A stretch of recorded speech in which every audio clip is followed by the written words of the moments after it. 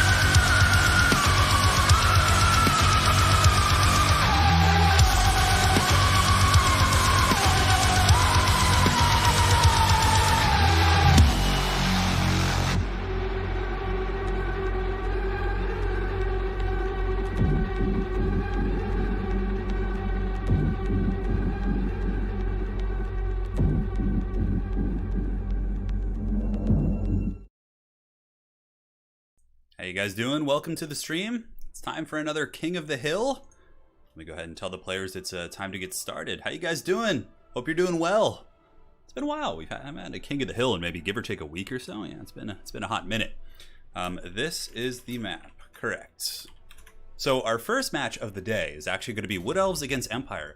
And it's a matchup that has gotten quite a bit better for the Wood Elves, of course, but I do still think that the Empire has some really good tools to win this matchup. So Knights of the Blazing Sun are really good. They trade well against many of the Treekin and Dryad type units.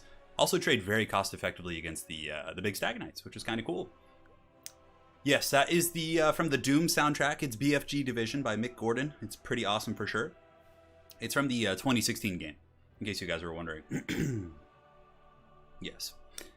Your workday is saved, Robert Perkinson. Well, glad to be of service, my friend. All right. Bunta says he's as ready as he can be. Dying Sun appears to be ready as well. Start anytime. We're good to go. Yeah, so as far as Wood Elves, I mean, Wood Elves have some pretty cool options. Zotes, of course, are a great answer against heavy cavalry. Historically speaking, Empire in this matchup used to pretty much just spam heavy cav. You'd have 4 Empire Knights, maybe 2 Knights of the Blazing Sun, try and swarm them down. Because Wood Elf infantry really doesn't trade too well against shock cavalry. They all have very light armor, so even if they are spear units or anti-large, they still take a ton of damage. But You have Zotes now. Treekin have gotten some big buffs and can be used as roadblocks. Orion has been buffed. There's tons of great options in this matchup, to be honest. It's pretty good. Eric Saltvet, thank you so much for the 50 yen. Okay, you don't get to Valhalla without going on a few raids. May the Jawi win any and all matches this blessed stream. Thanks for the commentary. Yeah, I hope we get some dwarves. If we do not get dwarves, oh, let me go ahead and tell them to ready up again. Ready up again. Sorry about that. If we don't get any dwarves on the stream, I'll make sure to try and play them at the end during the final boss fight. If we decide to do that, we'll see. The other song I was thinking about using for the opening, there was a couple I was thinking about using. One was I think it's called like Charging the Keep or something. It's by Audio Machine. I'd have to purchase a pretty expensive license to use that though. And from what I've read about, those type of agreements on YouTube, sometimes YouTube just flags you anyways, even if you bought the rights for different songs. So it's kind of annoying. But yeah, Doom, the new Doom game has some game soundtracks that could potentially be very cool as well. But I think that's kind of the classic one. Yeah, it's my favorite. Welcome to Astalia, indeed. You have not missed any games. Shock and awe. This is the first battle of the day. It's going to be the Wood Elves facing off against the Empire, the Sons of Sigmar. Always a great, fun matchup, in my opinion. Como Topic says he or she is in the middle of a blizzard, so I'm pumped to see some multiplayer. Well, hopefully we'll help you get through that blizzard, man. Stay safe, and hope you're bunkered up nice and cozy. All right, gonna have a sip of my tea here real quick. Looks like we got some Hawk Riders here. That's kind of a cool build.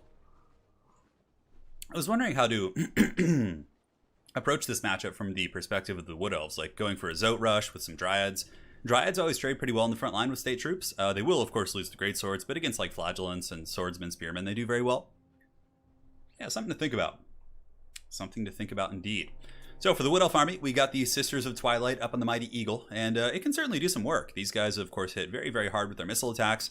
What's really cool about the Sisters is you can actually use them in melee pretty effectively, even on the Eagle. So if you go to attack like infantry or things like that have a lot of numbers, you can switch to the spread fire shot, and they'll still keep shooting it while they're engaged in melee. So they can do some serious work in melee combat, which is pretty badass. In the back, we got Spears.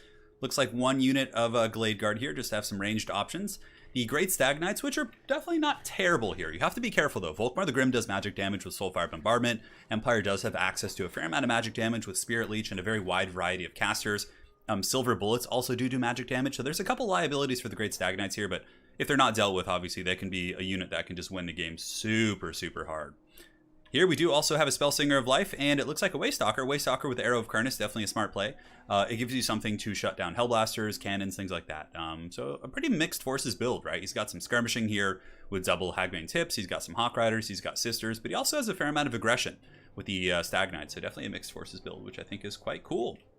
So now for the Sons of Sigmar, who shall be led by the mighty Bunta. So Bunta is going to be on the Sons of Sigmar, facing off against Dying Sun here on the Wood Elves.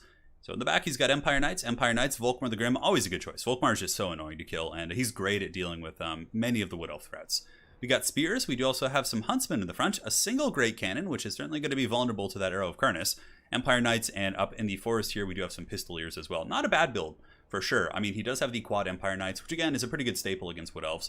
I tend to prefer the slightly more elite Knights in the form of the Knights of the Blazing Sun, but I really do think it's fine. Arrow of Kurnus is going to hurt pretty bad because I believe the Sisters with their Eagle Quiver plus the Arrow of Kurnus should be able to instantly kill 2 cannon pieces. So that probably will force forward the Empire, and it seems like they're in a very entrenched position here, right? I don't think the Empire wants to move forward. I mean, typically speaking, Wood Elves, if you're facing off against some of Dwarves or Empire, it's nice when they come to you. If you're forced to kind of chase them down and get kited by their superior, kiting potential, right? Hagbane tips are a great counter against Pistoliers. You can see here, or just Glade Riders in general with bows. They have 150 range. Pistoliers have 80, 90 speed on these guys compared to 94. So pretty much in terms of like skirmishing capabilities, the Wood Elves are pretty much better in every way, right? I mean, that's what their whole faction is designed for.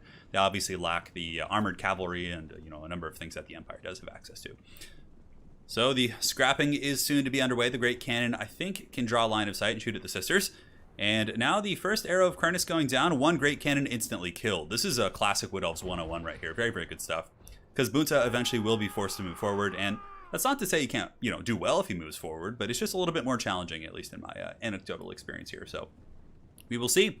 2 Great Cannons still ripping some shots. It looks like the Eagle Quiver is going downtown. No, just the shot from the Sisters of Twilight, who are juking relatively effectively.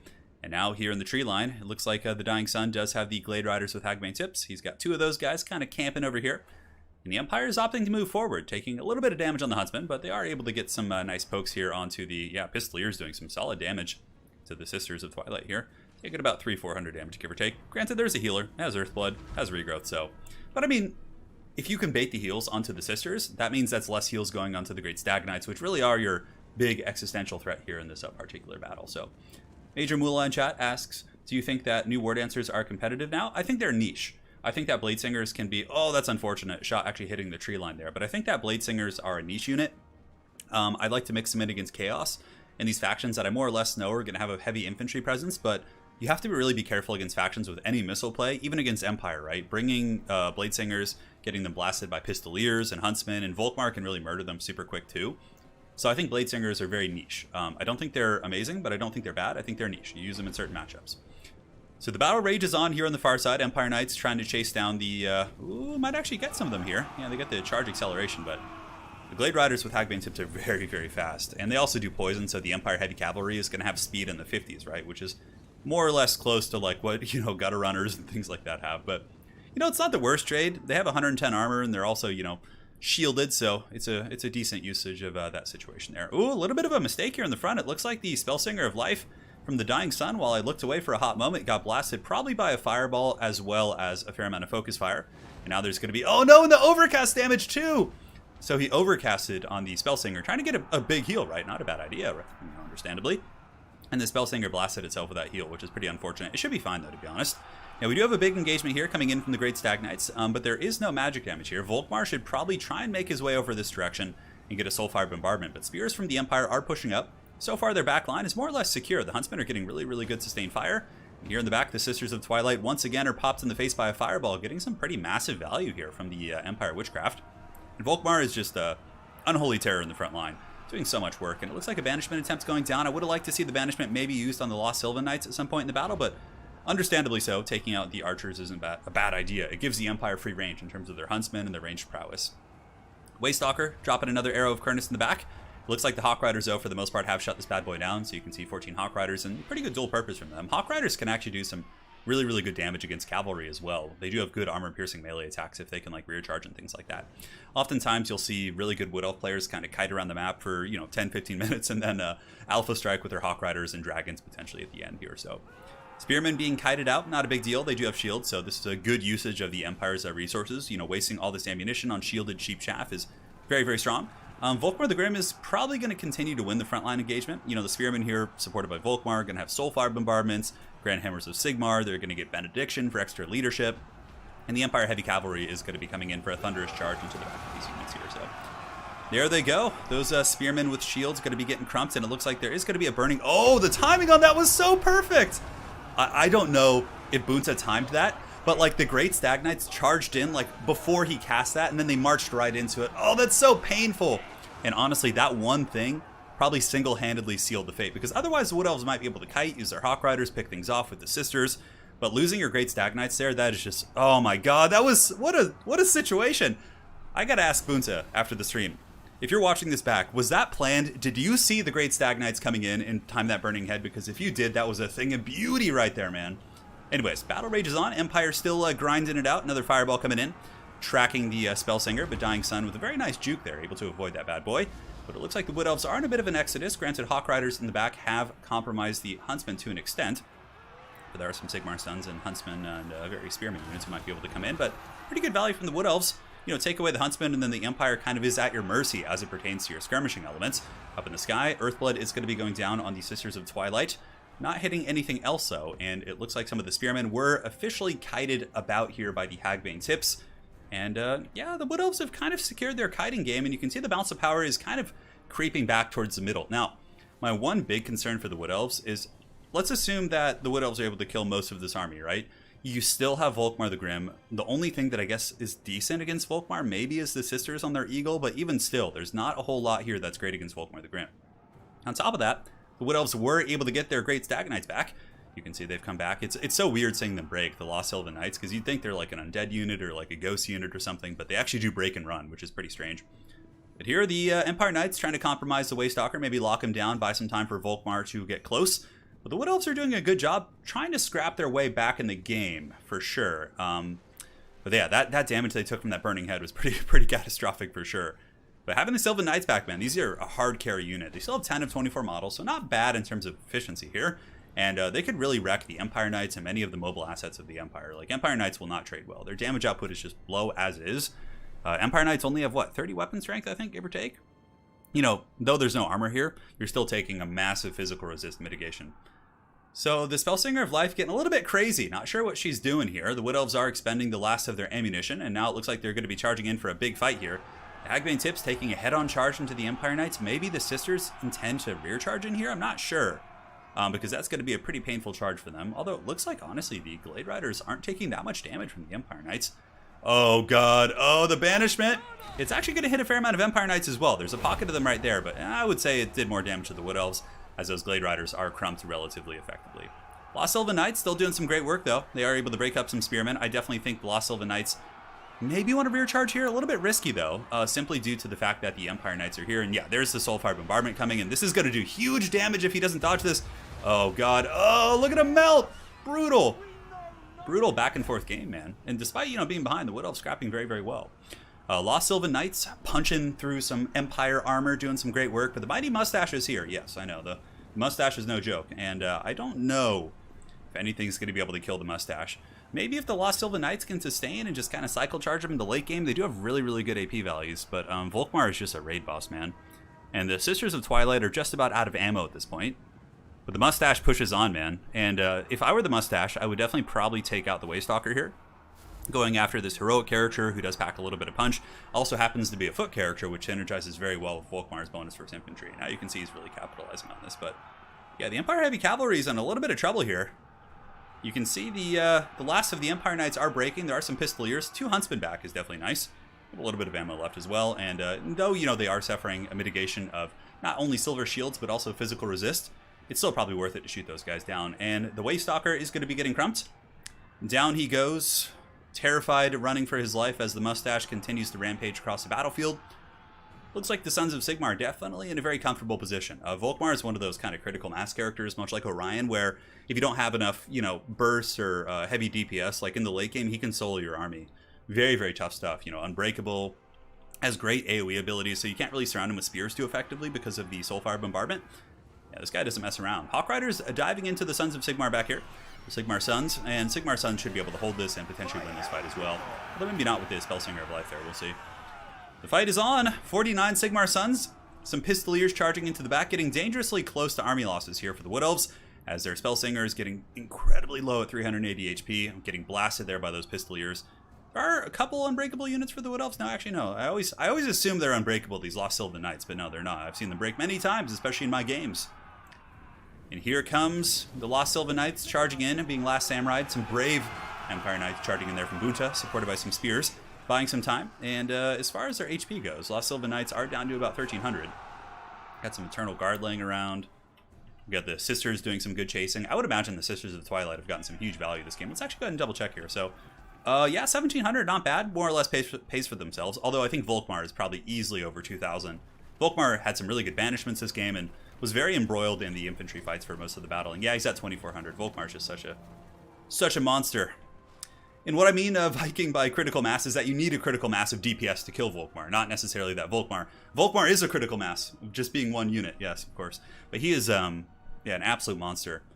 Gotta say, though, great scrapping by both players. I don't think there's been any GGs dropped yet. Both players still got plenty of fight left in them. What could the Sisters possibly do? I don't think so. I don't think anything, really. With the Sigmar Sons being alive, and, you know, Volkmar will be able to beat the Sisters, most likely. They lack AP and melee, and his armor plus his healing, and I don't think Volkmar's taken much of any damage this game. Are Lost Sylvan Knights considered to be undead? No, they're not. They're like a ghost. I don't even know, like, what they're characterized at. Yeah, no, they're not. They just have the ethereal trait, so maybe there's just some sort of magic. Maybe they're still living, but they, like, have some magic kind of cloaking them or something. You never know. It's just something like that. So, and now the Wood Elves come in for the final hoorah. Army losses, Soulfire Bombardment raining down on the helms? They don't wear helmets. On the heads of those Wood Elves. That's going to be it. GG. Well played to Dying Sun and Bunta. That was a super close game. I think if the Lost Sylvan Knights hadn't been caught in that Burning Head, it would have been, like, dead even there at the end. But, Yeah, it was a great game. Both players played really well. It was really, really a pleasure to cast that game. So well played, Dying Sun and Bunta. Bunta will be advancing on to the next round here. GG. Well played. Great game. All right, so next up on our list, let me go ahead and get it going. We have the Crestfallen Hero. So let's go ahead and get him in here. All right, Crestfallen Hero. You're up. All right, perfect. I think we're all good.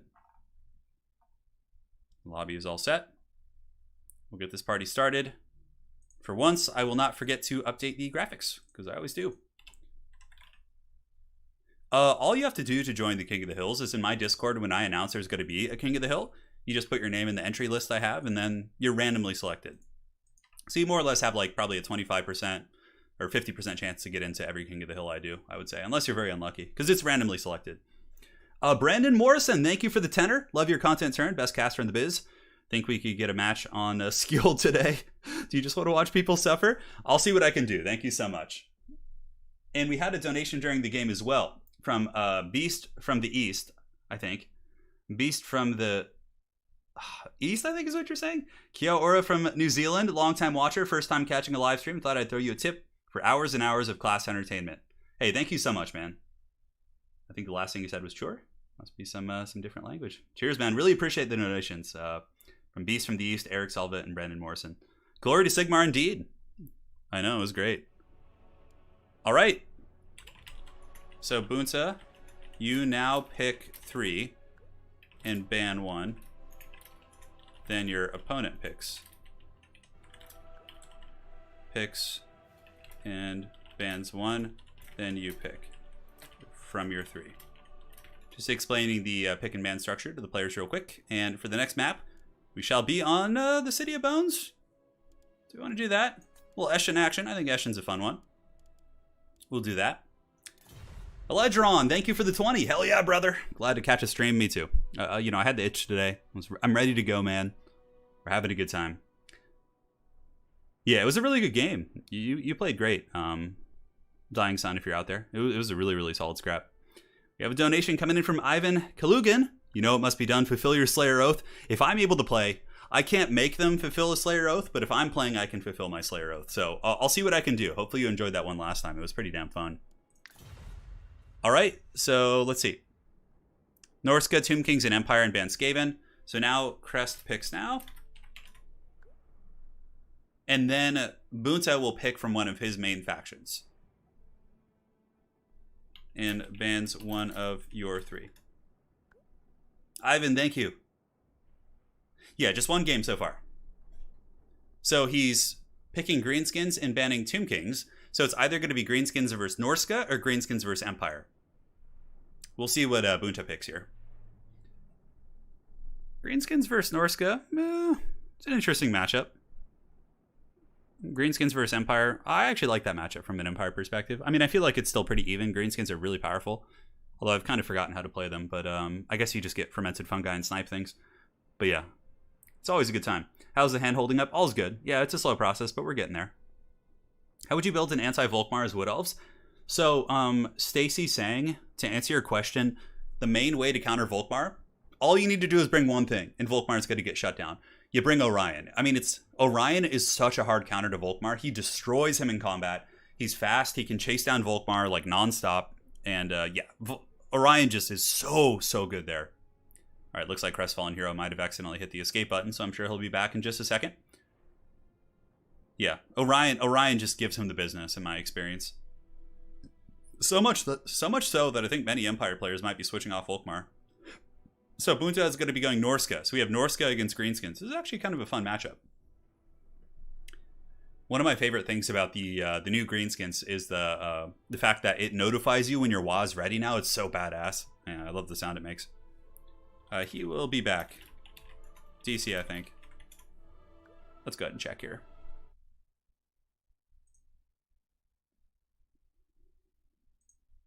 All right, let's see here. Crestfallen Hero.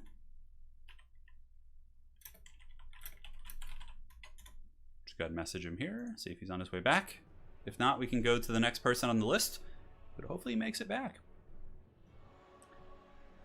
Mike Amarillo says, Turin, I was hoping to show you some love. Do you prefer to sign up? Oh, whatever's best for you, man.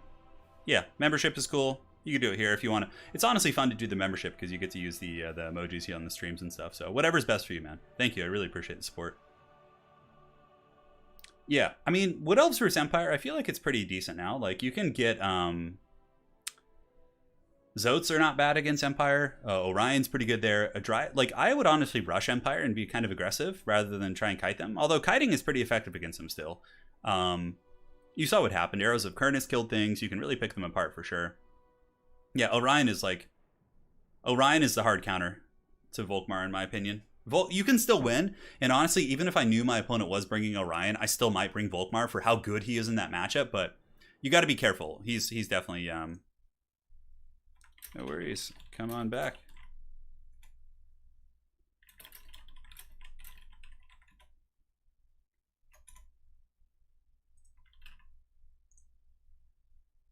Just working out some technical stuff here.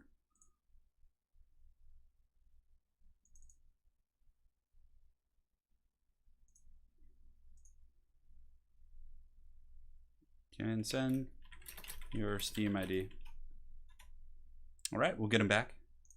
Hey, Ivan!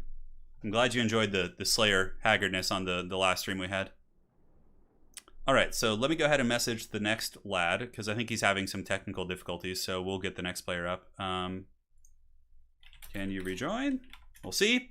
Mike Amarillo! Dude, it's a full party. The Dukes of Haggard ride in force tonight. Ivan Kalugin and Mike Amarillo. Coming in hot. Thank you guys for becoming members on the channel. Cheers for that. And enjoy the emojis, man. There's a whole feast of them for every faction that could tickle your fancy. All right, looks like he's not able to come back. I'm not sure why. Very strange. So next on the list would be Wei.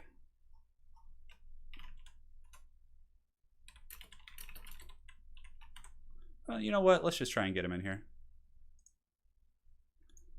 You must be bugged. Let's remake lobby.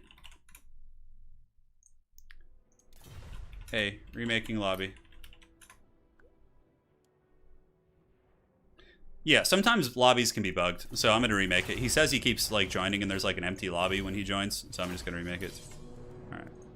Very, very secret and safe password there. All right. All right, let's see if they're able to rejoin here.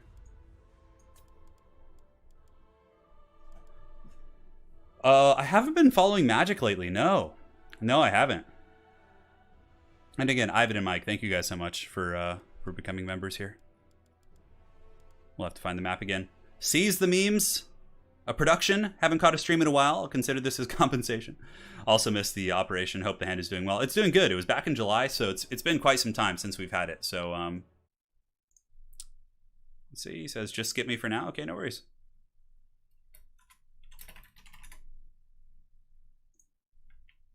Hopefully he's next.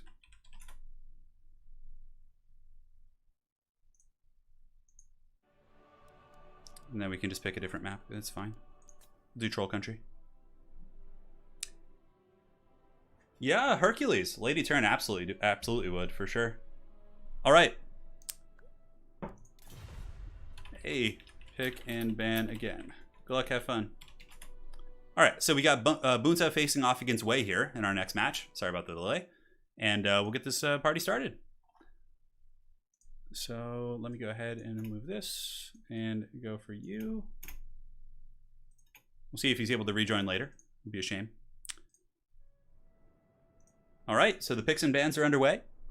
Bunta, for his 3 factions, is going to be selecting Norska, Empire, and Tomb Kings again. So now Wei will pick his faction and ban one of the 3, at which point Bunta will pick from his remaining 2. Or not Bunta, Wei, excuse me. Ice SRT, I don't think my computer is strong enough to do that. My computer is from 2015. I need to update. It's pretty bad. So Wei's gonna go Dwarves and nope. All right, we got a Dawi in here. You know, that's interesting. If I were Wei, I definitely would ban Norska because Dwarves hard counter Empire and Dwarves are really good against Tomb Kings. So he left Bunta with Norska, which is actually pretty decent against Dawi. So Wei really going out there, you know, showing that mohawk and beard. And we do have a Dowie pick, guys. So let's get hyped. Let's get hyped. The dwarves are here. Sweet, sweet vengeance. Cycle charging and routing. Is that what's going to happen here? We'll see. So yeah, if I were Bunta, 100% would pick Norska. You see, that's the thing. You have to be careful with your 3 picks in this format. Bunta's not happy about any of those matchups. He's like, oh no. Oh, that's funny. If you donate it, no, please don't. I plan on updating my computer in the next 2 or 3 months. Ice SRT, thank you for the offer, but, you know, these are hard times, man. Keep your resources. Yeah, Norska. Norska is the best pick here.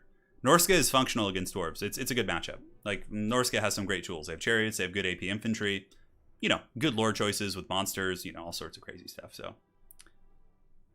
They've wronged us! Satisfy the grudge! You guys have the dwarf memes, you can, not memes, but emojis, you can spam them in chat. Yeah, so Norska, you can go Marauder Champions with great weapons, Chaos Marauders with great weapons, Norscan Chariots, you can go Manticores for diving the dwarf back line, you have Throwing Axes, you have Wulfric who has Seafang. You know, there's tons of great options for Norska in this matchup. Not to say, though, it's gotten better for dwarves because of the new mass changes, in my humble opinion. So, we'll see. Runelord versus Runelord match? No, please, Major Mullah. Put that evil out of the stream. Man, guys, thank you so much for these very generous donations. It means a lot. Yeah. So Norska versus dwarves. For dwarves, I mean, Thunderers are always fun. You have to respect the Marauder Champion pick too. So sometimes having the Thunderers instead of bows can be good. You don't really have to worry too much about Skin Wolves. Slayers can decimate them. Famir are okay, but the problem with Famir against dwarves is they do magic damage, so they can be a little bit of a limp noodle for what you're paying. Although I still do think bringing a Famir can be worth it.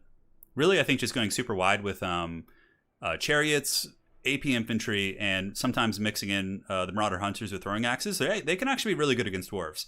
We've seen that in Faction Wars. We had Ulrich Rahl playing as Norska, and he brought a couple builds against dwarves and was able to win using Throwing Axes. It was really cool. Yeah. But for dwarves, yeah, I mean, Longbeards are amazing. Like, basic Longbeards, blasting charges can be super strong against Norska, especially if they go with, like, a wider chaff-based army. Thunders can be okay. I'd like to get a couple of those, mix them in with some bows. I probably wouldn't get artillery on this map, although a single organ gun could be okay, because it's a really small map, and it will be in range right away. So you got some options. Yeah, Mammoth isn't bad also. Wulfric on a Mammoth can be very good, because not only is he extremely punishing against infantry, but he also has Seafang, which dwarves are often very tightly packed together. So getting a big Seafang plus Pendulum is really, really good here. Yeah, there's tons of choices, honestly. I think it's a good, even matchup. And if Wei had actually banned Norska, I think he would have been in a very commanding position here. But, you know, he's going out like a true Slayer here. Surtha Ek, yeah, Surtha Ek can do some work for sure. Yes. Mammoth time? Perhaps so. Perhaps so. Alright, I'll let them know. They got 1 minute to pick here. Got to turn off unit caps. 1 minute to pick. And all mirror turning, no, please, dude. That's horrible. Don't put that evil on this stream. Don't put that evil on me, Ricky Bobby. Alright, looks like Bunta is ready. Let's go ahead and start this bad boy up. Yeah, Bolt Throwers aren't bad here. Yeah, I agree. I think a Bolt Thrower could be a cheap, effective option. You know, it only costs $550. It gives you a cheap anti-large option against the chariots as well as the mammoths. Yeah, I agree with that assessment. It's current year. Oh man, I hate mirror matches. I don't know why. Just so painful. It's funny because we've become so spoiled in Warhammer, right? I remember playing Shogun 2, and you know, of course, that was just kind of the standard back then. Although Shogun 2, with its Avatar Conquest system, really gave you a lot of customization of your multiplayer armies, which I thought was really cool. Like, you could basically create your own regiments for renown and things like that. Which was quite neat. Quite neat indeed, my friends.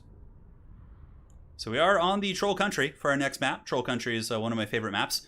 I haven't played Magic in quite some time, Ishmael. No, I've been taking a little bit of a break. The other game I'm thinking about picking up right now So I've been playing, obviously, a ton of Total War. That's my jam, right? It's like, I just don't get sick of this game, at least multiplayer.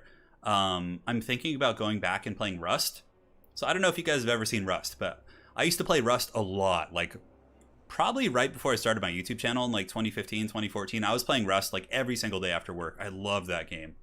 So I'm thinking about playing some Rust on the channel. Maybe grab some folks and give it a whirl. I don't know. My hand was much better back then, though, so I could click and, you know, be more aggressive. But I don't know. We'll see. All right, guys, here we go. Let's take a look at the forces of Norska. We got Wulfric on a Mammoth. Great choice. We have a Fireball caster. A Fireball against Dwarves. I'm trying to think. I guess the snipe artillery pieces? Or maybe he's thinking he was Clan Angren. I'm trying to think about the Fireball pick. Anyways, okay, look at this. Is he going to Plague of Rust and Fireball targets? No, he's going to use Plague of Rust here from the Shaman Sorcerer, most likely with Berserkers, which is quite cool. So his front battle line is going to be Marauders. Secondary line is going to be triple Berserker. Throwing axes, which of course are a great countermeasure against Gyrocopters. We have a Manticore up in the sky. The Miststalkers here in the tree line. And that is pretty much it. Yeah. That is pretty much it. Cool army. Wulfric's great. A little bit unorthodox, though, for sure. Not bringing dedicated AP infantry means that the Dwarven infantry line is going to be, like, impossible to break. Unless, of course, you get Berserkers and overcast the Plague of Rust, at which point you will break through. But that's a pretty substantial investment just to kill infantry. So I'm quite curious about this. But yeah, that is pretty much it for the Norskan army. I'm really curious if this is going to work for him. And now for his opponent, Longbeards in the front line from the way. Should be good. It looks like he's got 4 in total. Longbeards are excellent against Norskan infantry. Their melee defense is super high. Their armor is really good. Their leadership is great at 80. I think Longbeards, you know, cost for cost, are one of the best infantry units in the game. They're just so solid. At least the shielded variant. The Great Weapon variant isn't bad either, but yeah, these guys are great. Look at that, 48 melee defense, no joke. Double Trollhammer Torpedo to beat down the monsters. Thunders in the back. It looks like we have a single cannon guarded by the Dragonback Slayers and some basic Slayers with Dwarf Warriors and the Grumbling Guard to round things out. And a Rune Lord, actually. Very cool. Yes, I've heard from Escape from Tarkov. Yeah, I've seen all those kind of games. Rust was my jam, though. I used to love playing Rust, man. Yeah, it's really stressful, for sure, but I kind of pride myself on not getting frustrated while I'm gaming, so yeah, a lot of my friends I used to play with used to rage and just not want to play after we like lost all our resources to a raid. Yeah. Should be fun. I know, but that's part of the fun, like battling with spears and bows and just like trying to build a house while you're just getting destroyed. Yeah, it's really fun. Yeah, I'm curious to see the application of the Fireball. It should be interesting. You know, I'm so used to picking Pendulum because a single Pendulum can, you know, really wreck like Grumbling Guard and Longbeards and things like that. You can see the Dwarves, their formations are very, very weak against Pendulum type effects, but I'm really curious about the Fireball. I suppose if you go down the side and get a Fireball down their formation, maybe it could do some fat damage. That could be it for sure. Oh yeah, facing like a wall of Longbeards in campaign or even basic Dwarf Warriors can be just an absolute nightmare in the early game. Fireball does good at flank shots on infantry. Okay, thank you, Zero. Thanks for letting me know, because, you know, it's something I've never really experimented with. I'm just such a Pendulum fanatic that I haven't given it a chance. We will see. So Norska is going to be advancing, but the Shaman Sorcerer going for a Fireball already, an overcasted Fireball to get the extra range. Oh man, look at that. Did the Iron Drakes just fan out? Oh, what a solid play there. So basically, Wei saw the Fireball coming. He fanned out his Iron Drakes with the Trollhammer Torpedoes to avoid it getting maximum penetration there into the dense numbers, and then he reformed his ranks. Dude, that is some MLG micro right there. I love it. The job we are going to be attempting to hold back the Norskan rush. Bunta coming for blood here. Good luck, have fun being dropped by the players here. And now the Dwarven Guns are going to be opening up onto the Marauder lines, taking some topical casualties. Nothing serious. They do, of course, have shields and don't really care about the armor piercing of those guns. And now the Trollhammer Torpedoes are going to be blasting in as well. Dwarves have a very tight formation, and it's going to be tough for Norska to break this bad boy. However, I really like this play in the back. I think that Bunta getting the Marauder Horsemen and shooting into the Slayers here, who of course are not great against missile play, is a really, really good usage of his time. You could also sit on the cannons here. Fireball coming in. Ooh, look at that. Nice value. Okay, you guys weren't kidding. That Fireball able to get some huge value against those guns in the back, but the Shaman Sorcerer also is focused by the cannon as well as some of the gunline pieces. And now the Shaman Sorcerer of Fireball is going to be running for the hills. Very, very cool stuff. So the guns are opening up. I would imagine the Trollhammer Torpedoes are going to be blasting shots here into the Famir as well as these Iceworm Marauders.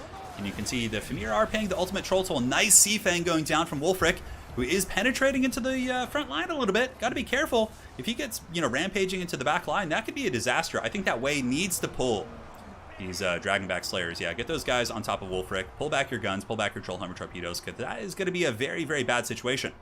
A little bit of an unfortunate play here on the far side. It looks like the Shaman Sorcerer Metal was also broken. The Fireball Caster has come back, and another overcasted Fireball going downtown.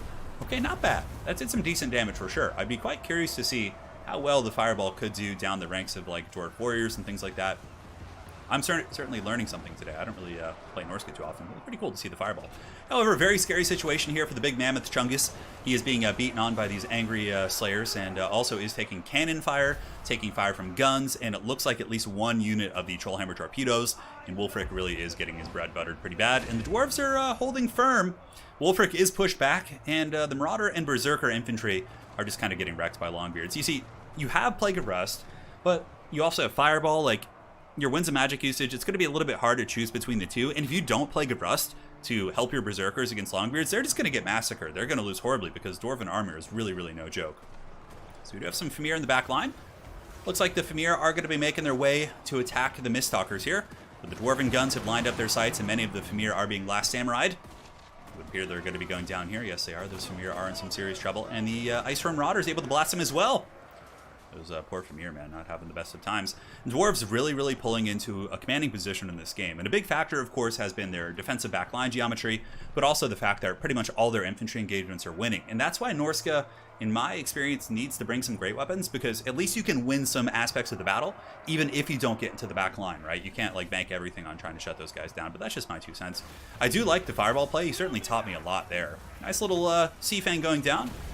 And now it looks like the Mammoth is going to be charging in, but the Master Rune of Wrath and Ruin is going to be afflicting poor Wulfric, and there's just torpedoes and bullets and all sorts of shit flying his way, and it looks like he is going to be potentially down for the count here, as he is at 7 leadership. One more volley of those Trollhammer torpedoes is going to be sending him back to the frozen north, I would imagine. I can see the Dwarves intercepting the Norskins of the Troll Country here. Very thematic for sure. And Wulfric is going to be breaking. -1 leadership. Mammoth running for the hills. Now we do have the Dragonback Slayers, of course, finding another way to meet their doom by attacking this Manticore, which of course they're also a very, very good hard counter against. And it looks like the Feral Manticore going to be getting back up in the sky, but there's no way. The Dwarves just have too much. Their infantry are pretty healthy for the most part, considering the circumstances. Both Trollhammers are still shooting. I think the Great Cannon is still online as well. No, it looks like the Great Cannon might have been taken offline by some Marauder Horsemen when I wasn't looking, but yeah, I just don't see any way for Norska to get back in this game.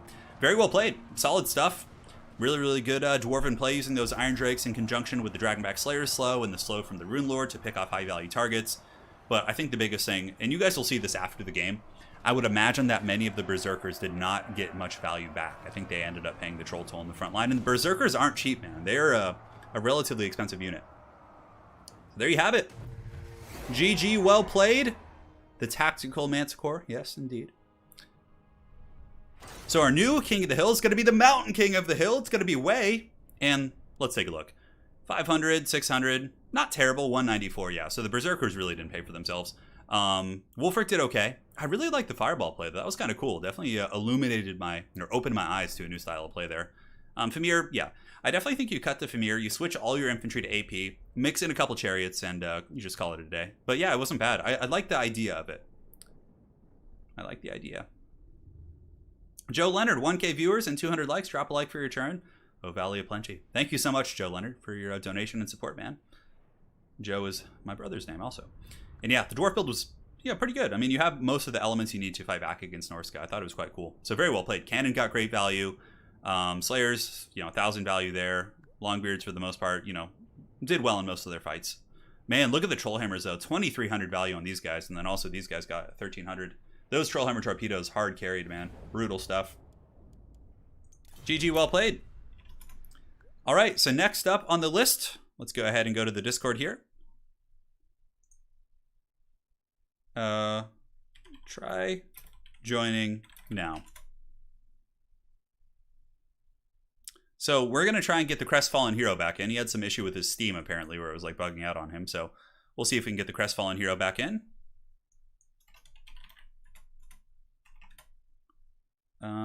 All right, very cool. Connection to Steam was lost. That's weird. Yeah, Steam is being a little bit buggy right now, it would appear. All right, so post battle. I have to just keep remaking these stupid lobbies. Hey, Lucas Silva from Brazil. The land of many great MMA fighters, Brazil, man. Looks like Steam might be having a little bit of a drama right now. Yeah, we'll see. In the meantime, I'm gonna sip on some tea here. Yeah, okay, Steam may have crashed. Let's see what it looks like. I can still queue for quick battles. James Grover, yes they do. Okay, it looks like he's still in there. I think I can spectate. No, okay, failed to join selected game. Let's go ahead and try hosting this game now. I might just need to reboot my game real quick. Yeah, okay, let's do that. I'm just gonna reboot. All right, let's restart this bad boy. Giving me issues as well. We'll switch back to our cool little intro title here while we reload. You can see the mighty Skaven trolling the poor wood elf ladies. Steam is being weird for you too right now. Yeah, Steam is still recovering from the Cyberpunk fiasco. What happened? Was there some drama? Who knows? Anyways, we'll get this started and be back. I guess we just start playing some campaign. That's all we could do, right? Some good old single player. No, we'll get through it. It'll probably just be down for a minute or two. Was there actually something significant that happened with Cyberpunk that caused issues on Steam? Okay, I see some lobbies up, but it looks like there's not too many lobbies, so that might be indicative of some issues with Steam right now. Yeah, failed the host game. Huh. It's always, I suppose, the issue with having not having your own servers and stuff, right? Yeah, it seems like everybody's having trouble with Steam. Okay, let me go ahead and message people. All right, Steam is buggy. Stand by. I will rehost in a minute. Yeah, I don't know if Steam is down. I can still see my friends list, which is strange. I see a lot of people playing Warhammer and Total War, but yeah, a lot of people are saying in here that there are some issues. I don't think restarting the game is going to cause anything. Keep trying to host the game. You know, let's queue for a quick battle and see how that goes. Maybe I could just play like one quick battle. We'll see if it works.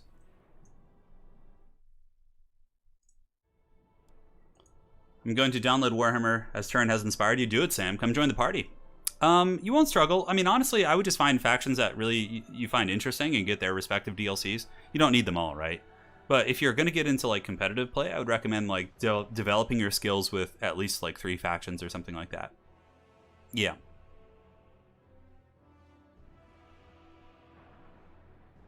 Well. Yeah, OBS isn't picking up game capture. Oh, thank you. Yeah, okay, it's because I'm on the wrong screen. Hold on. Local recording. Here we go. Yeah, I'm attempting to queue for quick battle, so let me go ahead and update this real quick. So Wei is our new king of the hill. The dreaded Steam problems. There's something about Tuesdays. Tuesdays are always a piece of shit on Steam.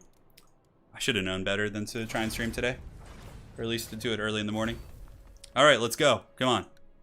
I see lobbies. Give it to me, Precious.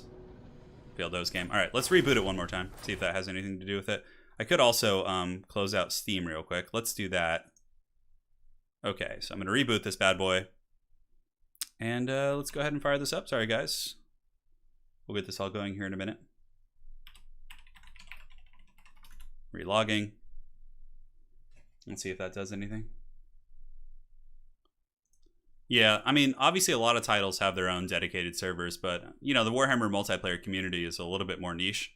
There's still a lot of people into it, but it's not enough, I guess, to justify CA from a cost perspective of having their own, like, servers and all that kind of stuff. So, alas, we are tied to Steam and must pay the troll toll. Wait, today's Wednesday. Yeah, that's right. I thought it was Tuesday for some reason. See, that's the thing, man. I don't even know what day it is. I don't know what year it is. Yeah. I feel like I'm like that meme with the guy, like, what year is it? Just with the beard. All right, let's see if this works. Come on. Let's go, baby. Load up for the old man. Give it to us. Oh, I know it wants to. I can see it trying to create the game. Yes! I got a lobby open. It has worked. All right, let's see if we can get the players in now. I would imagine everybody's having some drama.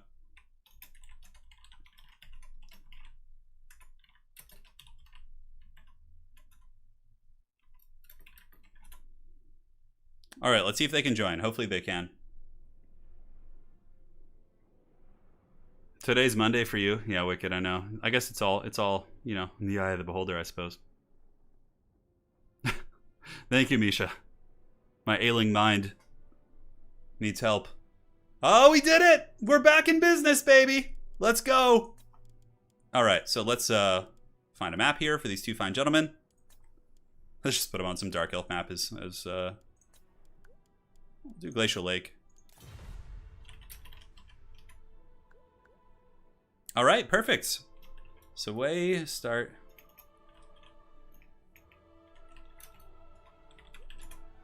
Alright. 5 minutes total. Crisis averted, man. We did it.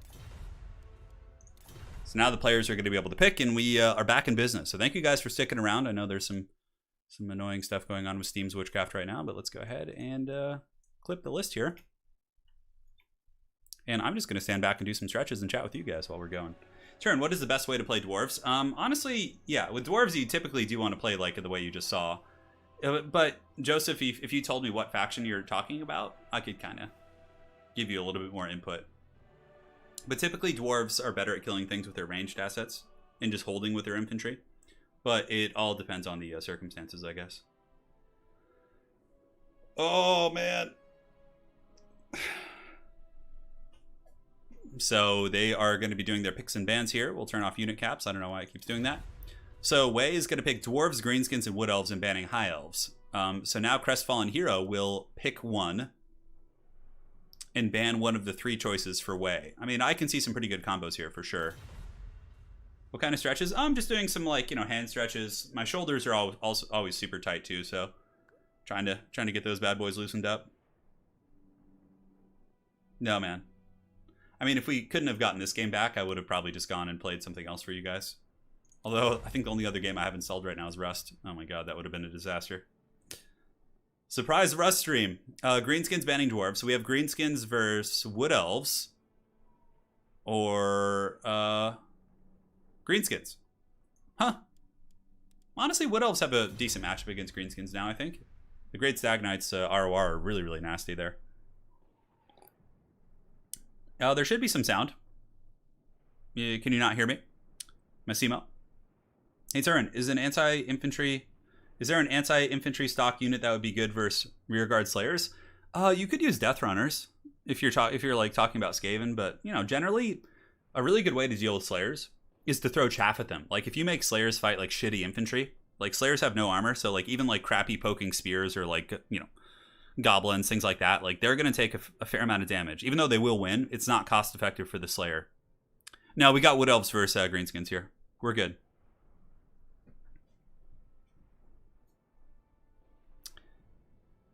Among Us, yeah, I haven't played that yet. I have not played that.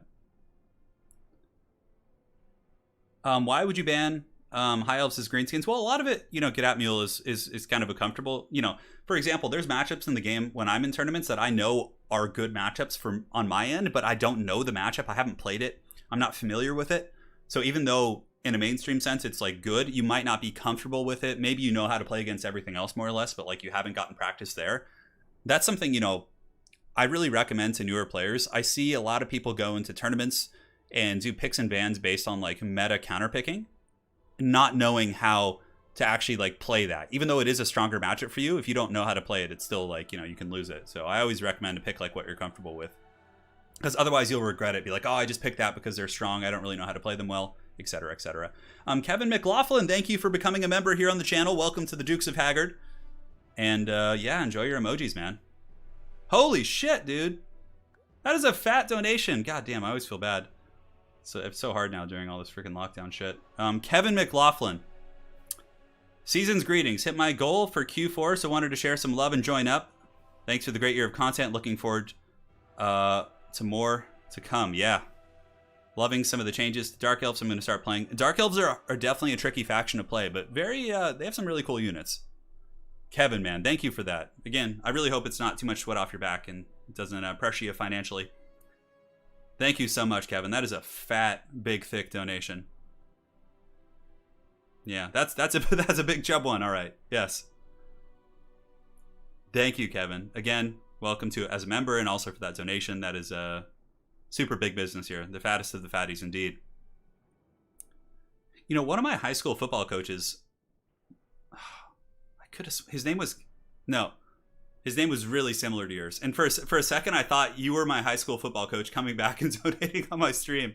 When I saw your name, it's literally like there's like one different like word spelled. Like, yeah. Oh man.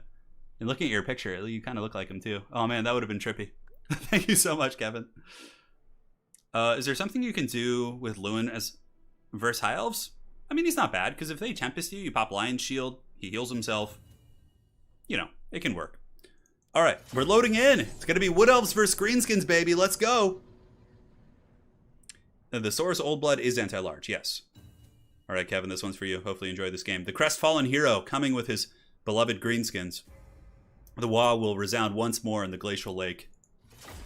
I hope we see some Grom.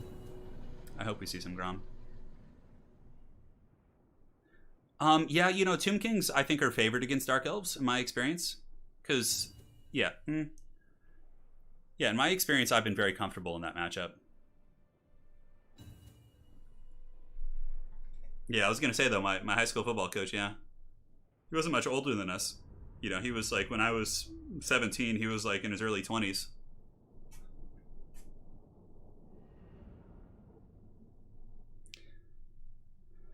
Oh. They're tricky, but you want to get good at them. Yeah, Dark Elves are in a weird place right now, for sure. But I think Dark Elves are a cool faction. They have a lot of hard matchups, though. You know, Kevin, if you're looking to get really good at Dark Elves, Falcon is a really good Dark Elf player. Hadrius is a really good Dark Elf player. If you're in our multiplayer Discord, you could always, you know, shoot them a message if you have questions. Also, I played a game against Anticity the other day. We were playing a best of 5, a practice best of 5, and he had a really good Dark Elf build against my Empire and was able to win that game. So, yeah, they still have some teeth for sure.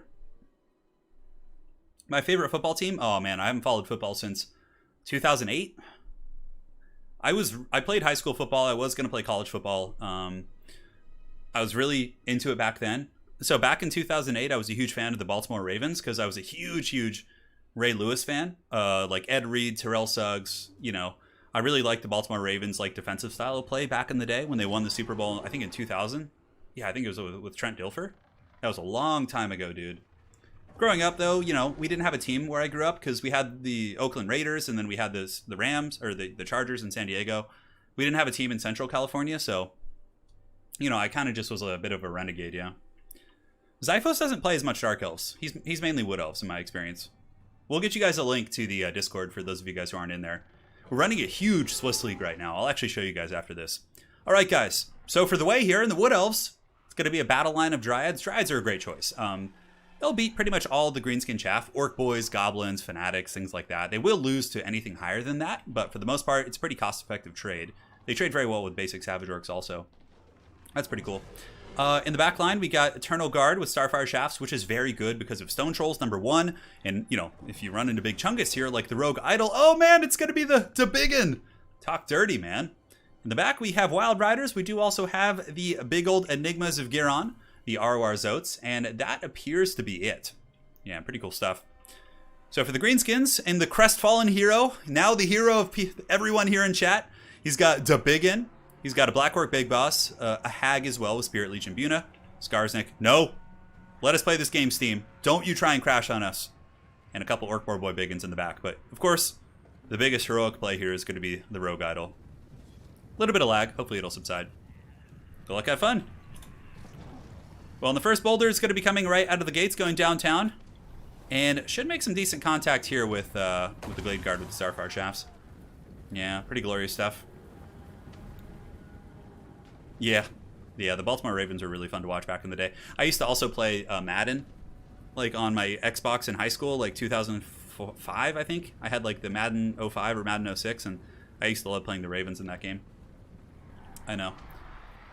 You know, Debiggin, surprisingly, doesn't do magic damage. It kind of looks like those balls he's throwing would do magic damage.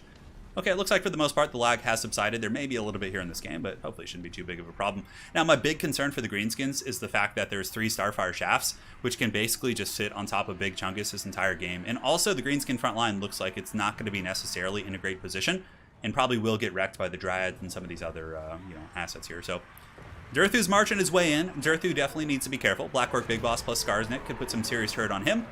And the Dryads are going to be screaming into the front line. These poor goblins are going to be massacred. And yes, here comes the meeting of the ages as the Dryads do pile in. And there you go, my sweet prince. All right, little goblins taking some heavy casualties here in the initial engagement. In the meantime, all 3 Starfire shafts really in a dominant position, just kind of shooting downtown here. And Big Chungus is trying to throw his boulders back. He's throwing into the Glade Guard Starfire shafts, but they're really out trading here. And the amount of value that these archers are accruing right now is absolute insanity. So, a little bit of lag here. It may be either Steam or the Crestfallen Hero, because I know Way wasn't lagging in previous games. So we'll have to check after this. And again, sorry for the lag, guys. Yes, the Biggin can pull rocks from himself if he does run out of ammo and get a little bit of value going there. But yeah, the Dryad front line is trading well. We do have a flank engagement, which is going to go very, very badly for the greenskins here. These Orc Warboy Biggins will lose handedly to the Zotes plus the Wild Riders. Granted, they do have some support here, but for the most part, I don't think it's going to go too well for them. So we'll see how this goes. Yeah, and again, guys, sorry about the lag. It's, it happens every now and then. But, I'll make sure to warn players in the future that if they have any connection issues, we'll try and avoid it. But it could be Steam as well. Steam could just be being a huge dick right now, depending on what part of the world you're in. It's a shame, too, because we get to see a rogue idol, It's not often you get to see such treats like that. Here in the center, we do have a relatively tough engagement in this slideshow battle for the greenskins. You can see the giant River Troll Hag just getting whomped on by Durthu. And now the rogue idol is going to be marching in to actually attack Durthu. Looks like the lag did subside there for a second. But yeah, Starfire shafts are amazing. And honestly, against greenskins, I would always recommend bringing like 2 anyways, because these Starfire shafts are really good at killing stone trolls. Fire damage, armor piercing damage. They bring a lot to the table there. And now the rogue idol is fighting Durthu. Durthu should be able to beat a rogue idol pretty easily in combat. We do have a big blob fight here. It's going to be the Enigmas of Giron plus the Wild Riders fighting the pigs. And, the Zotes with the regrowth and plus also the flesh to stone potentially on the Wild Riders could be very strong. But the wall is going down here in the valley, but I think it might be too little too late here. Lore of Lag is truly strong, I know. It really is. The Eternal Guard moving into those Night Goblins should be able to hold them back. The Rogue Idol is down for the count. Granted, Durthu is taking some huge damage here from Skarsnik. He's actually down to about half health, more or less. Fermented Fungi is active. This is probably the only chance the greenskins have, and is to kill Durthu. But even still, a really dominant flank engagement here from the Wood Elves, the Enigmas of Giron, and the Wild Riders dominating the pigs. Really is probably going to spell doom here for the people of the wood. And look at that. Regrowth going down actually from the Enigmas on top of Durthu. That's a really MLG play. Also, Flesh to Stone, putting his armor up to 170 is going to make him much more durable against some of the low DPS nearby, or low armor piercing DPS. But yeah, the Wood Elves definitely seem to be in a commanding position. As soon as the Enigmas move over here and rear charge and start to really punish these greenskin characters, and, as if Durthu doesn't have it handled here. Durthu is certainly doing some big damage for sure. And in the back here, Glade Riders with Hagbane Tips taking a relatively risky engagement, jumping into some Goblin Spears as well as Magi Marauders. But now that the Zotes are going to be moving in, you can see it's going to be doom for the greenskins. Durthu, though, taking some work. Enigmas are pretty cool here. I kind of like that. Gives you some dedicated anti-large, and of course, having a regrowth. Like, if you're going to go for a character who's like a big linebacker like Durthu, having a free regrowth without having to bring Lore of Life is really nice, right? It means that Durthu can summon Manticores. I actually like that by way. I think that's a pretty cool little combo he did there. So the Giant River Troll Hag is broken. As soon as Skarsnik and the Black Orc Big Boss start to break, I think that's going to be army losses. In the back, we do have some loose greenskins kind of moving around and causing some drama, but I do not think that the Dwarf is going to be lasting much longer here in this battle, as Skarsnik and the Hag are going to be breaking, and the lag subsides just as the battle ends. GG, well played. Hopefully you guys still got to see some of that action and learn some of those hot tricks. Yeah, the regrowth for Durthu is like the best thing about them. But Durthu, 1600. Look at this though. 1500, 1200, 800. All about those Hagbane Tips. And unfortunately, Big Chungus didn't quite pay for himself. But Crestfallen Hero, man, a salute to those who have fallen. Well played. GG, well played. Yeah, you can see there's a little bit of lag because when I type, it creates the lag. Yeah. Iron Sand Desert. Next up on our list, we have the Red Wedding Planner. Red Wedding Planner. Alrighty. He is? Yeah, now the lag is seemingly gone, so I think it might have been, unfortunately, coming from there. Mike with the scroll drop. Always a fun time. Zotes are pretty good, yeah. The regrowth is what makes them good, and with Zerthu. It's a synergy piece. Yeah, the Starfire Shafts are super strong. I mean, especially if they bring a big target like that that's very immobile and, you know, you don't have too many options against it. All right. We got the Red Wedding Planner. Looks like Walder Frey or maybe a Lannister is here. Who knows? Oh, man. The Reigns of Castamere is such a cool song. I love it.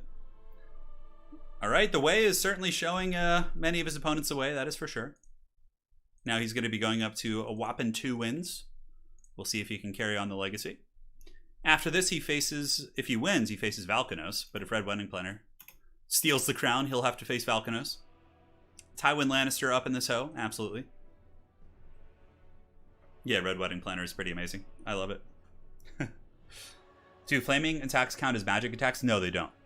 So, Starfire Shafts do armor piercing and they do fire damage. They do not do magic damage.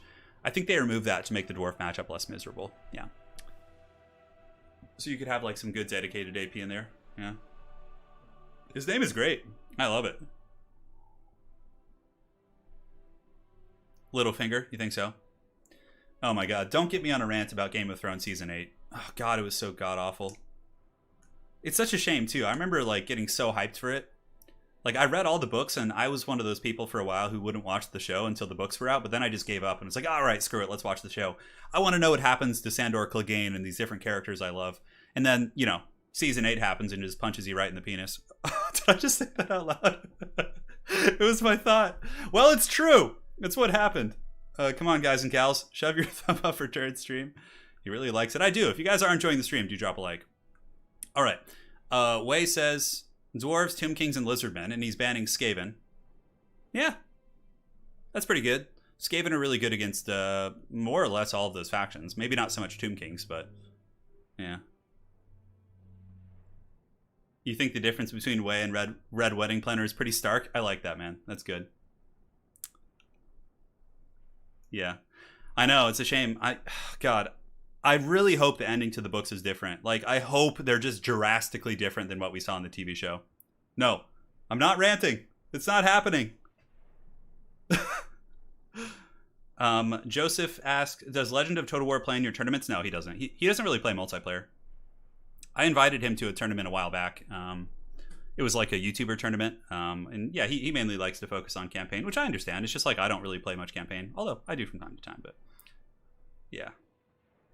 Don't get me started, dude. Oh my god, yes. It just triggers me so bad. I remember watching it with such disappointment. Just like such like sadness. I was just like, oh god, all these great storylines just ending like this.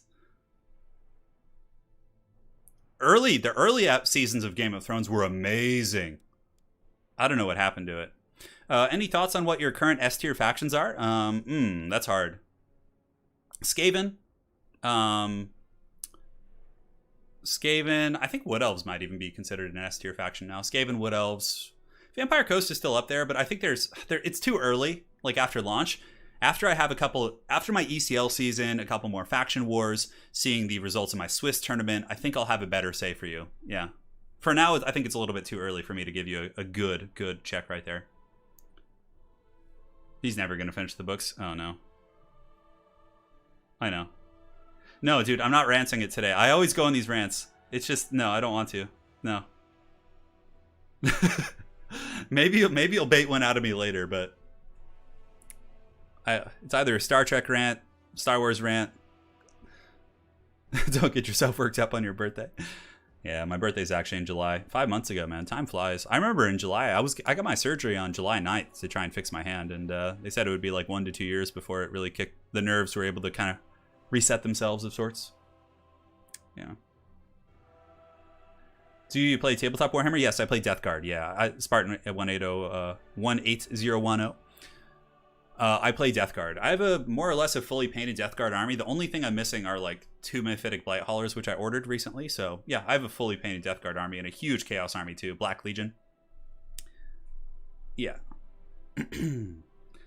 God, it was such shit. The battle, the battle with the freaking Night King was just trash. Like, the way the Night King went down was just trash. Like, the final, like, how all the characters acted and behaved. Like, Jaime Lannister's, like going back to Cersei and, like, just, oh my God, no. I just don't want to get into it, man. It's just, there's just so much stuff that just was so bad. Yeah, the Night King just gets, like, prison shanked. It would have been so much cooler.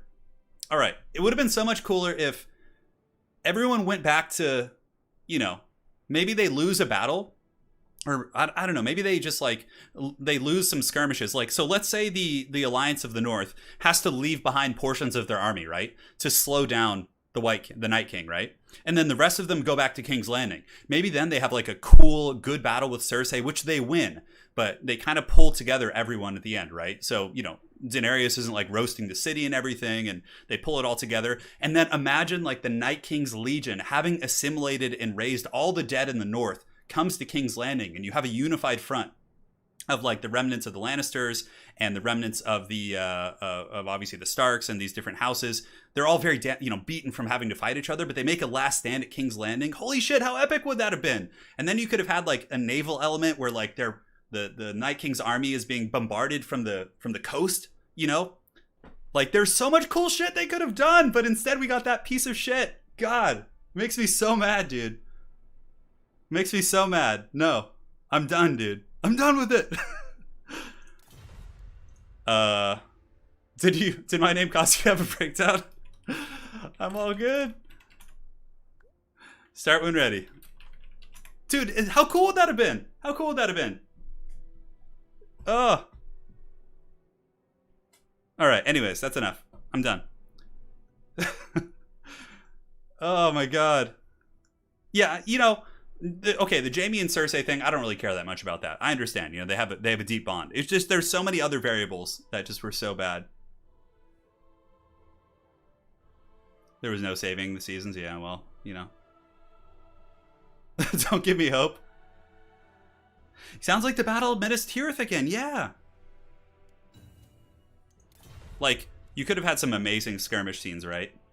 So, like, you know, the Northern Alliance could have, like, the Dothraki could have made some, like, epic sacrifice, right? Where the Dothraki horde is like, we will stay and fight, you know, whatever, these, for you, my queen, right? For Daenerys. And imagine having, like, a really cool cavalry fight with the Dothraki, like, making a valiant last stand against, like, the Night King's army as everyone else, like, flees to the south.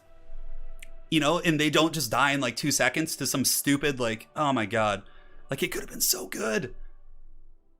Maybe one of the dragons gets sacrificed, you know, on the way down, and then they have to go fight Cersei at King's Landing, and, you know, they take down Cersei and, you know, kind of unify King's Landing. Dude, oh my God, there's just so many. Yeah. I'm sure most people feel that. Can you name something good about the ending of season 8? No. Just, like, I don't know. I don't remember it well enough, honestly. I put a lot of it out of my mind. I mean, Sandor Clegane fighting his zombie brother was pretty cool. Although I was kind of pissed. I wanted Sandor to live. But, yeah, Sandor Clegane was, like, my favorite character, the Hound. In the books, he was my favorite, too. Oh, my God. See, it was such a shit. Melisandre committing seppuku by a mild breeze. Wasn't that cool? Yeah, dude. Oh, my God. It's so... God, it pisses me off. Like, the Dothraki should have been given a cool ending. They're, like, these badass warriors. They have these, like, giant... like cleaving weapons. Imagine them making like a last stand to buy time for everyone else. How cool that would have been. Oh, God. The saddest part was that HBO offered them up to 11 seasons, but D&D dipped to make Star Wars. Someone who actually could have... Yeah, and look how Star Wars went, right? Were they involved in the recent Star Wars movies? Yeah, the Night King. The whole Night King ending was really disappointing, too. It's like this otherworldly threat, right? That, like, you're just so excited about. And then that shit just happens. Oh, my God. He just gets, like, prison shanks. Like, Arya just, like, anime teleports into him. You know, I liked Arya's character a lot. But, like, that ending of the Night King was so stupid. Como topic. They need 2 to 3 more seasons. Yeah. For sure. All right, guys. No more. No Star Wars. No Star Wars, friends. Not today. All right, guys. We're back to Warhammer. And here for the Horde of the Way, it's going to be going for the classic monster box. So basically, you get a couple Temple Guard, you get the Legion of Chaqua to get missile resist from Peasant Archers, you get Big Chungus Mazdamundi, you get a Bastillodon with the Rev Crystal, and then a Feral Dread Saurian. Oh, this is such a cool build. Just very simple, get in there, get some big dinosaurs, and push in and have some fun. So that's going to be it, man. That's the army of the lizards. And now for the Bretonnians, one thing that is really missing from this army that makes me very concerned for the Red Wedding Planner is that he has no Peasant Archers. One of the main counters against the big dinosaur box is to have like 1 million Peasant Archers, even like up to 8 of them, and like surround and just concave fire in. So yeah. Yep, that's it. So here we have the Men-at-Arms with shields. We got a couple of Foot Squires. I kind of like this. Foot Squires, you know, beating on Temple Guard is pretty cost effective. However, the Foot Squires will break almost instantly to either Mazdamundi or the Dread Saurian. So a little bit scary for sure. In the back, we have a couple Trebuchets backed by spears, a Pegasus Knight Air Force with King Lewin on a freaking Pegasus. This is wild, man. And we do also have the Knights of the Lionhearted as well as a Damsel of Life. Good luck, have fun. All right, let's do it to it. Let's have some fun. It's all good. It's all good.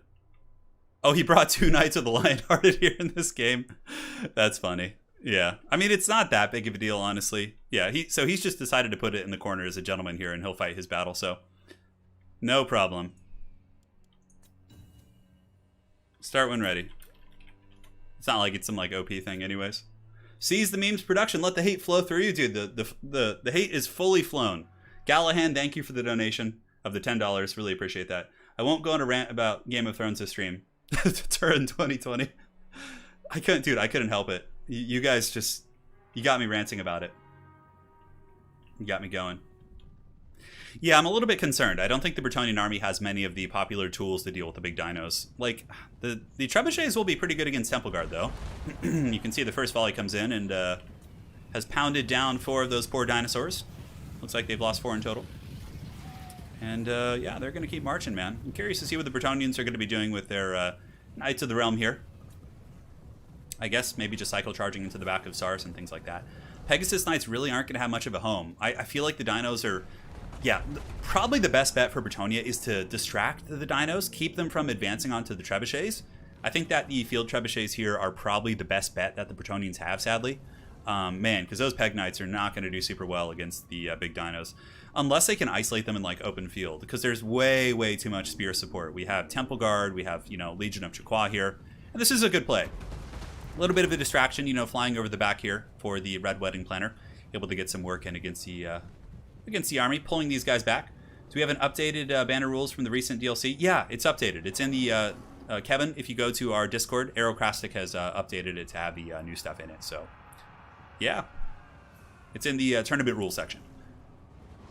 So yeah, it looks like Red Wedding Planner has decided to leave his Knights of the Realm in the back corner on purpose, just because he accidentally brought 2 RORs, which, you know, honestly, I would have been fine if he just used them, but if they wanted to agree to that, I'm fine with that as well.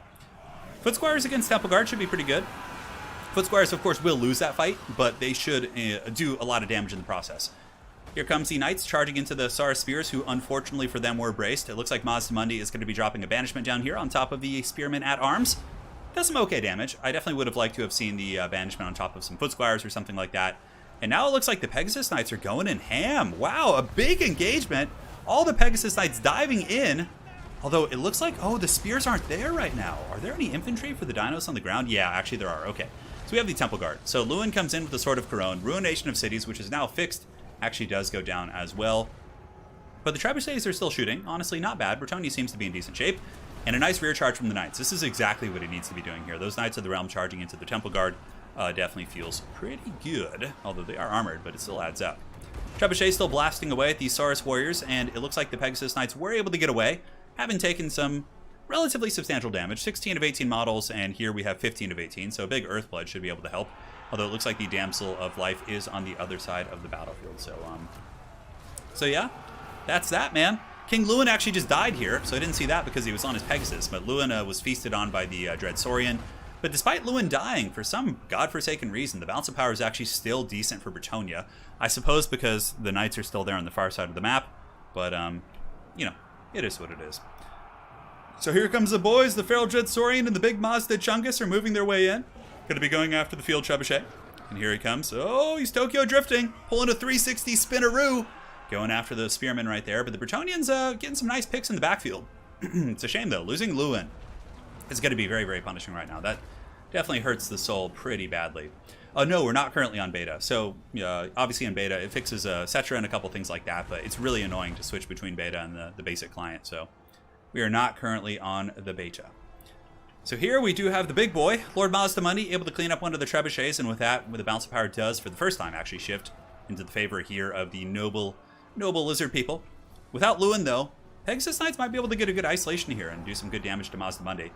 Knights of the Lionhearted, I think, or actually no, these are the other Pegasus Knights getting a rear charge here, but also being a little bit entrapped by these spears. But I definitely think getting the Pegasus Knights over here to maybe go after an isolated Mazdamundi is fine. And here comes the Knights of the Realm from the corner of the map, so I guess the players agreed that he could bring those guys back to the battle. Honestly, I don't think it really matters. Like, yeah, you're still paying a premium for them, and it's not like Knights of the Realm are, Knights of the Lionhearted are a huge game changer type unit. So at this point, I think the bounce of power is massively in the favor of the dinos, and the Dread Saurian is going to be making its way back in, and that's going to be GG. So yeah, it was an ambitious build for sure. So Red Wedding Planner, if you're watching this back, I love the trebuchets.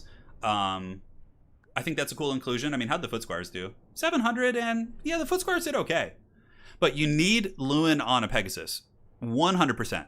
You put Lewin on a Pegasus, you bring a caster, a Manticore summons, because Lewin can heal himself. From there, you get 8 Peasant Archers, 2 Trebuchets, and 1,000,000 Peasant Mobs. You need to drown your opponent in Peasants while your Peasant Archers focus down the big monsters. It might seem counterintuitive, but 8 Peasant Archers can kill a Dread Saurian extremely quickly because you also fly Lewin over the top of the Dread Saurian. You then use the Sword of Corone to lower its armor, so the Peasant Archers are suddenly going to be getting in a lot better. But yeah, just some business there. Hey, no worries, Red Wedding Planner. GG. It was a great game. All right, we got Valkanos. Let's get him in here.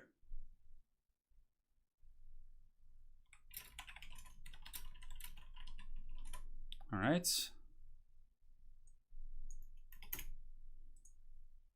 Looks good. And let's update the score. Let's see if the mighty Valkanos can come in and claim his strap here. We'll do a big map now. We'll do the Blue Reach River. And I will be right back. Yeah, Lewin on his big bird. You guys get the picture. Yeah, Beaky. Lewin on his big bird thing. His bird beast thing. All right, guys. I'll be back in just a second.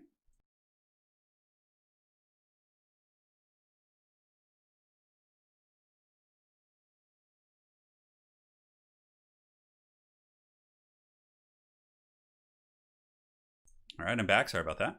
Yeah. So, Sashimi Nissan, you definitely played well. Your trebuchets were doing good. But you need something to break down the big dinos, and most of what you brought wasn't really capable of it. In my experience, questing knights are even better. Yeah. I actually have a replay on the channel I can send to you here real quick. Check this out. So I'm gonna go find it real quick. Just give me a quick second. I think it's Bretonnia versus Lizardman. Let's find this bad boy. Filter by upload date.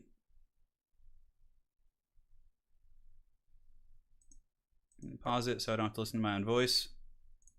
So check this out. This is a replay Sashimi Nissan.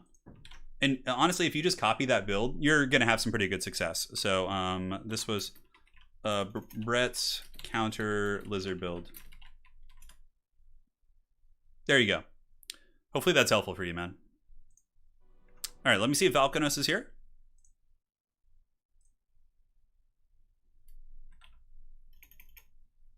Let me invite. Yeah, the lobbies are being a little bit funky today.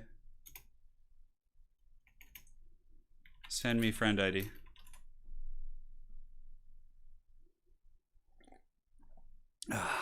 Delicious, delicious water. All right, so we'll get Valkanos added to my friends list and we'll be good to go. I don't know why Valkanos isn't on my friends list already. That's weird.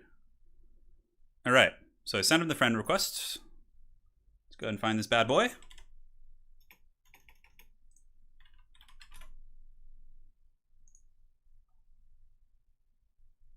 Should be appearing here in a second. Hey, Lich109, thank you for the donation. I don't see how you can call yourself Red Wedding Planner and then take no missiles. Yeah, no worries. Thanks for the donation. It was a good game. And your name inspired a very fun discussion on the channel, so another big props there, Sashimi. It was a good scrap. All right, Valkano should be able to see the lobby now. Invite to lobby.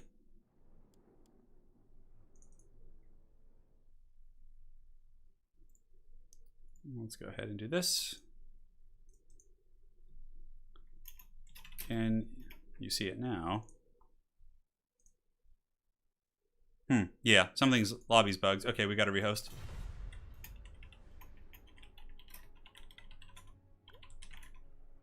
Damn Steam today. All right, so we're going to rehost real quick.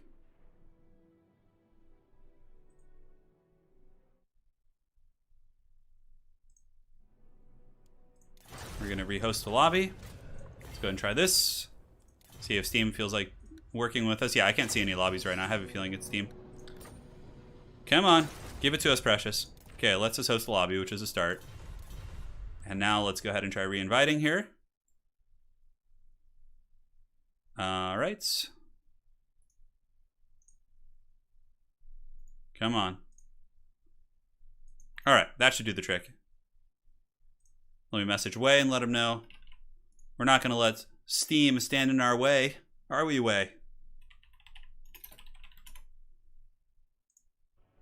All right, Valkanos is in now. I haven't seen Mandalorian yet. I've heard really good things about it. You know, I've been really disappointed with most new Star Wars, but Mandalorian, I'm hopeful for it. I'm excited. Yeah, I've heard only good things about Mandalorian. I haven't heard any bad things really. Yeah. Yeah, Steam is struggling, but I was able to get Valkanos in the lobby, so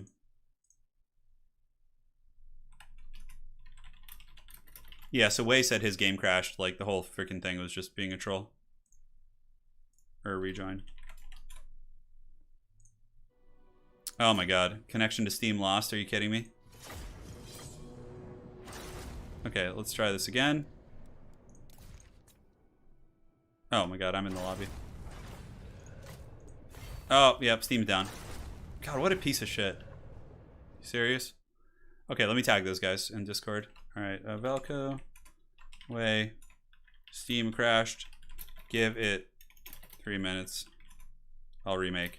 So typically, when Steam crashes like this, it takes like 3 to 5 minutes for it to reboot, and then you're good to go. So we'll just have to do it the good old-fashioned way, guys, and just kind of grind it out. So we'll see when Steam reconnects. Yeah, it's being a... I thought Tuesday was a bad day for Steam. I think it was Wednesday. Yeah, what a shame. What a shame indeed. No, she actually didn't see it. No, Rabs Rabble. I enjoyed The Witcher. It was fine. I haven't read the books though, so I have no cross comparison. All right, so let's just go to campaigns and then just... Sometimes you just sit here for a minute and then come back and it should be fine. I know. I know indeed. You know, one of my favorite... There's a stand-up comedian I really like. His name is Bill Burr. He's hands down my favorite comedian. And he actually is in The Mandalorian. Like, so it's one of the main reasons I want to see it. All right, let's see if this works. All right, Steam, have you come back to us yet, my sweet prince? You feel like trying to work today? Could that be arranged for our little stream here, our little humble stream? I'm totally bringing... Oh, yeah. Oh, is Expanse out? Is the new Expanse out right now? Don't tell me that. Oh, my God. I love the Expanse. I haven't played Cyberpunk, Dying Sun. I can't rant about it. The only things I'm really good at ranting about are probably Star Wars, the new trilogy, Star Trek for Star Wars, you know, all that kind of fun stuff. Game of Thrones. Yeah. It's definitely Steam right now. Steam's being a Oh, I love Bill Burr. Bill Burr is so funny. All right, so let's restart Steam and see if that helps. Give it a good whirl here. All right, Steam, let's see if you feel like working.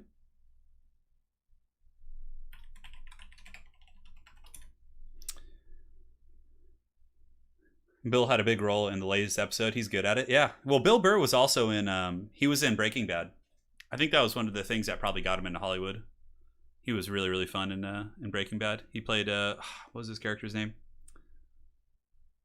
Yeah, Kielbasa is amazing. You know what, Thomas Green? Speaking of Kielbasa, Lady Turin and I found a Polish deli in Los Angeles. So it is a deli that like imports like legit Polish food and from Chicago, and it's amazing. So we got pasztet yesterday. We got like 6 like containers of bigos. We got kielbasa, of course. We got pickled herring. We're preparing like a Polish Christmas feast, basically, which I'm super excited about. Yeah. Come on, Steam. Push it. I know you want to work. Sorry about the delay, guys. Friggin' put these rats here, so at least there's something. You can just tell it to loop. How does that sound? Okay. I'm trying to log in.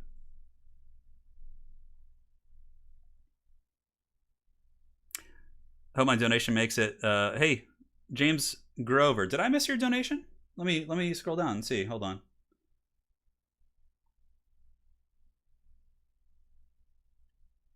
From Joe Leonard. Thanks again for that. Drop a like for your turn. O Valley of Plenty. Yeah, regardless, man. Thank you so much. Oh! I think Steam's working. Anakin, I'm too weak. Okay, looks like we might be back in business. Oh man, Expanse. I love the Expanse. I'm gonna have to go watch that. James Grover, man, thank you for your donation. I haven't seen it appear, but regardless, man, thank you so much. All right, we're going. We're loading back in. Oh, dude, Polish food is so good. I ate so much last night. I was like laying in the bed with a giant kielbasa, just feasting like the heathen kings of old. Oh, it's so good. I love pasztet too. It's so good. Man, Polish food is amazing. Oh, definitely one of my favorites. It's so hearty. All right, so we're loading back into the game here. Let's see if it works. Come on, give it to us. Come on. I have seen the Darktide trailer. Yeah, I'll definitely cover Darktide in the channel. I'll do at the very least a couple of gameplays, videos, or streams or something. Yeah, Darktide seems like a lot of fun. All right. I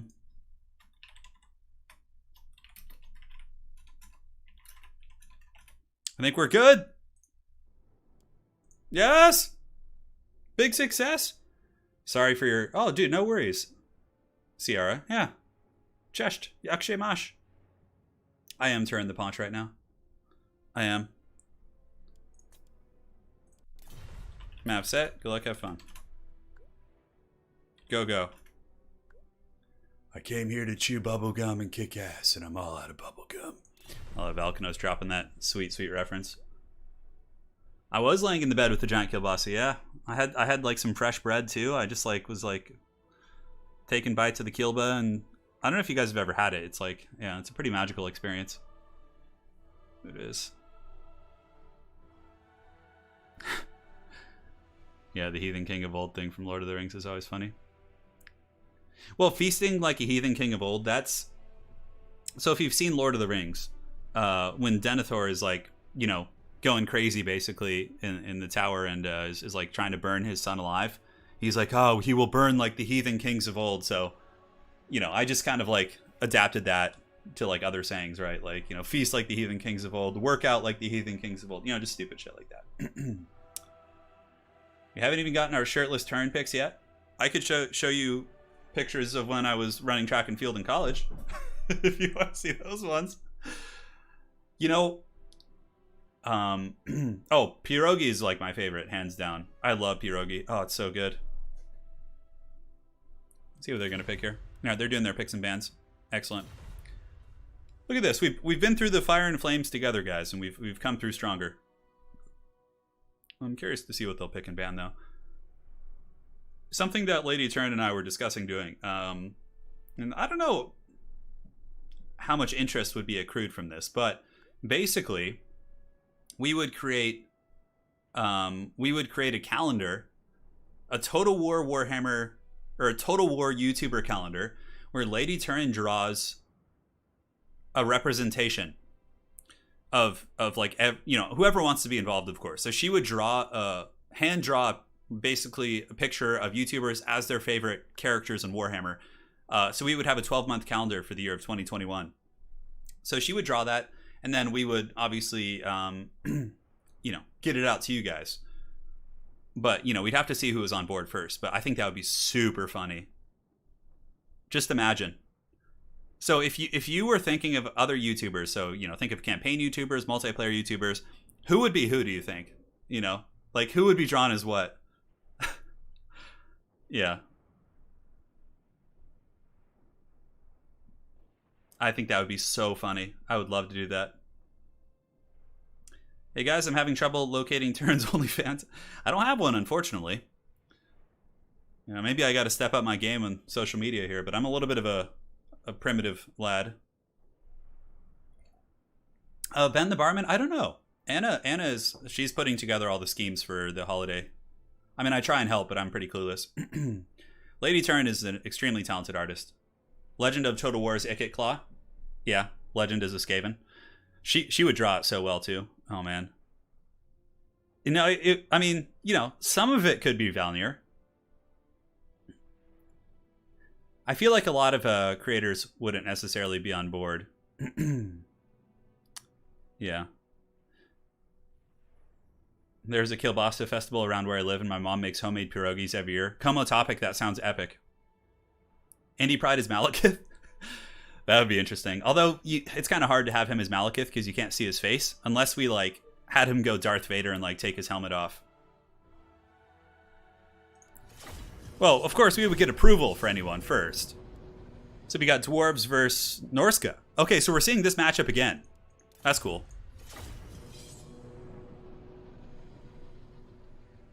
Yeah. There's a YouTuber called Mercy the Mad who would be a great Malice Darkblade, yeah? I think I've seen his stuff. Cześć. Jak się masz? It's right here. Dobrze. Dobrze, dobrze. Lore Master of Sotek, I feel like he has to be a Slan. Yeah, like, how could you not have him as a Slan in that calendar? Milk and Cookies? Does he like dwarves? Aerocrastic could be Sigvald. I think he's a Sigvald man himself. Lore Master as Tehenuin, like riding a Ripperdactyl. Italian Spartacus, I think, would have to be his favorite faction are High Elves, but if I were to like give Italian Spartacus a a drawing, I would probably suggest like a warrior priest or something of Sigmar. You know, like a Luther Huss type character. Yeah.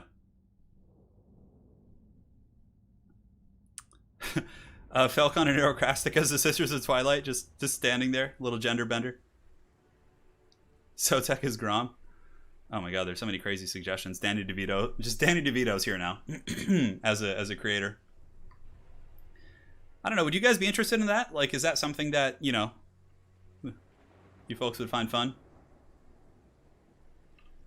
Yeah, Zerkovic has that kind of Norskan look, doesn't he? Yeah, because he's got the beard and the business going on.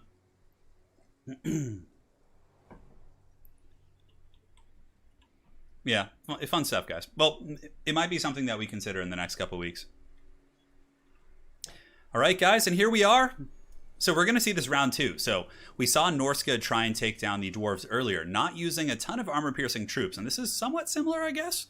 Marauder is just to take a beating, but he does have Norskan Ice Troll. So Valkanos coming in with the Norskan Troll Toll here. Oh, my God. I'm sorry. I forgot to switch back. Oh, my God. I'm so sorry. Jesus, how long were you guys there for? Wiki Woo. Oh, it's a long story. It's a long story. Trudge Craven Tail, I'll take it. Yeah, don't worry, guys. I got it. We're back in business now. All right, so Valkanos is going to be Norska. Way is going to be going Dwarves. Nobody even mentioned it during the chat. We were all just chatting and lost track of time. But yeah, Valkanos is going to be going with the front line of Marauders, secondary line of Norskan Ice Trolls. Interesting choice. Good AP, of course, but the Frostbite isn't very useful here. So it's something you're paying extra for. We do also have Wolfric. Not Wolfric, no. It's going to be a Warshrine Mammoth. Oh, badass. With the perhaps giving a leadership boon here to the Norskan Trolls. In the back, we have a couple Marauders, double Manticore up in the sky, and it is going to be Wolfric. Is it Footrick? Guys, it's Footrick the Wanderer. Oh, check it out. Foot Wolfric, baby. Hell yeah, it's going to be fun. All right, Valkanos with a pretty metal build for sure. And now for the Dowie, a very defensive formation. It's going to be pretty much the same build we saw with Norgrimling's Ironbreakers. No Trollhammers this time, rather going for 4 Thunders, a Flame Cannon, oh yeah, a Rune Lord, and it's going to be some Slayers in the back as well. All right, good luck, have fun. We're back in business, guys. We're back in business. I don't know, Turin, I just turned 40, which is 70 on YouTube. I don't think I'm allowed to. You are, man. Shock me saying, come on, dude. We'll have fun together. You're not that much older than me. I'm going to be 33 before I know it. That's true. That is true, darling. And we'll see what the Thunders are going to be targeting. I would imagine they'll be putting some heavy firepower into the Trolls, and it is one style of play, right? If you're worried about your monsters being focused down, don't just bring one, bring as many monsters as you possibly can. So he does have double Manticore, which is a good countermeasure against Gyrocopters. Dwarves do love to use Gyrocopters in this matchup, so having the Manticores to chase them is definitely not bad. And the Warshrine Mammoth, that's a really, really interesting choice. I mean, Mammoths are, of course, pretty decent against Dwarves. If you can shut down the Dwarven missile pieces, the Mammoth can just kill the whole army. So this one does have the Giver of Glory, which has, I always thought that had 1 charge, but it looks like it has 3. And they have the Favor of the Ruinous Powers, which it's currently not hitting the Trolls, but I would imagine in combat here, it should be more or less in range of those Trolls. In the back, Norska does have a light Vanguard, so they have some Norskan Warhounds here, some Norskan Warhounds here, and it looks like on the far side, Valkanos has some Norskan Warhounds as well. It should be quite a bit of fun. Very eager to see if this build works. It seems very strange with the Norskan Frost Trolls and all this other sort of witchcraft that's going on. I'm really quite curious to see if he's going to be able to make this build work. I think there's certainly a good chance with the double Manticore causing disruption, plus the Mammoth rampaging. Yeah, but the Norskan Ice Trolls, that's the one thing I'm trying to wrap my head around. Like, because you might as well go with regular Trolls, but I guess he's just trying to maybe stay in flavor here. I mean, we got Footrick as well, and Foot Wolfric will, of course, defeat a Rune Lord in combat, no problem. That Rune Lord will be paying the Troll Toll.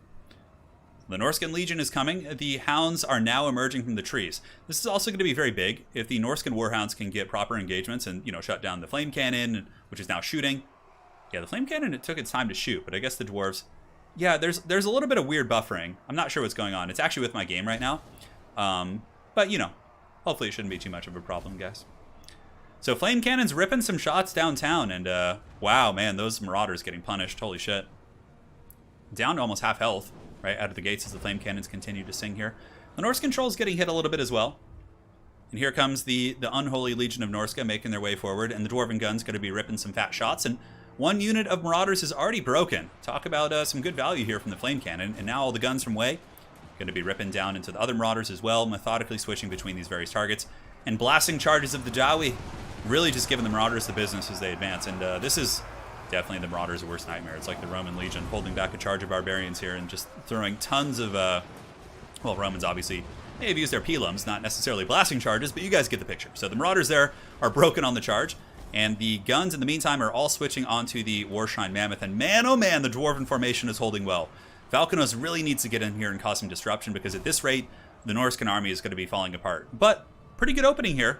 The Dragonback Slayers have been sent across, leaving an opening to shut down the Thunderers here, but I'm a little bit concerned that Norska has enough to really stop them here. But ooh, nice pendulum right there from Norska, going through and doing some fat damage to those Iron Drakes, or Iron Breakers, excuse me. And here comes the Marauders here, Ice Trolls fighting on the far side against the Dwarf Warriors, and we do also have some Norskan Warhounds creeping around. Norskan Warhounds have gotten on top of one unit of Thunders, which is huge. The Manticore has also been kind of temporarily sacrificed to jump on top of the Flame Cannon. Valkanos definitely needs to make sure to get that Warshrine Mammoth in here. pile in and get on top of the Dwarf Warriors, maybe try and get some terror routes and break that position. Yeah, the Doggos are moving in very aggressively, currently just trying to shut down that Flame Cannon with pretty much their dying breaths here. And Footrick the Wanderer plus the Norse Controls are doing some damage, but man, Ironbreakers are such a badass unit. 71 of 90 models, and these guys are just holding firm. Like, they've taken such a beating. Overcasted Pendulum, Wolfric, Trolls just hammering on them. But those proud Dowie are fighting to the bitter end here. Now, back up here, guys. We do have the Warshine Mammoths. Yeah, imagine the Romans if they had explosive charges at the Gauls. Yeah, that'd be some next level shit, wouldn't it? Anyways, Norscan Warhounds in the backfield, causing some massive damage here to the Thunders, which is good. If Valkonus is going to have any chance, he needs to continue to have some good success here with his Hounds. One Manticore is broken, the other one is going to be coming back from a rally right now. And the Norse Controls did their best, but somehow, man, some way, those freaking Ironbreakers are still holding. 46 models, and mind you, in all of this, they're still super steady, which is really, really impressive. And I have to say, I'm very impressed with the Dowie play we've seen from Wei here today. It's been very good, very classic stuff. Holding firm for the Karazhantor here, as the Warshine Mammoth does take a massive Flame Cannon blast right to the face. Footrick is trying his best, but I don't know if Footrick could even kill all these Norgamling's Ironbreakers. These Dwarves are just hammering on him, man, and he's actually taking a surprising amount of damage trying to get past those high mass Dwarf infantry, and he's finally able to escape, but I think it's too little too late. I think the Dwarves have been able to hold their own, and you can see that the Warshine Mammoths are going to be running for the hills, man. Yeah, there you go. He's getting Flame Cannon pretty good, like. The Dwarven guns have been shooting like this entire time. Wolfric just gets gadded down, man. Wolfric got blasted by those guns, and that's going to be GG. Man, the Wei is doing some work. I think all the Norscan play we've been seeing today, it's been missing great weapon infantry. You need like cheap hordes of great weapon infantry to break through the lines. Like, otherwise your Marauders are just going to get wrecked. But, you know, I like the Manticore. I like the Pendulum. Obviously not a huge fan of the Norscan Ice Trolls as well as Footrick, but it was fun. That was certainly a hard onion to peel. GG, well played. All right, so next up, let me go ahead and tag the next player here. Well, whoever wanted Dwarf games today, you're certainly getting your fix. So now we have Huron, Papa of Turin. I love it. I love that. Such an awesome thing. All right, we're making some pretty good progress in today's list, despite some of the lag and technical difficulties we've had. All right, so let's make the next map the we're gonna get real hog wild in this one, guys. Too angry. All right, so players will do their picks and bans. I didn't check the Flame Cannon. Yeah, Valkonus, it was a valiant effort, man, but yeah. The Trolls didn't really do much. Footrick didn't do too well. He just doesn't have great AP, so yeah, the Dwarves are going to tank that. Holy shit, yeah, the Figueiredo Moreno fight was amazing. I'm looking forward to the rematch. That was a great-ass fight. Yeah, I'm curious, Valkonus, what was your school line of thinking with the Stone Trolls, or the Frost Trolls? Just like the fact that they have better damage overall than regular Trolls? How to join the tournaments? Modapong Gaming, you just need to join my Discord, which I'll drop a link for you. Hold on. And let me go ahead and find this bad boy. All right. So yeah, if you guys want to play, just join up here, and when I make an announcement, you just have to look out for my pings. Anyone can join. Anyone can join. It's all open, my friend.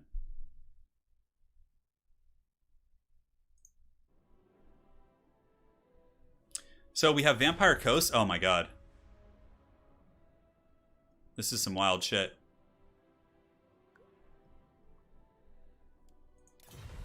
So Huron, Papa of Turin, is going to be going with Vampire Coast. And the Dwarves are going to be... Oh my god. He picked Coast into the Dwarves. Holy shit. Oh man. This is some real business here. So Valkano said, so I misplayed the Trolls. Normally I push Trolls through the front line to shut down the range. Mass charges haven't been that... Okay, got it. Yeah, I feel like the mass changes really punished your build, huh? Makes the Trolls less effective at like getting into the sweet spots of the army. I see what you're... Yeah, I see what you're doing with it, though. I see what you got going on. Yeah, the Flame Cannon was brutal. Holy shit. So Huron says he's coming in for some dank memes here. We'll see if he can beat the Dwarves. But Wei so far has been playing very well today. Did I update the scorecard? Not yet. I think Wei is up to 4, right? Or is it 3? I think it's 4. We got Wicked after this. We got Spartan. A couple more folks coming in. A Depth Guard rush. I'm actually quite curious myself. It's gunpowder versus wet powder, yeah. Am I rooting for Wonder Boy this Saturday? Who's Wonder Boy fighting? I can't remember. Let me go to see the upcoming fight. I do like Stephen Thompson, though. He's a really fun fighter and a super nice guy, too. Which is always refreshing to see. Yeah, Stephen Thompson versus, yeah, Neil.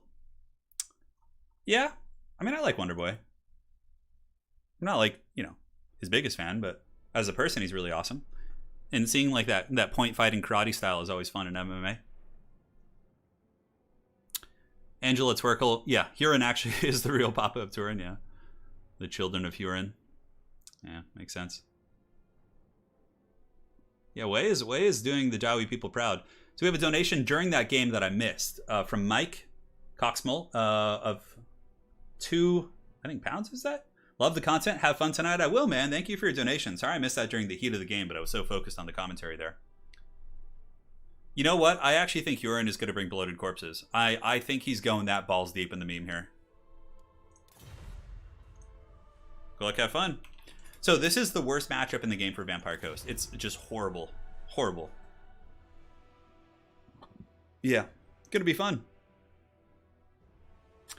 Who do you guys practice with? If you're in our Discord, there's people practicing every single day. Oh no. Oh no. Where did he go? Oh god. Not Discord again. Not Steam, I mean. Let's see. I'll message him. Alright.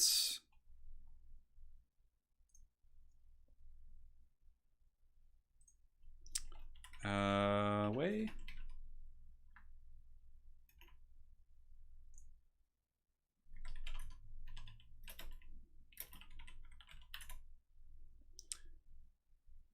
Alright, let's see.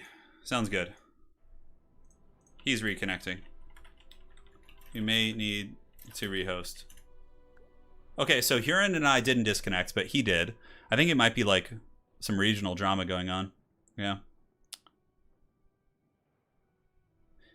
Yeah, Yoel Romero getting cut from the UFC was a little bit sad. I really liked watching him fight.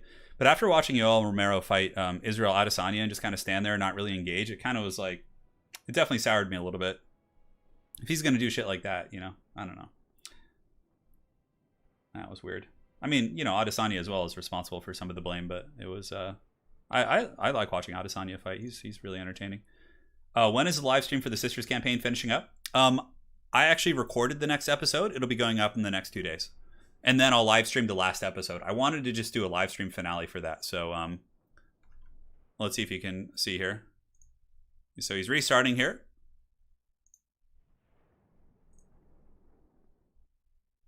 Yeah, and we'll see what's cracking. We will see what's cracking.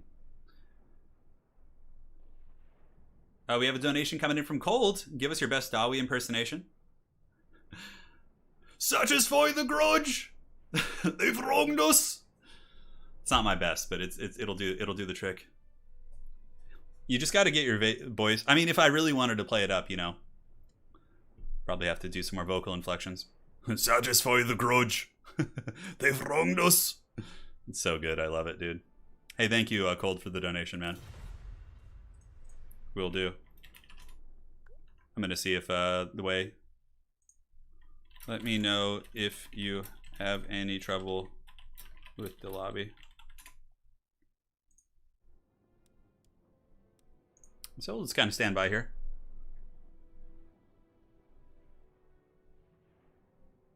Yeah, it was a weird one, Bon. I agree. It was a very strange fight.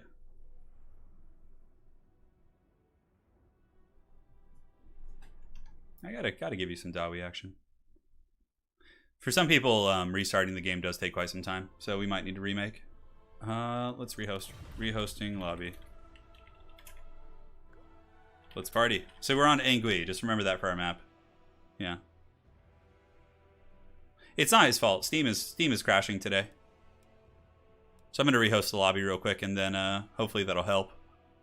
Such a piece of shit. God. Alright, so let's rehost that bad boy. Huron saw the message. Come on. This is the amount of times we've had to rehost it today. 4 or 5 at least. Alright, so Angui is going to be the map. They've wronged us. Well, yeah, Huron was able to join immediately, which is good. You got the map. Lady Turin is the, yeah. I think it's like there's regional issues, because I'm pretty sure Huron is located here in the States. I think Wei might be European, I'm not sure. Somewhere over in Europe. So like it could be regional Steam problems, just kind of like that's why certain players are having issues while others aren't. And it's kind of just rotating. Yeah, again, it could be a regional thing as well. We need to get Wei back here though. He's the champ, so we'll just kind of hang tight. Get your inner Scotsman in there for the Dowie accent. Yeah, I can't do the Scottish accent though. I've no skill with that. I know, it's a shame. Yeah, it's a shame. The multiplayer has so much potential in this game, but the infrastructure for it is such garbage. You know what? I can actually show you guys right now. Hold on. So, in case you guys haven't seen it, this is going to be a new series appearing on the channel. So, in terms of my tournament infrastructure, I've had the Eternal Challenger League, which has kind of been my main, Total War competitive league. I've had various Flash tournaments, faction wars, things like that. But, the thing about the ECL, which still will, of course, be one of my main competitive formats, is that when you play in an ECL, if you're planning on winning it or at least be going to the end, you have to commit to like 4 to 8 hours. So it's a little bit hard. So what I've done is I've created a Swiss league. So a Swiss league is, let me see if he's connected yet. I'm just double checking. I'll show you guys all the goodies.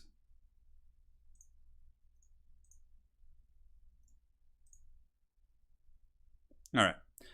So he's going to keep trying to connect, which is fine. So yeah, we've created a new league, which is an offline league. So players basically play 1 game per week, 1 best of 5 per week. So it's a tournament that runs over the course of 6 to 7 weeks, depending on how long we need to go to really break ties and things like that. So let me go ahead and show you guys what our Swiss tourney looks like. So we're going to go here. We're going to go, I think it just, honestly, here is fine, yeah. So you guys can see we have our Swiss tournament. So this is actually, I think, the biggest tournament we've ever had. I think it might be one of the biggest in the whole community. We have 125 players playing in the Gran Torino Swiss League. So this is going to be a season that will run with the ECL. So people who can't necessarily commit to a big, long tournament can still participate in a competitive environment. So yeah, here's our tournament so far. This is week 1. It just started a couple days ago. You can see a lot of players are getting their games in, and some faces that you guys would recognize here. Of course, you can see we have Lotus Moon finished his games here. We got Slaxlon Soothsayer, Felcon, tons of great players in this event, and it's going to be really interesting. Spartan says, "Oh God, don't show my 3-0. There's nothing to see here." Yes, but yeah, great games across the board. We even had some really close series. We had a 3-2 here, a 3-1 here, 3-1, a 3-2 down here.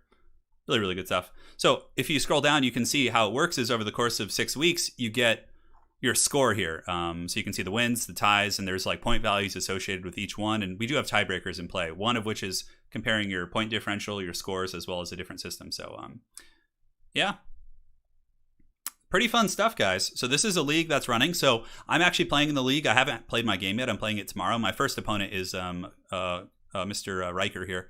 So I'm going to be playing him tomorrow, which will be quite a bit of fun. Yeah.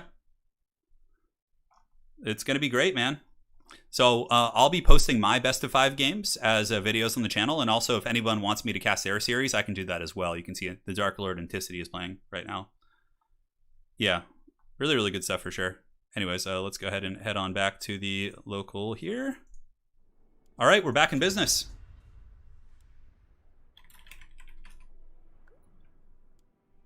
So the dreaded Bloat Legion comes. So that's going to be a new format we have on the channel. So stay tuned for that. I'm really excited. It'll be great too, because yeah, like even if you lose the first game, you get to play like all 6 rounds in best of 5 and get like, tournament practice in, which I think is quite useful. All right, so we're back in the game now. Let's go ahead and fire this up. Loopy, if you send me all the replays, just put them in the appropriate folder. I'll cast them 100%. I might even do streams where I just cast the best of 5s from the Swiss tournament. Yeah, Seiss is a great player. He's just been getting into multiplayer, and he's really got a natural knack for the game. So I would imagine you guys had a great series. Yeah, Anticity is really scary. I do think Anticity is probably one of the best players in the community right now. He's really, really good. That dude is an excellent player. Takes a very academic approach. Practices a lot. Yeah, I know. It's going to be good. I'm curious how it'll all go. There is a prize for first place. Currently, the prize for winning the league is $100. But if I can find like a sponsor or something, I might be able to raise it up to like $200-300 for first place, which would be fun. Yeah, Kevin Holland versus Jacare was crazy. Yeah, it's because he's got those like long arms, man. He was able to get so much leverage even from the bottom, which was crazy. All right, so now we're back, guys. It's going to be the dreaded Vampire Coast facing off against Dwarves. Not a matchup you see every day. This actually did turn into the Mountain King of the Hill, as Wei has pretty much played Dwarves every game. Any plans on setting up your own chat emojis? We do have them, Dan. If you're a channel member or channel sponsor, you have access to unique emojis. I don't know if you can even do that on YouTube otherwise. Yeah. What are the top 3 counters to Dwarves? I think High Elves are the hardest counter. High Elves are pretty hard. I don't know. It used to be like High Elves, Dark Elves, all these like Chariot factions. But I don't know. I would say really the only extremely hard counter is going to be High Elves nowadays. Yeah. All right, guys. So let's take a look at the build here. For the forces of the good old Vampire Coast. It's going to be triple mortar with Queen Bess, which is really good on Angui because you have this tree line for cover, so the dwarves can't shoot back at you with cannons. We have a couple Moringles with some Scurvy Dogs here in the Loose Vanguard. Luther Harkin. And how many bloaties do we have? Oh my god, how many bloats? 1, 2, 3, 4, 5 bloated corpses. Holy shit! Penta-bloat, baby! It's back! And it looks like we do have Vampire Fleet Captain and Vampires, and 2 of them. So the players agreed that they're going to play ladder rules, and they're not going to be playing banner rules for this game, so they could bring some like funny units and funny builds. And here's what you get, man.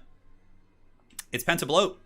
And now for ya boy Wei, he's got, let's see, Miners with Blasting Charges, Ulthar's Raiders, and in the back, you imagine he has some Dwarf Warriors with Ungrim Iron Fist, and a shit ton of Bugman's Rangers, and a Gyro Bomber as well. So, are the Vampire Coast lads going to be able to protect those bloats? That really is the big question here in this game. Yeah. That should be interesting. Loopy says High Elves aren't so bad if you know what you're doing. Perhaps so. I've had some decent success against High Elves recently, so it's Penta-bloat, baby! Fasten those seatbelts and prepare for a high-velocity battle here between the bloats and the mighty dwarves. Here comes the boom. I know, it's coming. Penta-bloat is certainly risky, especially with the Gyro Bomber flying around. The Gyro Bomber has pretty good sniping potential. Luther Harkin's up in the sky, though, so he should be able to chase that thing. But yeah, the Dwarven Rangers can shoot the bloats. Yeah, this is going to be something. Welcome to Penta-bloat, gentlemen. I will not lie, your chances of survival as a bloated corpse are quite small. Great build, though. Great fun. Don't let the memes become dreams. I know they're here. Well, the dream is a reality, man.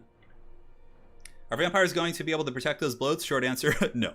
Probably not. But if the dwarves get overzealous and overconfident, I would like to see the bloats hidden a little bit more, like in the trees and things like that. But, because right now they're all in the open. The dwarves are going to know they're coming.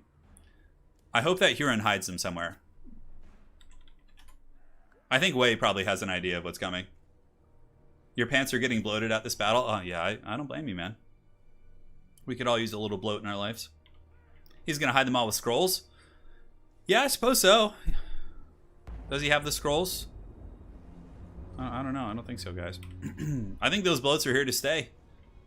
So the mortars and Queen Bessie are dropping some shots now. You can see the miner is definitely taking some heavy damage on the approach. And Gui is definitely a very good map for this. And oh, this is going to be actually kind of painful for the dwarves. A couple of rangers are about to get ambushed by the Moringles here. Yep, yeah, that's a big loss for the dwarves. Something that could potentially, cost them the game here in this situation. The mortar in the back, though. Oh man, why are these Moringles? They need to attack. That's such a freebie. Those Rangers would get torn to shreds. But again, the Bugman's Rangers could, of course, lend some crossfire, and Wei is able to pull back before things get too crazy. So, Cincinnati, cheers, Torino. Here's a bottle of champagne, Christopher Walken pronunciation, for the best-looking couple on Warhammer YouTube. Thank you, Cincinnati. Really appreciate that. Those are some high praise. Hope all is well in your realm, my friend. And welcome, just in time for the glorious Pentabloat. So I'm not going to focus too much on tactics in this game. I'm more so going to be looking at the bloated corpses. So this one bloat, kind of hanging tight. Going into miners is not cost effective. The miners, of course, cost less than bloated corpses, so you're going to be taking a bit of a hit there. But let's go ahead and try and just catch bloated corpse action. I'm looking everywhere, more or less. Morngul's finally were able to bounce out there and go after those Dwarven Rangers. Okay, one bloat just died randomly and didn't do anything there, which is unfortunate. Here comes another one. Oh, get him. Yeah, that was pretty nice. Those miners, of course, get absolutely destroyed by the bloat. But I don't know if there's enough bloat back here to protect Queen Bess. I mean, this bloat's going to come in and definitely destroy these miners. Oh, another one. Not bad. Not quite paying for themselves, but it is what it is. And now the Gyro Bomber of Wei is going to be dropping some huge shots here as the blasting charges from the miners should be able to finish off Queen Bessie. Definitely a very painful loss. So we still have a couple bloats, but on the far side of the battlefield, just like we talked about, those Morngul's were able to eviscerate the Rangers, which is actually a pretty substantial win. Losing your missile pieces is just going to mean there's even less things to kill the Morngul's here. So he did miss the chance in the beginning, but at the end of the day, he was able to come back and get it, and really, did his piece. Luther Harkin, in the meantime, is running. I definitely think Luther should try and save Queen Bessie, although Queen Bessie has used a fair amount of ammunition at this point, so I suppose it's paid for itself. Another bloat going down right there. He is able to kill some miners with blasting charges, and the Dwarves are running a little bit thin in terms of actual troops. However, I still think the Gyro Bomber and the Dwarf Lord are going to be very tough to kill. Here you can see the Mighty Slayer King is just going balls deep on this Vampire Fleet Captain and definitely showing no mercy. He hits very hard. And there comes another chop right there, right in the back. The Vampire Fleet Captain getting gooned pretty good, and now she's going to be fleeing, which is definitely a very, very wise decision. Queen Bessie going down, though, a very, very painful loss. Here in the backfield, we do have Morngul's continuing to sweep and cause a lot of disruption back here. There's still two Bugman's Rangers, it looks like, that are still pretty functional. And now Luther Harkin's going to be going in, attacking Ungrim Iron Fist. So this might be an opportunity for Vampire Coast to get back in the game. If Luther can defeat Ungrim, that would definitely be a huge win. But Ungrim, with the new mass changes, is going to be much, much tougher to actually, cycle charge and knock down and be really obnoxious against. And the Gyro Bomber also is another thing. The Gyro Bomber can sit and just kind of poke Luther with its suppressing fire, and it does really, really good damage, actually, with its little minigun here. Queen Bessie going to be dying to some miners here in the backfield. Morngul's are still sweeping through the back line, causing a lot of drama here for the Dwarves, but I think the Dwarves are still okay. I mean, Rangers are coming back here. Altar's Raiders have come back. They still have a shit ton of infantry, and Ungrim Iron Fist is going to be a pain in the ass to kill. And yeah, Ungrim is definitely fighting these angry ladies down here. I think the Vampire Fleet Captains are ladies. I can't quite tell. But yeah, Ungrim should be able to defeat them 2v1. Definitely needs to pull in the help of some of his Dwarf Warriors for sure. So here comes Ungrim Iron Fist going for the kill. Going to be finishing off one of the Vampire Fleet Captains here, but at a bit of a cost here. Ungrim is taking work, and Luther Harkin could be a bit of a problem as we do progress into the later stages of the game here. Wei and his miners are able to go after the mortar team, so those mortars are down. Queen Bess somehow still able to shoot, so the zombie crew, despite being beaten on by dwarf miners, was able to fire pretty much Queen Bess to the extent of its ammunition here, which is pretty crazy. But the Dwarves are pulling ahead, and now they're getting good concave fire. You can see the Morngul's are getting torn apart by the Bugman's Rangers. Bugman's Rangers are not slouches in melee either. So the Bugman's Rangers probably could fight the Morngul's to relative success. Obviously, it will favor Morngul's in a melee exchange, but they can do their thing here. So we've got a couple Dwarves coming back. Rangers making their way towards the mortar teams over here. More Rangers moving into melee here, and Ungrim is trying to chase down this Vampire Fleet Captain, but she's got some wheels, and yeah, I don't know. Ungrim's pretty damn slow. 32 speed, and I think she's got 38. Yeah, vampires, of course, would be a lot quicker than Dwarves on foot. Although Ungrim's giving a valiant chase, he might be able to get some good angles and, potentially shut them down. Balance of power is pulling pretty evenly here, which is strange. I guess Luther Harkin is still alive. That's something to consider as well. Luther actually shatters that Gyro Bomber, so the Dwarves might be in a little bit of trouble here with Luther Harkin being so healthy, but there's still so many Rangers, and there's so many things. Oh, the blasting charges did so much damage. Did you guys see that? Holy shit. Those blasting charges wrecked that Vampire Fleet Captain, and Ungrim, like a 1980s action hero, going to be running through the flames, and oh, she took another blasting charge right to the face. Holy shit. Trying to get up. I think Ungrim should be able to hit her once before she gets away. And there it comes. Nope, looks like she just barely squeaks away. Ungrim, of course, being eluded by the mighty vampire, which isn't necessarily lore inaccurate either. Balance of power still Dai favored. All the artillery pieces going down to these like loose dwarven rangers and things like that. And definitely very, very painful. And the Morgul's are down. Ungrim Iron Fist still going balls deep and should be able to clean up here.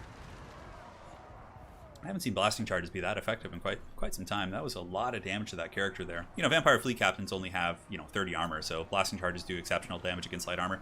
Luther Harkin's back, but there's 4 Bugman's Rangers here. There's no more Morgul's with the exception of these beat-ass ones who are just going to be going down. And 1, 2, 3, 4.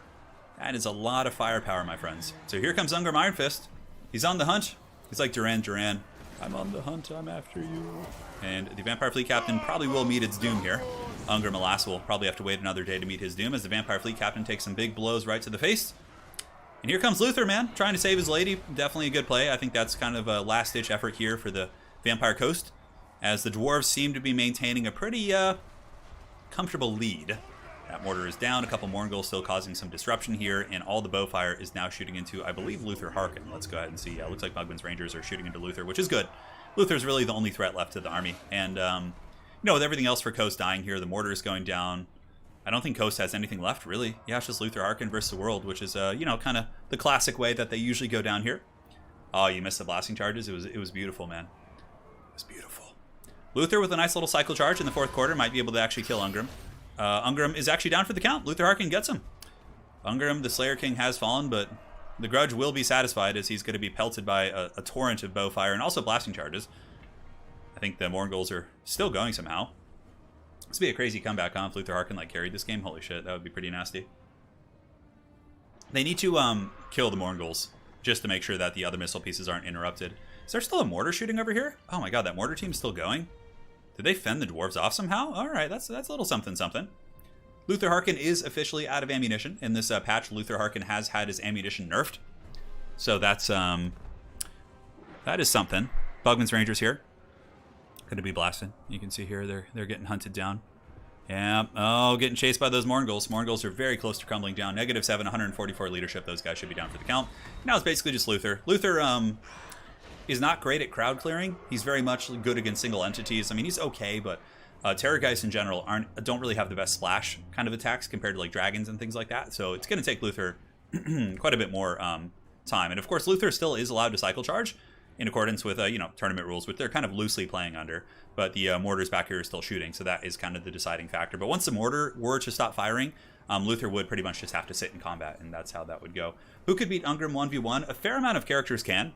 But the thing about Ungrim is he's very cheap. He doesn't cost much to bring to the battlefield, and he can trade upward very well. So if Ungrim is fighting, another legendary lord, he could, fight legendary lords that cost 50, 100% more than him, depending on the circumstances. So yeah, a lot of dwarf games. I mean, it is called Mountain King of the Hill, and there was no preconception about there actually being dwarf games. But Luther Harkin making his valiant last stand. May the bloat's memory live on forever, guys. We got to give a big round of applause here to Huron Papa of Turin. He brought Pentabloat. He sacrificed himself on the cross of the Pentabloat for all of you. May your sins be forgiven. The Pentabloat forever. 2020. 12/16. Glorious game indeed. So well played. It was fun. We got Pentabloat. Yeah, they definitely killed some miners. One of them actually got some decent value. Ungrim probably did pretty good. Yeah, 2,000 value on Ungrim, and Luther got, 2,000 as well. So, I mean, Ungrim really did about as much damage as Luther did, so, in terms of significant damage. It was a lot of fun. GG. GG, well played. All right, so way is up. Let's go ahead and see who is next on the old block here. So we're going to be doing Spartan.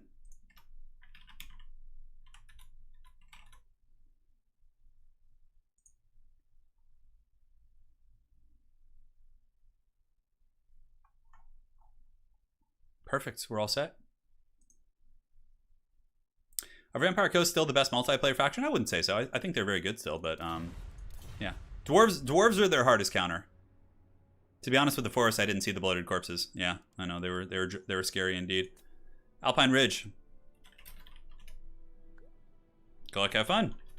All right, so while the players get ready, we'll just chill out. Yeah, Anticity, dude, you joined at a pretty wild time. I was actually just telling everyone, Anticity, how I think you're one of the best players in the community. But aside from giving you compliments there, yes, it was Pentabloat, mortars, Shit just got wild for sure. He did pretty good considering how memey his build was. He did really well.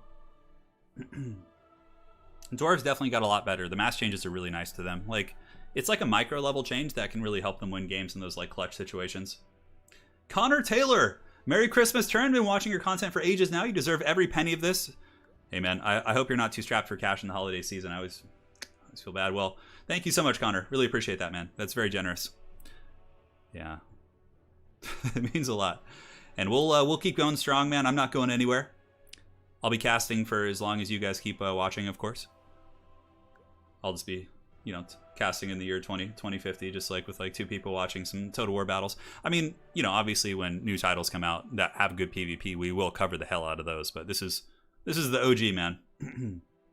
Oh god, you guys want skilled? Skilled is such punishment. Oh my god. Can I get in this King of the Hill? So Mike, you would need to sign up beforehand in my Discord. I have King of the Hills once or twice a week, so just stay alert for those pings in my Discord, and you can get in there. And again, thank you so much, Connor, for the donation. I managed to catch 2 bloat hits. All right, very good. So you weren't completely blue-balled. Okay, Spartan is going to go Dark Elves versus Dwarves. Oh no, he banned Dwarves. Okay, so no more Dwarves this game. It's going to be Greenskins or Tomb Kings versus Druki. This should be fun. Druki. To be really good at Dark Elves, you basically just need to become the master of positioning your Dark Rider repeater crossbows. They're probably the best unit on the roster, in my opinion. They do some serious work.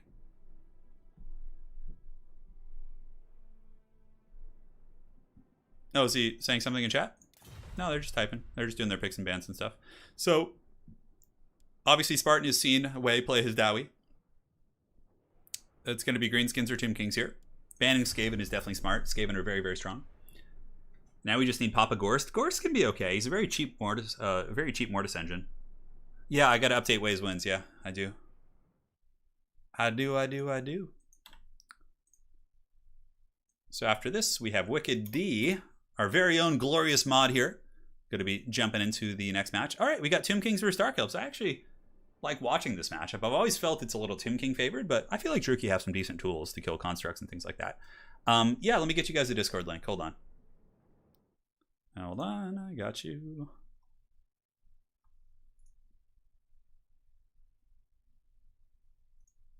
All right, let's get this going. In general. There you go.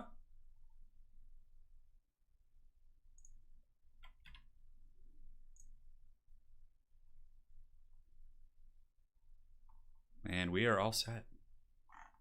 Perfect. All right, so it looks like Spartan is ready, and Wei is picking his build right now, so we're just going to hang tight. And again, if you guys are looking to be involved in ECLs, into my new Swiss League, which is going to be running year-round, or King of the Hills, or Faction Wars, all that sort of good stuff, that is the place to be. Also, you can find connections to other tournament hosts who run great tournament leagues in that Discord as well. So definitely a good hub if you're into multiplayer. Yeah, Dark Elves definitely have some decent melee, yeah. I agree. They got lightly buffed here in this patch. The Bleak Swords and Dread Spears, I think, got some nice little buffs. Lore, individual Dark Elves tend to be rather skilled in individual combat, but as a unit they aren't. That makes sense, yeah, obviously they're less uniform than the High Elves. We'll see what the Mighty Spartan brings. You know, there's some wild shit that I've seen in some replays recently. I've seen like Hellebron make a comeback with a couple builds. Like, I'm excited to see what he brings. I always see Spartan practicing in the Discord, so it's always a pleasure to see him in action here. Ben the Barman, let me take a look. I mean, we're making pretty good progress. Despite all the technical drama we've had, I think you might make it to play. I'm going to try and get as many as I can. Basically, like, I'll probably start to cut it off around like 3 hours and 15 minutes, more or less. So we'll see what kind of time we can get. Yeah, Kazrak kind of still sucks. I mean, he just doesn't do that much. The Beast Lord is actually much better than Kazrak, because the Beast Lord has the Horn of the First Beast plus Apocalyptic Visions. So at least the Beast Lord can like make a blob of Minotaurs hit like absolute linebackers. But generally, yeah, they're not. Kazrak still sucks. Spartan likes Malice. Ooh, I'm excited to see that. Malice Darkblade certainly knows how to tickle chat's pickle, I'm sure. Yeah. Poor Kazrak, man. Kazrak has fallen on dark times. Medusa. I don't know if we'll see that. Biggie Schmalls. No longer are they Dowie, they're Doe. I like that, Biggie. Thanks for the donation, dude, and the chuckle. That was a solid one. Doe. That's so good, bro. Biggie, man, you nailed it. That's so good. I remember that meme was so haggard. Oh my god. Jesus. Lokir got some buffs. I don't know if he's any better. Yeah, Malekith and Marathi are definitely the aces in terms of legendary lords. Alright, good luck, have fun. Good luck. We'll get this game started. I don't like mirror matches that much, yeah. I mean, it's just annoying. Like, if it was a game that was designed around mirror matches, I would, but this game, like, is literally, like, all about the faction range and diversity, and, like, that's what makes multiplayer interesting to me.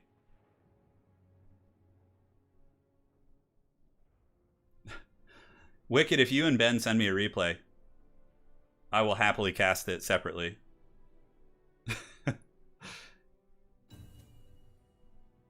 Yeah, the Beastmen definitely need some love. Like, Kazrak needs a really good activated ability, you know? But instead, he just, like, has nothing. It's just, like, his shitty armor and his stupid whip, both of which are just, like, stupid and useless.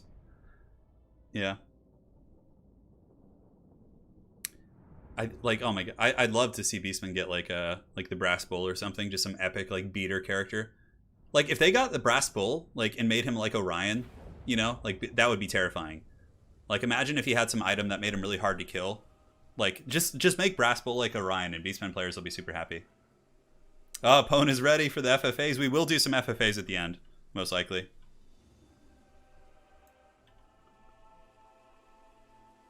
Alright. Let me make sure we're good. Yeah, everything was fine. No drop frames. Life's good. Alright, guys. It's going to be Druki against Tomb Kings here. So we'll let the players set up for a hot minute, and then we'll take a look at the armies here. You know, I love max funds, vampire counts, mirror. Oh my god. Like, I want to play vampire counts, but often the way you have to play them, it's just like, oh, it's just, I don't enjoy it, man. Yeah, Beastmen need a Wa type mechanic, yeah. Yeah, they do. Something like some Primal Roar, like some really cool effect like that. I think, like, Beastmen getting, like, a summon ability, like, where they can summon some, like, Ungors to ambush around the map would be really cool, too. Like, what if Beastmen had a summoning mechanic, like the Menace, or the Menace Below, like the Skavenhaven campaign, but it couldn't be used within, like, you know, 400 meters of an enemy unit. So you can, like, ambush far away and then, like, come in. Like, I think that something like that could be really cool. Just make the Brass Bull, like, unbreakable, give him, like, you know, some fat physical resist and just cackle as he runs around. I think that'd be super badass. All right, so for the Druki, we got double Shades. Shades have often been used against the Tomb Kings because they can creep up on the caskets and the Grapos and all that stuff and do some good damage. But they're a little bit squishy if they're caught. Aside from that, Spartan's got Witch Elves, he's got some Spears, he's got Foot Marathi, Foot Master, and Foot Hag. So this is the classic Dark Elf debuff blob, basically. So you have the Hag here, and she, you know, she's got her Witch's Brew and stuff, but it's mainly Marathi. So Marathi comes in and has the... did he bring it? He has Enchanting Beauty, but no Heartrender in the Dark Sword. I would definitely recommend bringing that. Okay, so he's not really going for a debuff blob. There is a way to do it, but you need Marathi to have both her items and also get, I believe, the Canid Assassin. I can't quite remember. Anyways, Siren of Red Ruin, pretty awesome for sure. And we do also have Reaper Bolt Throwers, a couple of units of Cold One Knights around the battlefield, and more Cold One Knights and Repeater Crossbows. Certainly going to be fun. Oh my god, look at this Vanguard. Holy shit. There's a freaking Medusa Beast here. It's happening. Give the Beastmen flaming, the Fire Pigs, just like in Rome 1. Yeah, I remember those. I remember playing Rome 1 in my college dorm room in 2006. And just getting super into it. Yeah, those were some days. Rome 1. Yeah, that game was so fun. Shogun 2 is probably the one I put the most time into, though, in terms of multiplayer. Alright, so the Shades are going to be turning, immediately discovering the Scorpion of the Way. Yeah, they definitely probably want to run, though. I mean, both players probably want to run. Yeah, you can see the Shades were, like, feeling out the Scorpion to see if it was actually going to be running, but at this point, they could probably turn and shoot. Although, being up on the hill means they're going to be taking Screaming Beam catapult fire. So the Shades are going to be pulling back and trying to re-stealth and get hidden here. Dark Elves will probably need to advance. The catapults will be able to shoot over the hill, whereas the The bolt throwers will not. So I think Druki are going to have to take a bit of a slow roll up the hill. And the Screaming Beam Catapult's getting in there, but the Shade's also getting a nice little volley fire here onto the Scorpion, taking down about, 3 to 4% HP. Not much, but, it's still something. Repeater Crossbows and Cold One Knights moving around the flanks, trying to push back the Nehekar Horsemen. And yeah, I think at this point you got to start moving that bolt thrower up and get it up on the hill. At that point, it could trade effectively with the Screaming Skull Catapults, because right now it's just going to be a glorious Haggard meme battle here. On the flank, though, Tomb King's getting a little bit aggressive. Nehekar Horsemen are coming around here and should be able to potentially overwhelm these Cold One Knights. I doubt it. Not with Marathian and Medusa nearby, but I think 2 Nehekar Warriors could defeat 1 Cold One Knight. Like, one would take the front, the other would circle around the back and surround it, and I think at that point the Cold One Knights would lose that fight. But if they both charge head-on against Cold One Knights and don't get the surround, I don't think it will go quite as well. So now Spartan is moving up his bolt thrower. Obviously, the Tomb Kings can be a little bit more conservative with their attacks, considering they do have the catapult shooting. This map always makes for some very, very strange engagements because of this big, the kind of hill position in the middle. In the meantime, the Shades with dual weapons are temporarily exposed. They're going to be dropping some shots up on those Tomb Scorpions. Tomb Scorpions? No, it's just one. Looks like Arkan the Black is the lord here for the Tomb Kings. Arkan is probably, in my opinion, the best lord for Tomb Kings. I just think he's so good.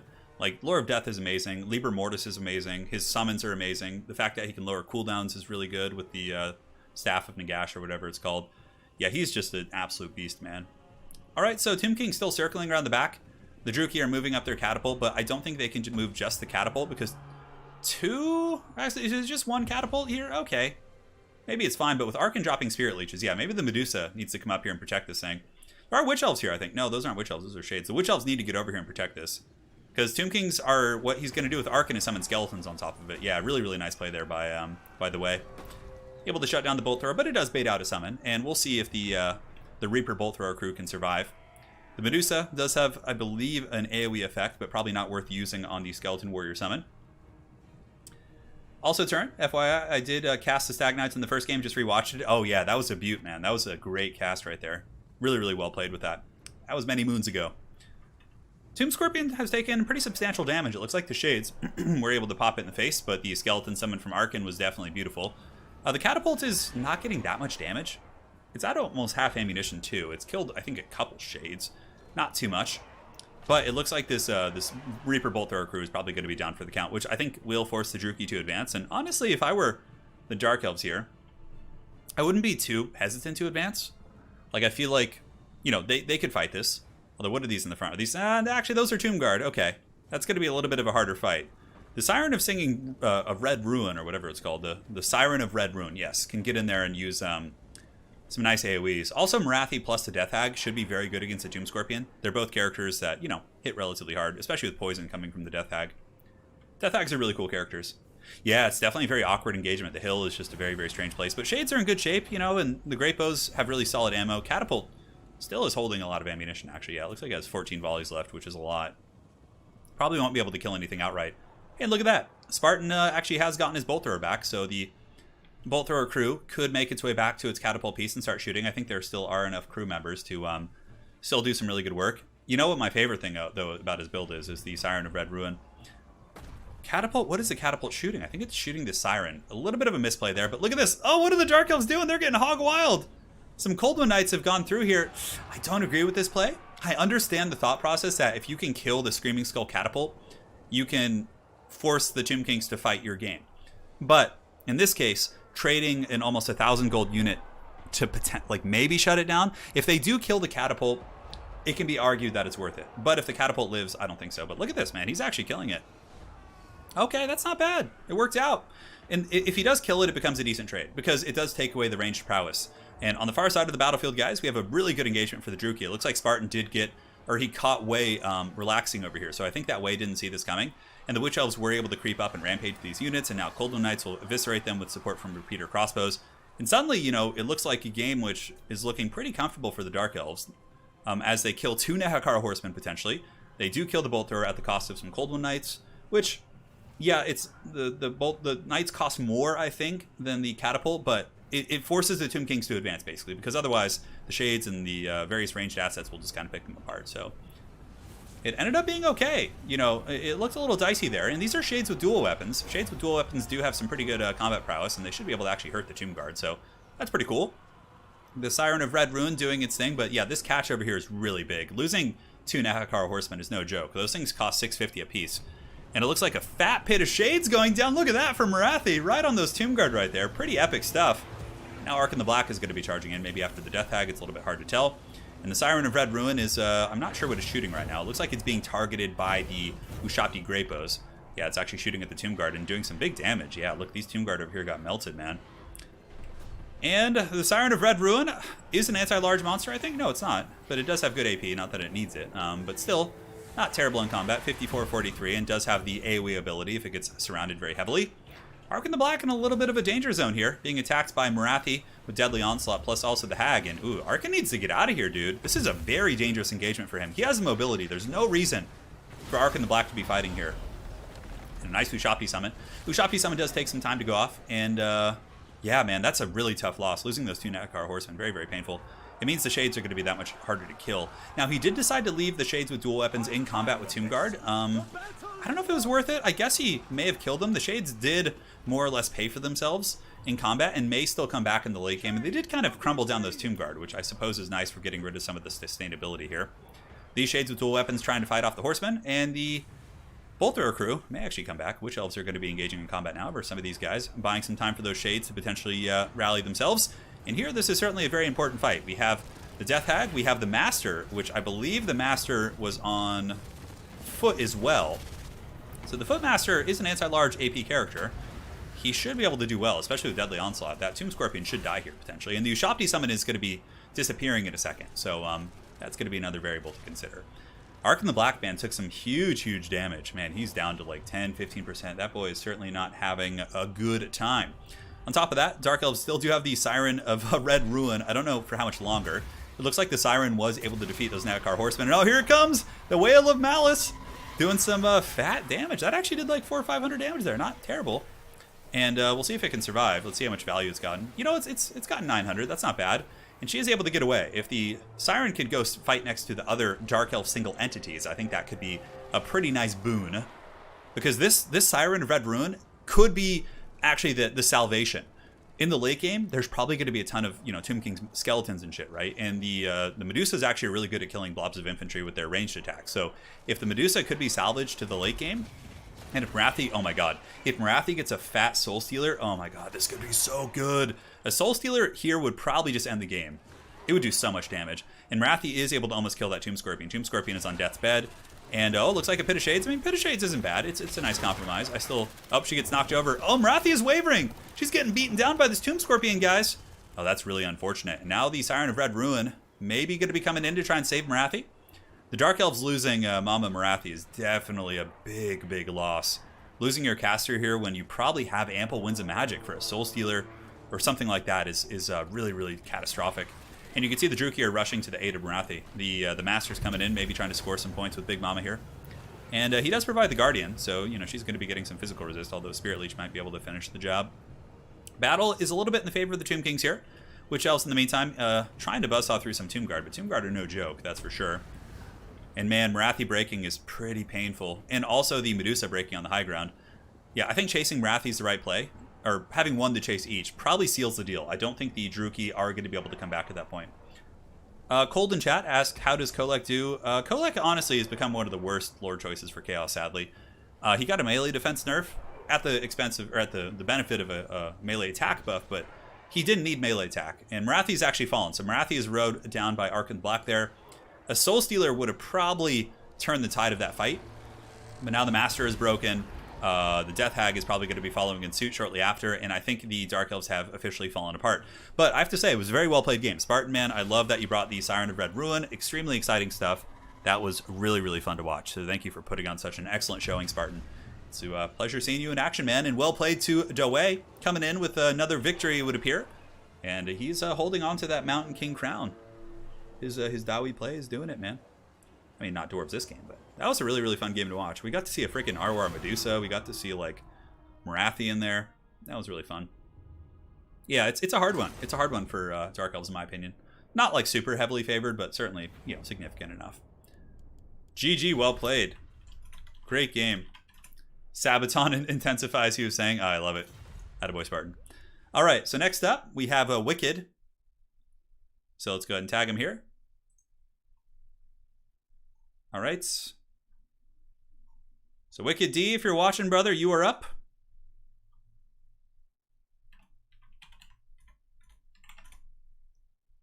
Let's do it to it. Almost got Pit of Shades off, but you broke. Yeah, the Pit of Shades would have been really good. Apologies. Oh, it was super fun. No need to apologize. I love that game, man. Alrighty, let's do it. So Wei is going to be going up to 6 wins here. Very, very good run he's had today. And now he's going to take on the Dark Lord of Stream Chat here, Wicked D. Going by the name of Grail Juice right now, I believe. Let's go ahead and double check and make sure it's actually him. You should have gone Malice, Spartan. You should have, man. We would have all appreciated some Malice. But I'm sure we'll see you back in more King of the Hills, my friends. You put on a great fight. It was really fun to watch. Yes, this is Wicked. Okay. Perfect. Skilled is just such punishment. Oh my god. I will try and find a way to get Skilled into the stream, but, you know. We'll see. Turin, who is your favorite Skaven Legendary Lord? Right now it's Throt. If I'm playing in like a game, I like Throt. He's my favorite. He's such a chungus. He's so funny. Yeah, Throt's probably my favorite of all the Skaven characters right now. Skrulk was always fun. But Throt, like riding as a rat, is so much fun.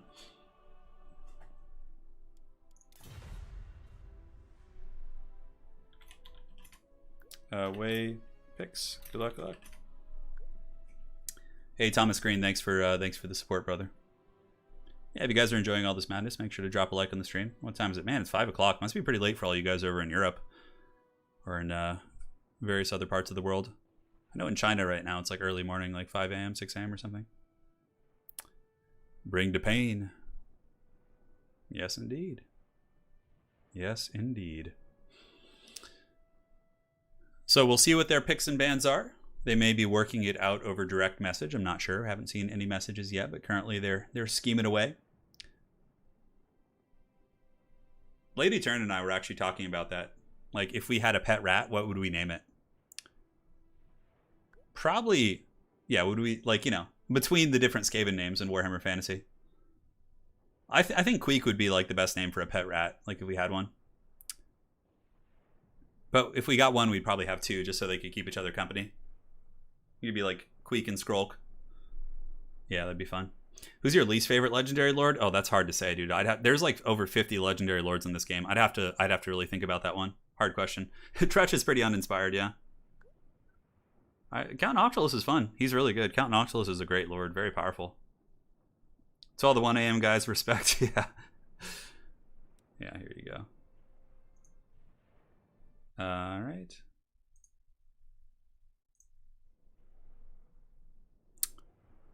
I've done low funds tournaments. Yeah, we've had those a long time ago. You know what? I might actually do one of those again. I think that could be fun to see. It's kind of tricky to like make proper rules for them, but yeah.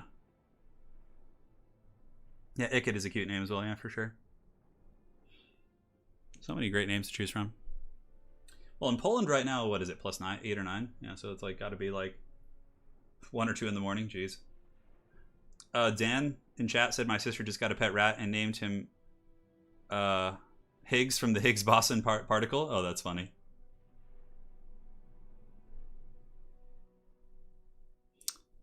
What's your pro wrestler entrance theme? It would probably be the climax of Freebird by Leonard Skinner, like the guitar solo at the end, you know, with like eagles flying around and watching UFC in Europe. Yeah, you guys definitely get screwed. All right, so we got Skaven against Dwarves, Tomb Kings, or Chaos. Honestly, Skaven are really good against all those factions. You know, Chaos is an interesting one. We're probably going to see Sigvald here, but so we got Skaven versus Wei is going to be defending his crown here with the Warriors of Chaos. Yeah. I'm going to go get some more water. Yeah, low funds games can be really fun, actually. Like, you seeing these little, like, skirmish forces? Yeah.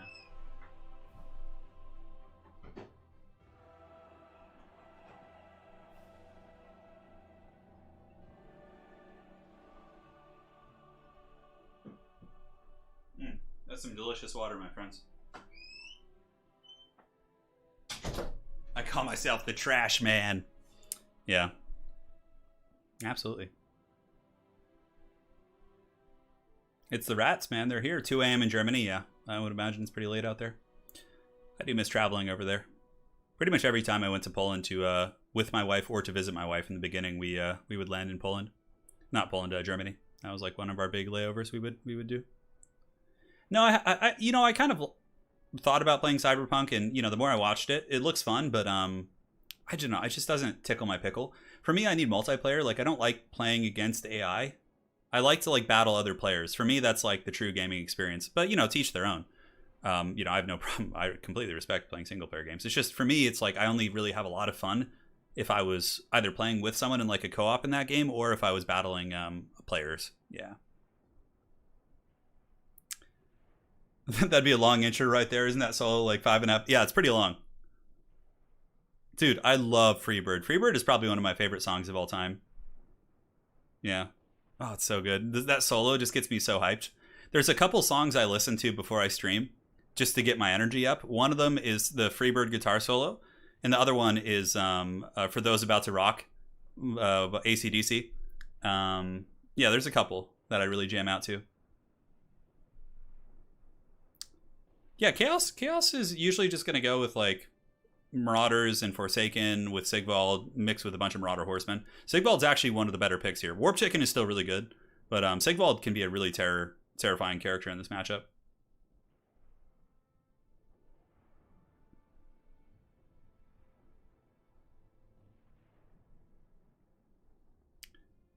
Yes, David Smith, correct.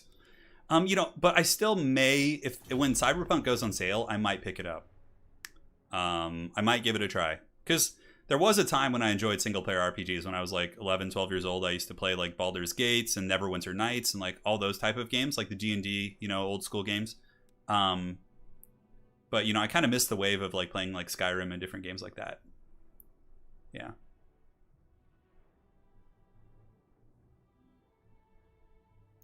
Would you play a 4v4 Warhammer 3 campaign? Hell yes, I would. Although I'd prefer 2v2. 4v4 could take a long time, but if they managed to incorporate like simultaneous turns where you could like get most of your turn done, like, while the other person's doing things, yeah, I'd be so down for that. But like, have fun. See how this goes. We got Wicked in here against Way. We'll see if the crown can be stolen. Yeah, That Smell is a good song for sure. Yeah, Leonard Skinner does some great music for sure. Simple Man is amazing. I love Simple Man. Tuesday's Gone. Yeah, Tuesday's Gone is like one of my favorite kind of like, one of my favorite songs. Yeah, it's so good. It's really, that would always makes me sad though. Hey, Gravemind. Appreciate that, man. Gravemind is a reference to Halo, right? Yeah, I used to watch my roommates play Skyrim a lot.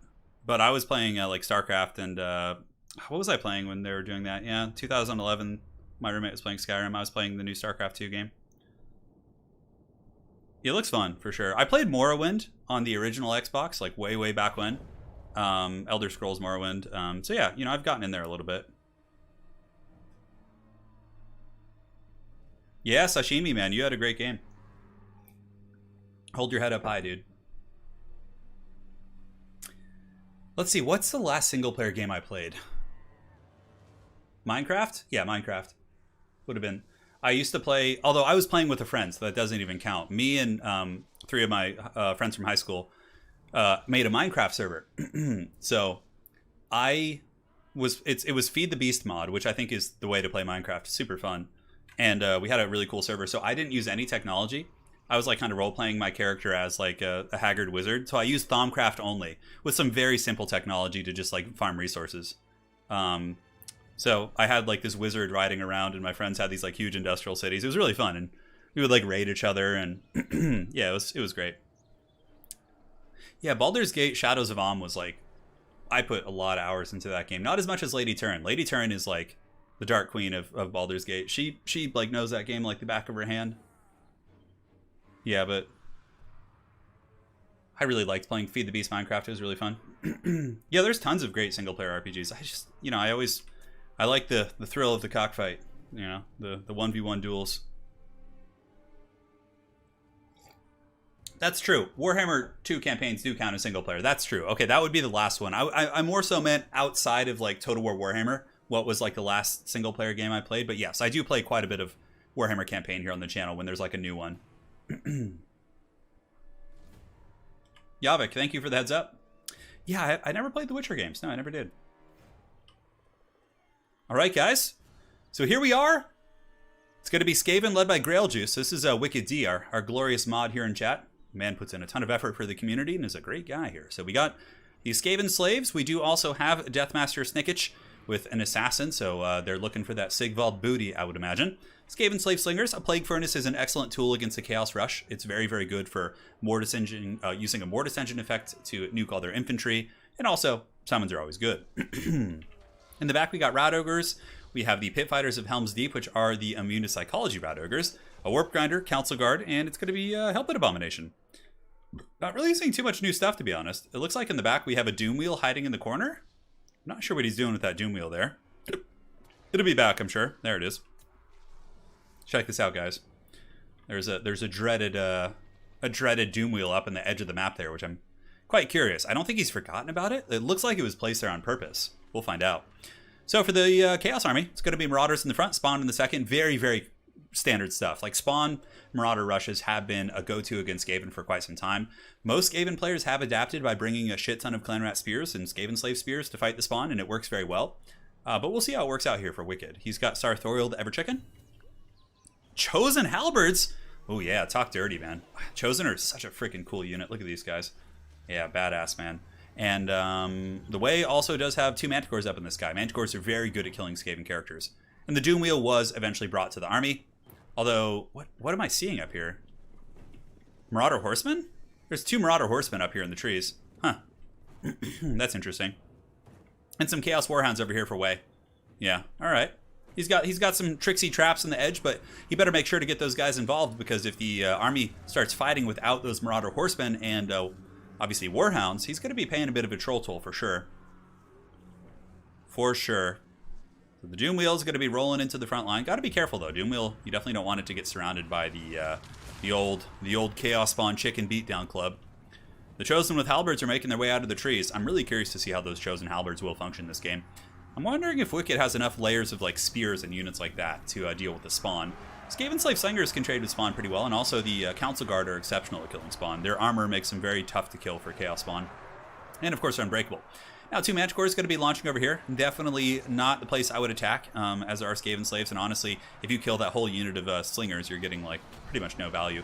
I think the Manticores maybe need to come in and try and goon out the Skaven leadership, like, you know, Deathmaster as well as that Assassin, but we'll see what they end up being used for. So the Warhounds for Way are coming in the back here. I see them lurking in the trees, but they haven't really committed to any engagements yet.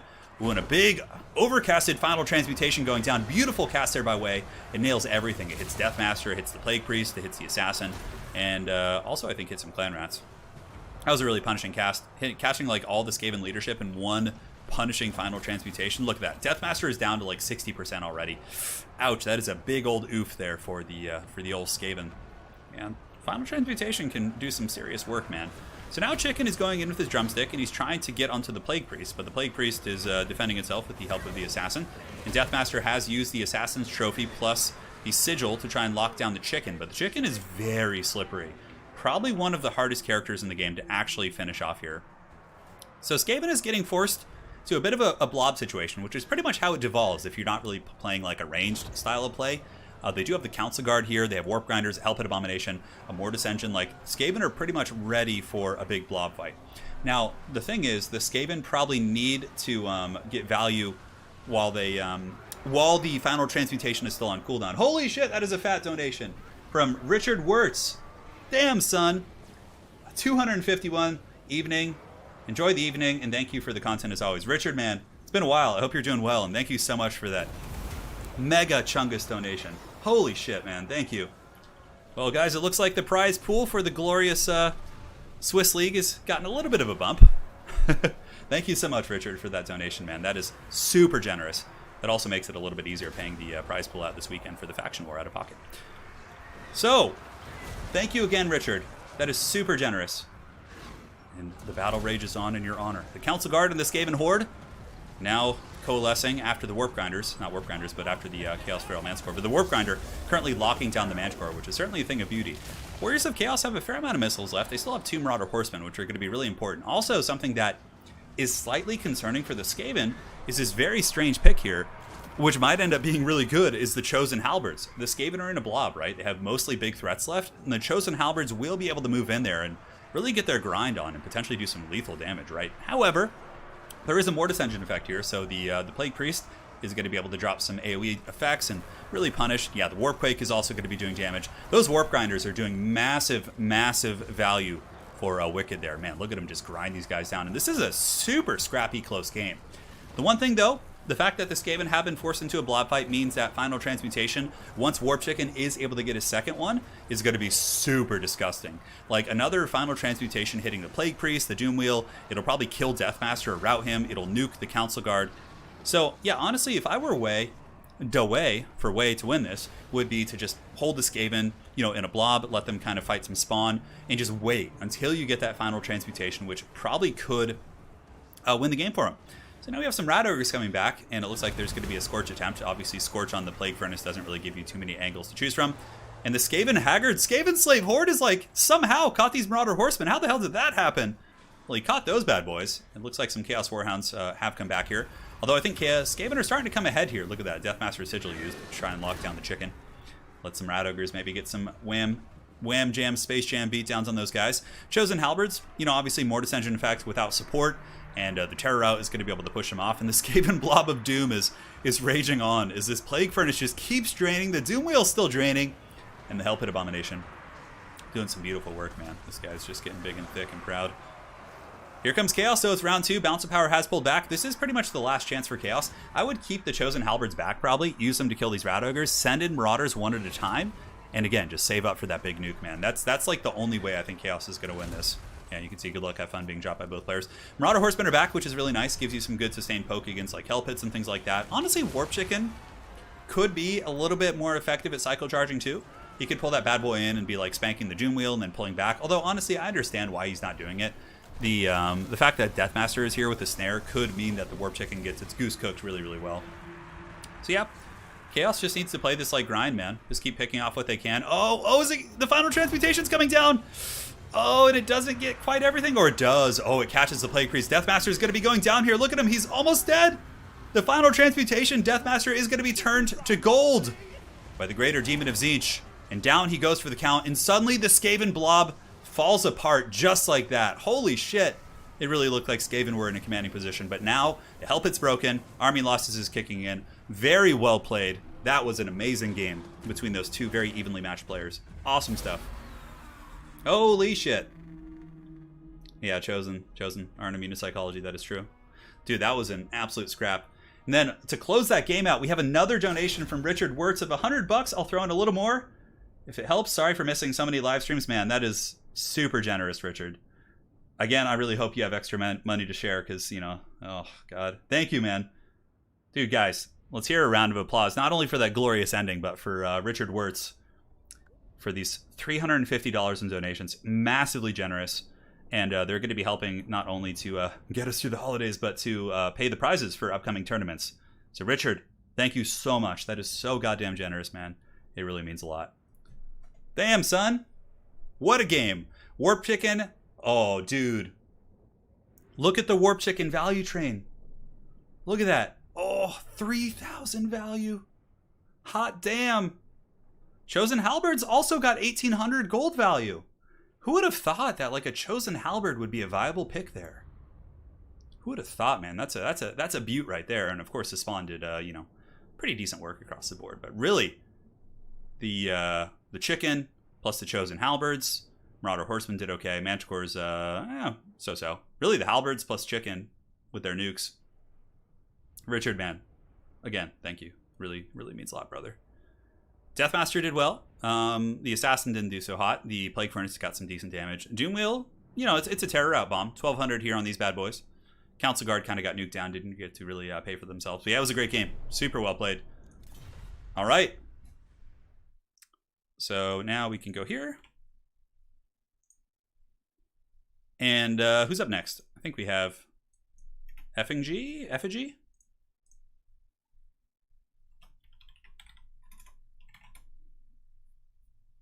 think we're just about to hit the 10 marker. We'll see. All right, here he comes. I'm trying to get past more than 10 people for today's stream. It always pains my soul when so many people sign up and I can't get them all to play. We'll try and get just past 10. Hey, Spartan, you're very welcome, man. You put on a great show. The Siren of Red Rune will not be forgotten this day. I do think Warriors of Chaos is... yeah, Warriors of Chaos is, yeah, the best Horde army. Probably so. I mean, it's a low bar. All right, so now we have, for the map... Skilled is cruel and unusual punishment. Let's put him on... Not the King's Glade, that's also punishment. Put him on Oghamshard. Oghamshard is a great map.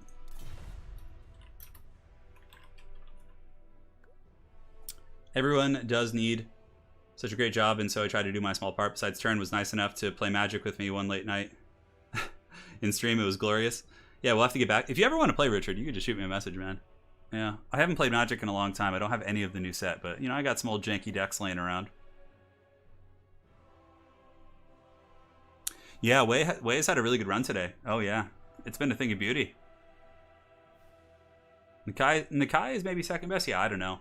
I'm planning on doing a couple head-to-heads. So I have one more versus Professor Pone where we're both going to suffer as Horde armies and see who survives.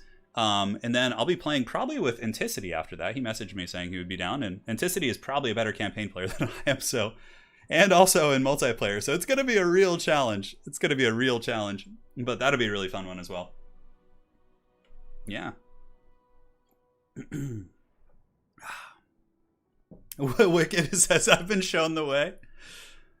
All right. So Wei is deciding his picks and bans here. How many folks have we gone through?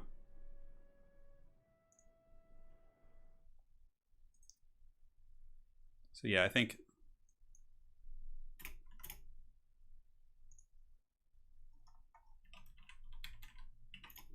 Try and keep going, guys. Couple more games here. I can put them on smaller maps too to make the games go along faster. You know, it was really funny. I played a couple of Heroes of Might and Magic 3 streams, and what happened to me is, for some godforsaken reason, YouTube flagged all my streams for Heroes of Might and Magic 3 for... They flagged the Heroes 3 soundtrack. I don't know if it's some YouTube... There's a lot of like trolly companies that go on YouTube and try and steal money by flagging creators' videos, like with like random, like, you know, saying, oh, you flagged it. And so many creators are like afraid to fight back against it because like YouTube forces you to send like all your personal information to the opposing party to like fight back against them. It's like this really dumb system. So all my Heroes 3 streams got, you know, I just muted the parts that they claimed and then they're back to normal. But God, that was so frustrating. I don't know what it is. Yeah. I know, Wei coming out with the steel chair. The Wei is still going strong. He is, absolutely. Oh, greenskins. All right, so we got greenskins, and it's going to be Dwarves, greenskins, or Wood Elves. I would imagine Wei will probably pick Wood Elves here. Wood Elves have seemed to perform pretty well against greenskins henceforth. Hey, Richard Words, take care, man. I hope you and your family are doing well, and that the Goblin box is being put to use. Was it a Goblin box that Lady Turn sent you last year? I think it was. Hey, Richard, man, thanks again for the donations, and all the best to you and your family. Happy holidays, man. Yep, it's going to be Wood Elves versus greenskins. Yeah, saw this one coming. I'm really curious to see how greenskin counterplay develops. Yeah, so that's a big problem on YouTube. I don't know if you guys have seen it with other creators, but I'm sure you've heard of it. Well, no, but people can lay copyright claims on you manually, too, for music. Like, if you're playing, like, if I were to play, like, Foo Fighters, for example, you know, of course, like, you know, Universal or whoever has their music would karate chop me. But for more like niche things like that, the musicians and artists themselves or companies that represent them can do the manual flags. But the Heroes of Might and Magic 3 soundtrack is definitely not in that purview. It was like some weird, like, shady looking company, and like, it's just so much drama to fight back against it. It's like, it's such a shit system. Oh my god. Yeah. How do you beat the new Wood Elves? I feel pretty comfortable fighting the new Wood Elves with Empire. I feel comfortable fighting them probably with some Vampire counts. They have a couple matchups which I don't think are, you know, great for them. Yeah. Yeah, if I were to face them, though, I would pick either Bretonnia, Empire, or Skaven are okay. Skaven are a little bit dicey because of how good Orion and Ariel are against them. But yeah, there's definitely ways. Mr. Boy. Yeah, YouTube's whole like copyright thing system is like, I wish, you know, when you go on Twitch, you can see like Twitch streamers like just you know, watching clips from other people's channels and playing music, and they like nothing ever happens to them. But on YouTube, you just literally get dicked in the face if you try any of that stuff. There's a nice video by YMFAH where he explains how to exploit the system and flag your own vid to get half the earnings. Holy shit. Yeah, that's some next level shit, man. Flagging your own videos to get 50% of the revenue. Holy shit. That is insanely clever. Because you probably get half of the original revenue. Because when one of you guys watches like a YouTube video and watches one of the ads I put on, it like I think I get like a pretty microcosmal, like a really small amount of the percentage of the advertising rate. YouTube takes a huge cut, right? But I think if someone is claiming it, you probably get an even bigger cut. Huh. That's some shit right there. Bam. Did my stream just crash, or is that just preview just lagging? Okay, it's fine. Yeah, no, we're fine. Okay, cool. 1 gold off the perfect build. All right, they're both ready. We're on the Ogam chart. As a guitarist, you can't even play a recognizable phrase from a guitar lead without, yeah, getting demonetized. That's so annoying. Oh my god. Yeah, YouTube's monetization system is a disaster for sure. I mean, if you're like doing what I do, it doesn't really matter, right? Because like most of the time I'm just playing Total War, or like. But if you're someone who like likes to cover other content, like if you're a news channel that's like looking at things, or like, you know, doing commentary on social subjects, things like that, you know, like there's so many ways to get owned. Yeah. Twitch is actually going through a massive DMCA purge at the moment and is worse than YouTube. Oh wow, yeah, yeah, because Twitch was like the Wild West. Like I used to go into Twitch streams in like the early, 2015, 2014, and like see them listening to like my favorite bands and just like getting donations and getting like, you know, ads, and it just didn't matter. Like it's very, very different. Yeah, okay. Yeah, I would imagine YouTube. I figured it would catch up with Twitch eventually, and they would get the same treatment we got. But like the YouTuber TEO got copyright strike on the music he had rights to. Thus, the company was hoping he wouldn't fight back. Literally, just gave up. Pretty much once he did. Yeah, yeah. There's some wild shit. I had a fellow YouTuber who bought like rights to licensed music. So he bought the rights from like a music company, like one of their songs to use, and so he had all the rights. But even though the company like, you know, allegedly put him on a list that like let him play it, like his song, like all his videos he was putting up with that song as his intro were getting like flagged, and then he would have to go through this whole process of like messaging the company and being like, hey, why are you flagging this? Or like, oh, it's the system, and it's just like, holy shit. Yeah. Bands getting copyright strikes on their own song. Yeah, it's pretty hilarious.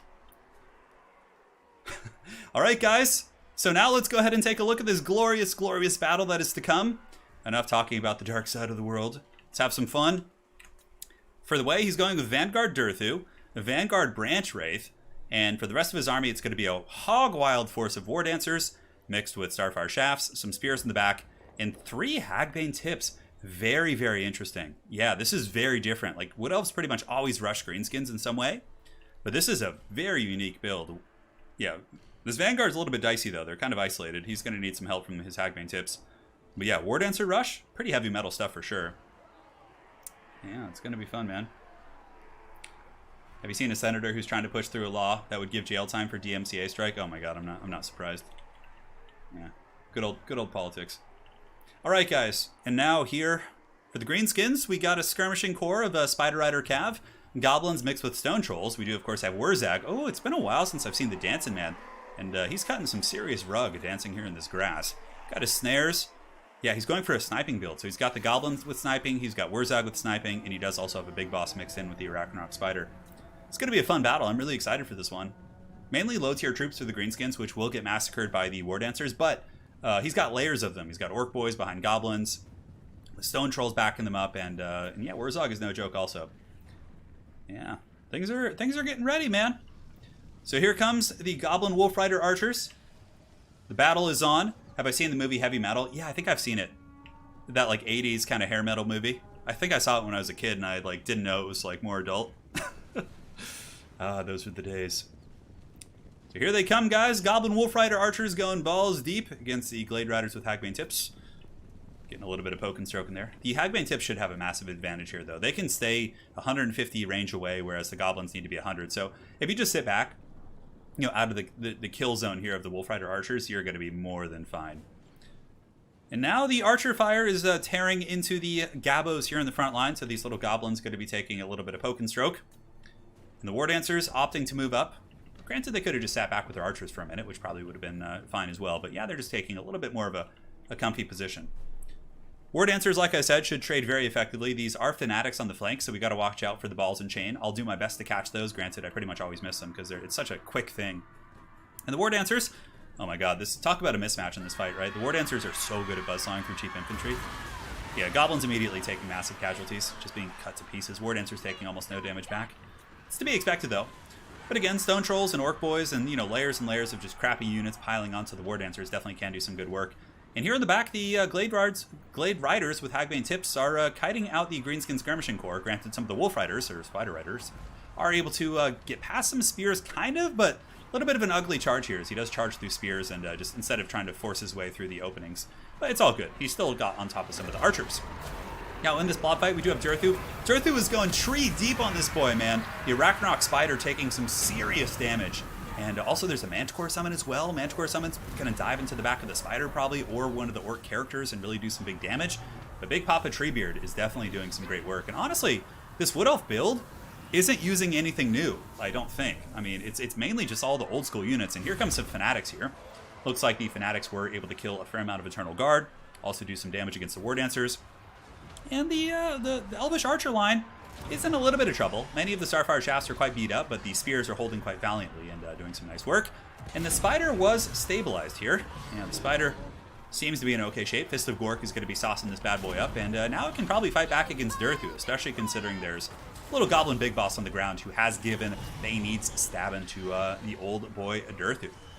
It's becoming a pretty interesting game. Balance of power is pretty even, slightly Wood Elf favored, I would say, but if Durthu does go down to the Spider, for example, if Wurzag has another Effigy of the Git, can lock him down, use a couple more missiles, and the Spider is able to get some good trades, that could be a big win. But Durthu on that same note is also doing some fat direct damage to the Spider as well. And looks like the Big Boss is terrified. War Dancers are still supporting on the ground, fending off the Orc Boys. I think the Wood Elves are taking charge of this game here. Granted, Stone Trolls are doing okay, but there's a ton of spears everywhere, man. I haven't really seen anybody just crack the code yet in terms of this matchup with Greenskins versus Wood Elves. But again, this build, you know, the Wood Elves Broad is just an old school simplistic build, right? There's no fancy new units. It's just get in there with a big old tree and just lay down some pipe, man, and have some fun. And I guess that kind of illustrates why the Wood Elves are strong now, because you can't predict their builds like you used to, right? Like, they can go so many different ways with rushes and, and cav swarms and their new elite infantry if they want to. And the Spider's going to be getting taken to Pound Town pretty hard here. Yeah, Durthu is Optimus Pine's giving it the good workaround. 704 HP. Durthu is stomping after it. Earthblood is active. And if we look around, though, there's still a fair amount of greenskins causing some problems for the Wood Elves. The Little Goblin Big Boss is assassinating the Branch Wraith, which gets rid of healing. And it looks like most of the War Dancers are kind of crumped. I mean, there's a couple over here that are in okay shape, and both Stone Trolls have just come back. And that's the thing with Trolls. If you don't have anything to chase them down, you could run into some dire straits. Here comes Wurzag, gonna be jumping in. He's got his big cane getting sorted pretty good. Wurzag, he's no slouch in combat. He's an orc. He's got 50 melee attack and might be able to put a dent in Durthu. But with the big Spider being down, he definitely needs the support of the Stone Trolls. And you know what? This could actually be a comeback for the Greenskins. If the Stone Trolls pile in on Durthu with Wurzag's support, maybe. But oh man, look at this. Wei has been able to get all his archers repositioned, and there's a torrent of fire coming in, doing so much work with that fire damage against the Stone Trolls. And we'll see if Durthu can hold. Effigy of the Git active, doing a little bit of magic damage to him, but all the Stone Trolls are basically broken off, as is the Big Boss. The Starfire Shaft, of course, is the variable here that's really punishing the the waves and waves of trolls. I honestly think Warzog should probably just get back in combat with Durthu and just, you know, try and lend his aid. The trolls should be able to do some damage. Have some water real quick, guys. My throat's getting a little bit dry. Such dry weather here in California right now. Stone trolls are broken, but, you know, not dead and gone. Another nice gaze of Mort coming in from Warzog there. And the Goblin Big Boss with the rear charge, he might be able to make contact with Durthu. Durthu does have some thick hide for sure, physical resist here, and also has a fat armor of 110.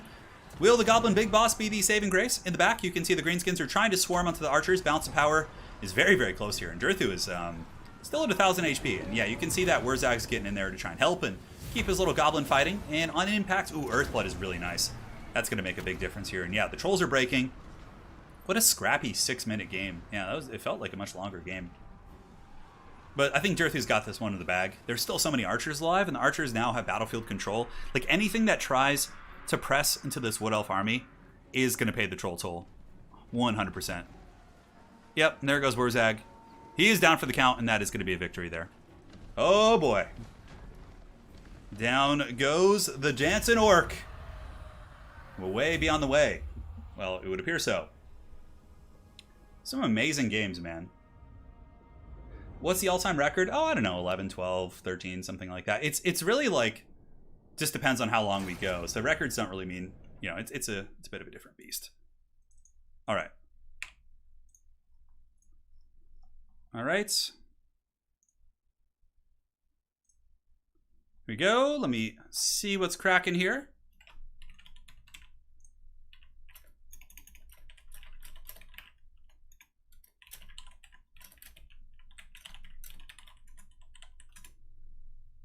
Let's see if Dactor's still here to play. If he's not, then I can just be the final boss. I know it's gotten pretty late for many of the folks over in Europe. You want to see what Dactor says?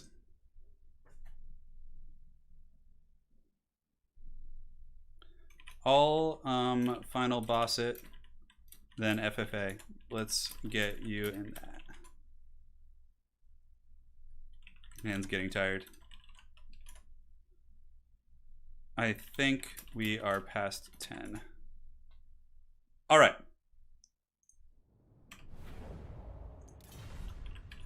Rehosting to fight me. Look, have fun. All right. So now I'm going to rehost. It's time for the final boss fight. He can come show me the way as well.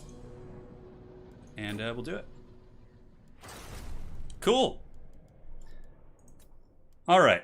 I would. There's still a couple more people on the list, but you know, if I keep going, it's gonna get really late. My hands are gonna start hurting quite a bit, so I gotta. We've already gone way past the 10 players. I think we did like 12 or 13.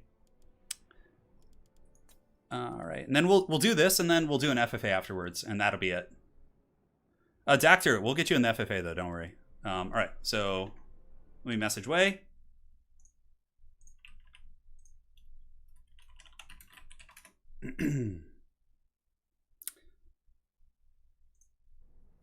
Let's see if you can find it. He is. So go ahead and pick your 3, brother. Great play today. So for the map, we'll just do, I don't know, like Oakenhammer or something. Oakenhammer is like a classic balanced map. Pentabloat? Oh no, dude. I don't think I could do Pentabloat. We already had Pentabloat. It's been done. Huron was the hero we needed. I'll play someone. I don't know. It depends on what he picks. Oh, man, I need to wake up. Come on. Yeah, there's an FFA after this. Last time I was in an FFA on here, I did the double Arcane Phoenix and nothing else. Oh my god, yeah, I remember that. I remember that actually, Doctor. Turin is like King Koopa waiting in the castle. Okay, Dwarves, Skaven, and Chaos, I think? Let's see what he's going to ban. And your ban. I would assume if he's picking Dwarves, he's going to ban Skaven. That's got to be his go-to, probably. Oh, banning Beastmen. Oh. Maybe he thought I think he thought I wanted to play Beastmen because I was sitting on them, but there's... Okay, I'm totally fine with that. Right,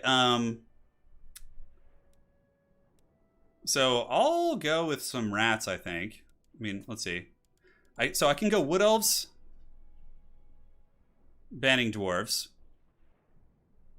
Or I can go... Hang on a sec. Let me go ahead and get the blocker up just so he can hang out on stream without having to worry about seeing my builds. That could be interesting.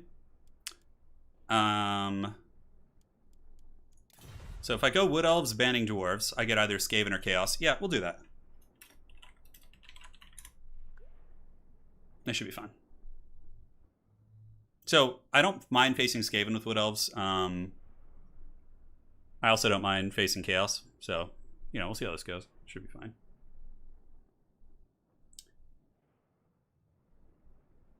What's your question, Braun? Turin is in Italy, yeah. Yeah. I am of Italian ancestry. I'm Italian and Irish mostly. I know. I think he thought I was going to play Beastman. I'm not sure. I honestly am super out of practice with Beastman. Alright, so he's going Skaven. Sounds good. Skaven. I have a new build for him, which should be quite a bit of fun. Looks good. No complaints. Looks A-okay to me, my friend. We cut that. I don't know if we really need that, to be honest.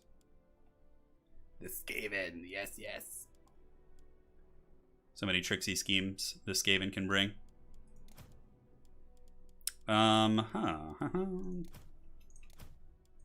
Or do I want to use my other build that nobody has seen yet? Because he may have seen this one on my channel, so he might know it's coming. I could do this. That's definitely pretty nasty against Skaven too. Ah, he's going for the Clan Rictus. Yes, glorious. It's all a trick. That looks fine. Looks A-okay to me, man. Ready when you are. I know, Galahad, I know. I couldn't go any longer.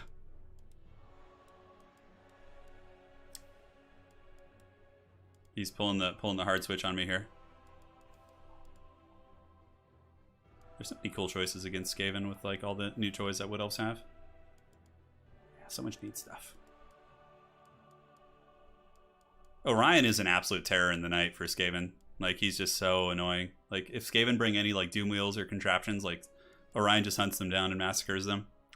Yeah, you gotta watch out for such tricksy traps. How do we want to do this? Let's get these chevrons. Oh, it's so close to getting what I want. Yeah, I'll do that. That's fine. Yep, looks good. Wait, no, that's the wrong unit. Let's click those. Yeah, looks good.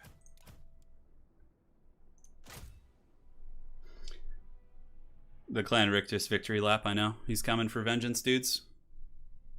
I'm trembling in my boots right now. Nobody messes with the might of Rictus.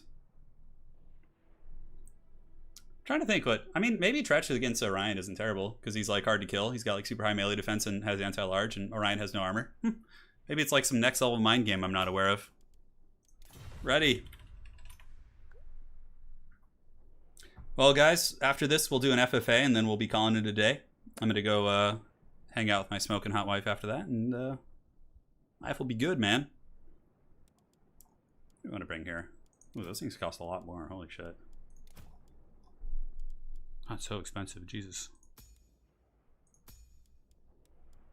Yeah, it looks fine. Looks fine to me, my friends. I know, I'm scared of Clan Rictus. They're here to hunt, man. What else versus Skaven I feel like is a decent matchup for the hardwood. Also, Skaven can win it. I definitely have some good tools here. Ready to get ricked. I'm definitely ready. He probably won't even bring Tretch. Yeah, he'll probably just go with like a seer on a bell or something like that. Yeah, I think that's a very accurate guess.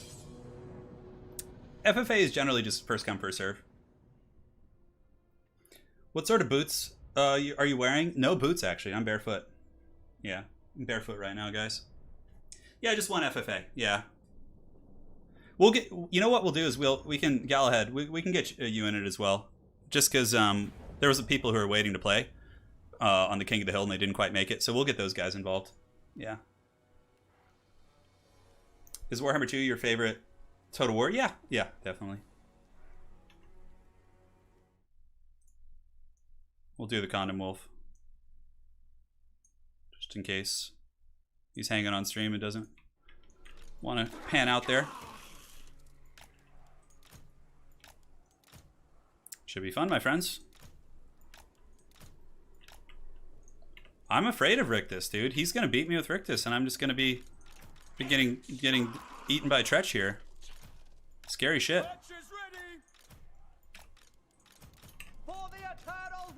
Alright, 3, and then a little bit of you over here. Who knows where the Dreadskaven Legion will deploy. Archers ready. Looks fine, looks fine. Riders ready. And 5 and 6. Understood. Alright, guys. Think I'm ready? I'll make sure to turn the blocker off once he readies up. How long have we been live? I don't know, 3.5 hours maybe? It's pretty long. You know, he could be Tretch baiting me too. Like, just bringing a Grey Seer. Grey Seers are actually really good in this matchup, so there's a chance that he might be doing that. I know there's a blocker. Don't worry. Yeah. This plus the FFA, and we'll call it a day from there. It's been a really, really fun stream, though. Been having a blast with you guys, man. The Rictus is probably the worst Skaven, yeah. But, like, if you're going with the Grey Seer, it doesn't even matter. But if he brings Tretch, then yeah, that could be a problem. For him. Or he could still win, who knows. Yeah. Who the hell knows, my friends?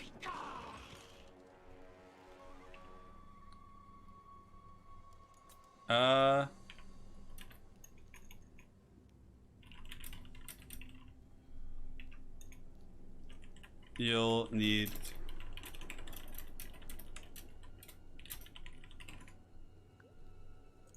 Cool. Just hanging, guys. Don't worry, Lotus Moon, I'm aware. I know it's there. Looking forward to the replay afterwards. No. Well, I usually put up blockers when I play on stream, just especially if you're doing like an army that may potentially Vanguard. Just because, you know, if my opponent's hanging out in stream chatting with you guys, I don't want them to accidentally see the army or the deployment. There's always Vanguard shenanigans. All right, the current King of the Hill. We'll see what schemes he's got. All right, he's readied up, so let's go ahead and get rid of the wolf blocker. Here we are. All right, so let's see where he's hanging out here. Is that Tretch? He did bring the Craven tail, man. The tail of Craven is here. All right, cool. So everything looks fine. So what does he have? Warp Lightning Cannon? Okay, that's cool. A couple Storm Vermin, a pretty good tech against Dryads. Definitely like that quite a bit. We'll see what other schemes we can unfold here. And the Lost Sylvan Knights can just like chill behind the trees for now. And let's go ahead and get the Deepwood Scouts to shoot at the Warp Lightning Cannon. It's gonna be the first thing we wanna take out. We'll pull back the Lost Sylvan Knights so we don't lose any more models. And the Dryads can go ahead and move up, but we're not gonna quite engage yet. See if we can head you guys off, and those Wolf Rats are probably gonna get back to the safety of their nest here. We can send in our characters to attack the Storm Vermin if we want to, but I don't think we need to. What are these, Rattling Gunners? Teeth Breakers? Okay. For some reason they have Snipe or something? That's weird. Okay, so we caught those guys. The Lost Sylvan Knights, we can now pull them back and across. We did catch some of those guys there, and it looks like Dryka is getting focused down pretty hardcore. And what we'll do is we'll summon them and get you guys shooting at the Warp Lightning Cannon. That should be fine. Did she just get punted? Oh my god, she's getting like punted here. We gotta move up. Okay. Come on, Dryka. Get in there. Cause some drama. You might have to use Berry Wand on her, which definitely sucks. And we'll get you guys going there and pull you guys around the back. Lost Sylvan Knights can move up. And now the Dryads should be able to engage across the battle lines here. Alright, so far Dryka definitely taking some brutal damage. We need to move in and just start crumping where we can. And Ariel can pile in as well. Dryka is relatively safe. Let's move the Deepwood Scouts away and let this happen. We can go ahead and use Soul Stealer right there. And Dryka, we need to get you in there summoning some Dryads if we can. here. Those wolf rats are chased off, which is excellent. And now we can go ahead and try and bunker bust into the back line and cause some drama. All right, Deepwood Scouts, finish off the Teeth Breakers if you can. Dryads, keep moving in there. Storm Vermin, very, very cool tech pick. Let's see if we can kill these guys. I think he's got a little bit of magic damage here. And the Teeth Breakers are now broken, so now the Warp Lightning Cannon can pay the Troll Toll. Let's go ahead and charge into the back there. All right, so Dryka can come, and we have the Dryad summons, so we'll go ahead and summon them back here. And the Wild Riders, we can go ahead and countercharge here. Looks fine. All right, let's pull you guys back. Warp Lightning Crew should be about broken, more or less, and our Blob has overwhelmed the Skaven flank pretty heavily. And, you know, it doesn't matter Dryka taking a little damage. We have Berry Wine, you know, so we can probably heal her up. And do we need this right now? We'll actually summon it right here and have it help out against Tretch. That's fine. Yeah, perfect. All right, let's get you guys back. Let's get you guys back as well. Archers can keep rotating around and just shooting at Rat Ogres. And Ariel can go ahead and prepare for another Soul Stealer, I guess. Yeah, the Storm Vermin are going to be a little bit of a pain, but nothing that we can't cycle charge down. Let's keep the Deepwood Scouts moving. You guys keep doing your thing. Hammer into those. You guys pull back. And how is this blob fight going? Dryka does get some pretty good multiplicative buffs when she takes damage. And, you know, Storm Vermin, the problem with them is they just kind of get rear charged like this and just die. All right, charge you guys over here. Get the Wild Riders into them. And you guys can come into the Rattling Gunners, which are hiding in the trees. All right, looks fine. So far, so good. Tretch is being punished by Dryka pretty hard. Yeah, Dryka is definitely a strong combatant. So what we'll do is we'll wait for a big blob fight. Pull you guys away here. And the Deepwood Scouts have been back. We actually forgot about some Dryads, which is unfortunate. All right, do we have any cav here we can pull over? Yes, Wild Rider should be able to help against those Rat Ogres there. Very good. Warp Lightning Cannon Crew is down. Ariel, oh, this is what I'm talking about, the perfect blob. Oh, yeah, give it to me.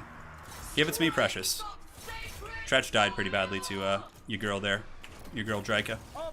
Get you guys away if we can. I don't know where we can possibly go. All right, Soul Stealer onto the Skaven blob is good. And now we have Apotheosis as well. Let's go ahead and use it on the Great Sylvan Knights. Yeah, it looks fine. I was a little bit sloppy with my archers, but for the most part, you know, it went okay. GG, well played. He said, are you? He said, cheers? I'm not sure. I'm not sure what he means there. All right, what's unbreakable in his army? Oh, it must be the Council Guard. Okay, yeah, let's just swarm these guys. Yeah, I like the idea of Storm Vermin on principle. I've tried it myself. I just rarely get it to work. I find that they just get dunked on. Like, even with Dryads, they don't, like, do enough to justify themselves. I don't know. Yeah, the Rattling Gunners against Dryka in the beginning was pretty annoying, though, for sure. I actually kind of like that pick. I thought that was kind of cool. Let's go, Dryad Lady. GG, well played.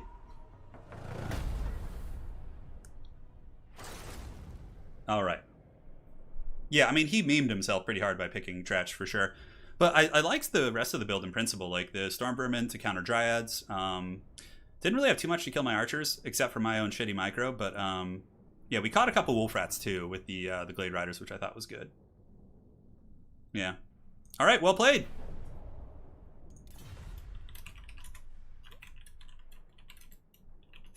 All right, so let's open this bad boy up. So I think it was Dactyr and Galahad, or Ben the Barman if he's here.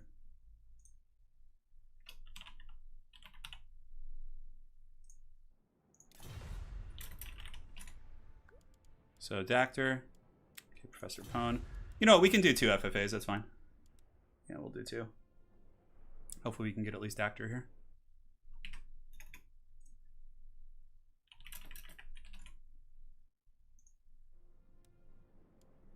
So let's go ahead and do free for all. Yeah, that was so yeah, Lotus, we can get you in the next game. We'll do 2 FFAs. But I know Dactyr was like next up on the list, and we'll make sure to get Ben the Barman in the next one if he still is around. So message him.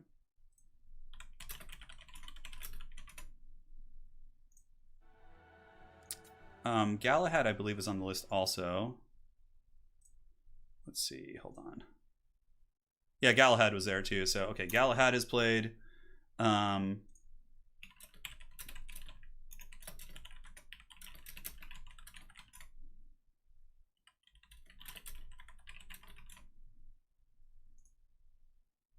Cool.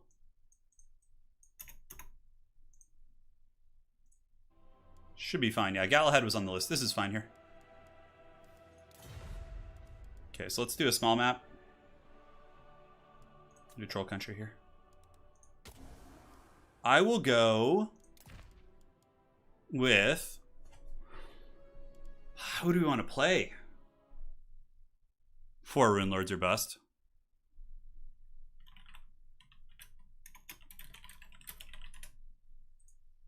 Okay, let's see here. So we can get rid of the FFA.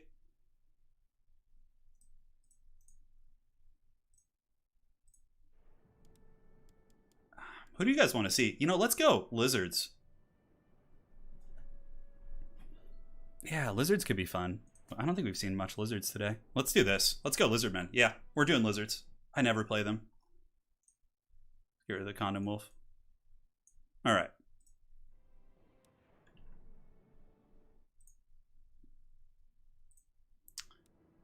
All right, so we are going to go dinos, guys. We're going to do some dinosaurs here. It's going to be fun.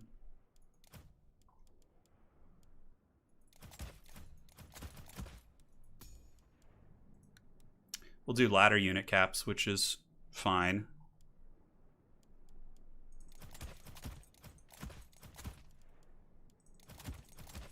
Guys, we never get any lizardman love here on the channel. I think it's time that they got some glory here. Oh, yeah. You guys want the Shredder of Lestria? You think that's what's going to happen? Place your bets. Place your bets, my friends.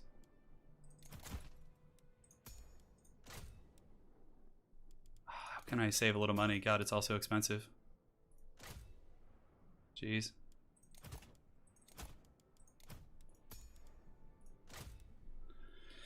Okay, that's fine.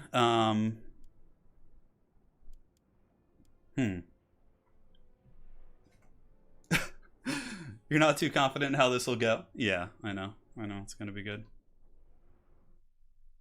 All right. Dactyr.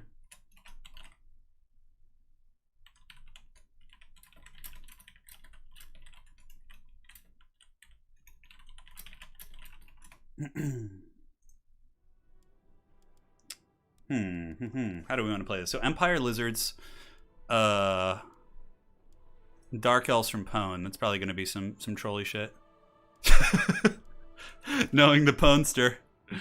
Okay. Do we have any cav? I mean, do we really need it? I don't know. I guess not. I guess we're just chilling.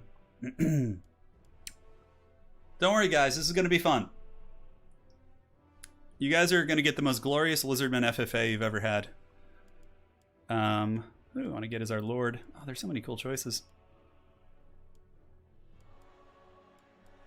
There's like, so Lizardmen have so many big expensive units I just want to get, you know? Yeah, a couple of chameleons is fine. Chameleon skinks are great. All right, I think we're ready. Ready. Let's do it. Yeah, it doesn't appear to be any lag in this lobby, which is good. It's been a wild, long stream today, I have to say. Probably another half hour. Pwn's gonna try something. Yeah, he will. I mean, it's either Scourge Runners or, like, you know, Cavalry Blob, maybe with, like, Malice or something. I don't know. There's definitely some fun options. Revenge for the head-to-head campaign? Yeah, probably, yeah. Probably is. Alright. You guys are gonna love my build, though. I can assure you. It's gonna be good. Babel Triumphant, awesome stream, congrats to the way. Rooting for Pimp Daddy Gelt in FFA. He's here, dude. He's bringing Gelt. He's bringing Gelt Daddy, man. We're gonna have some fun. My build is so fun. Oh, dude, I love it. Oh, God, so good. You guys ready for some Lord Croak? Some Nakai? A little bit of this, a little bit of that, huh? If they swarm me, Croak is going to be waiting to drop some fat bombardments. Yeah, Gelt could actually be pretty annoying against me with his freaking big nukes. Babel Triumphant, man, thank you for your donations. Pimp Daddy Gelt will be your champion this day. I had to pause my Nakai campaign for this. Speak of the devil. Nakai is the lord of choice. All right, so let's go ahead and get this out of the way here. All right, where is he at? Where's your boy, Nakai? So we got triple solar engine. Oh, yes, dude. Oh, yes. Okay, Pwn might do like a Shade Vanguard on me. So I gotta be kind of careful. We got Nakai back here chilling. We got Lord Croak in his pimp chair. Where could they Vanguard? Okay, if they Vanguard on this map, I think it has to be like... Do I have any units I can Vanguard? Yeah, I do. Okay, so I can check. Yeah, they could be... No, there's a buffer zone. Okay. So they'd be like out here or in front. Yeah, I don't know. We'll see. We went with a more like defensive build this game. A couple skinks on the flanks just to like poke things away. Let's get this party started. No more games. Oh, this is gonna be fun. Nakai is gonna slap the base pretty hard here, guys. Look at him. the mighty primal roar. Such a cool character. It's a shame he's just, you know, not used often. The dreaded triple solar engine, I know. I just wish I had a way to give them more ammo. And then we got Croak also, so we're gonna save up some magic, and pretty sure he has greater arcane conduit, yeah. So we'll use that right away to get our pool to full, and then Dark Elf Vanguard. You know what? Let's scoot back a little bit, like so. Put our skinks up just in case. I think that's fine. Because, like, someone could Vanguard right in front of me. It could be, like, a bunch of shades.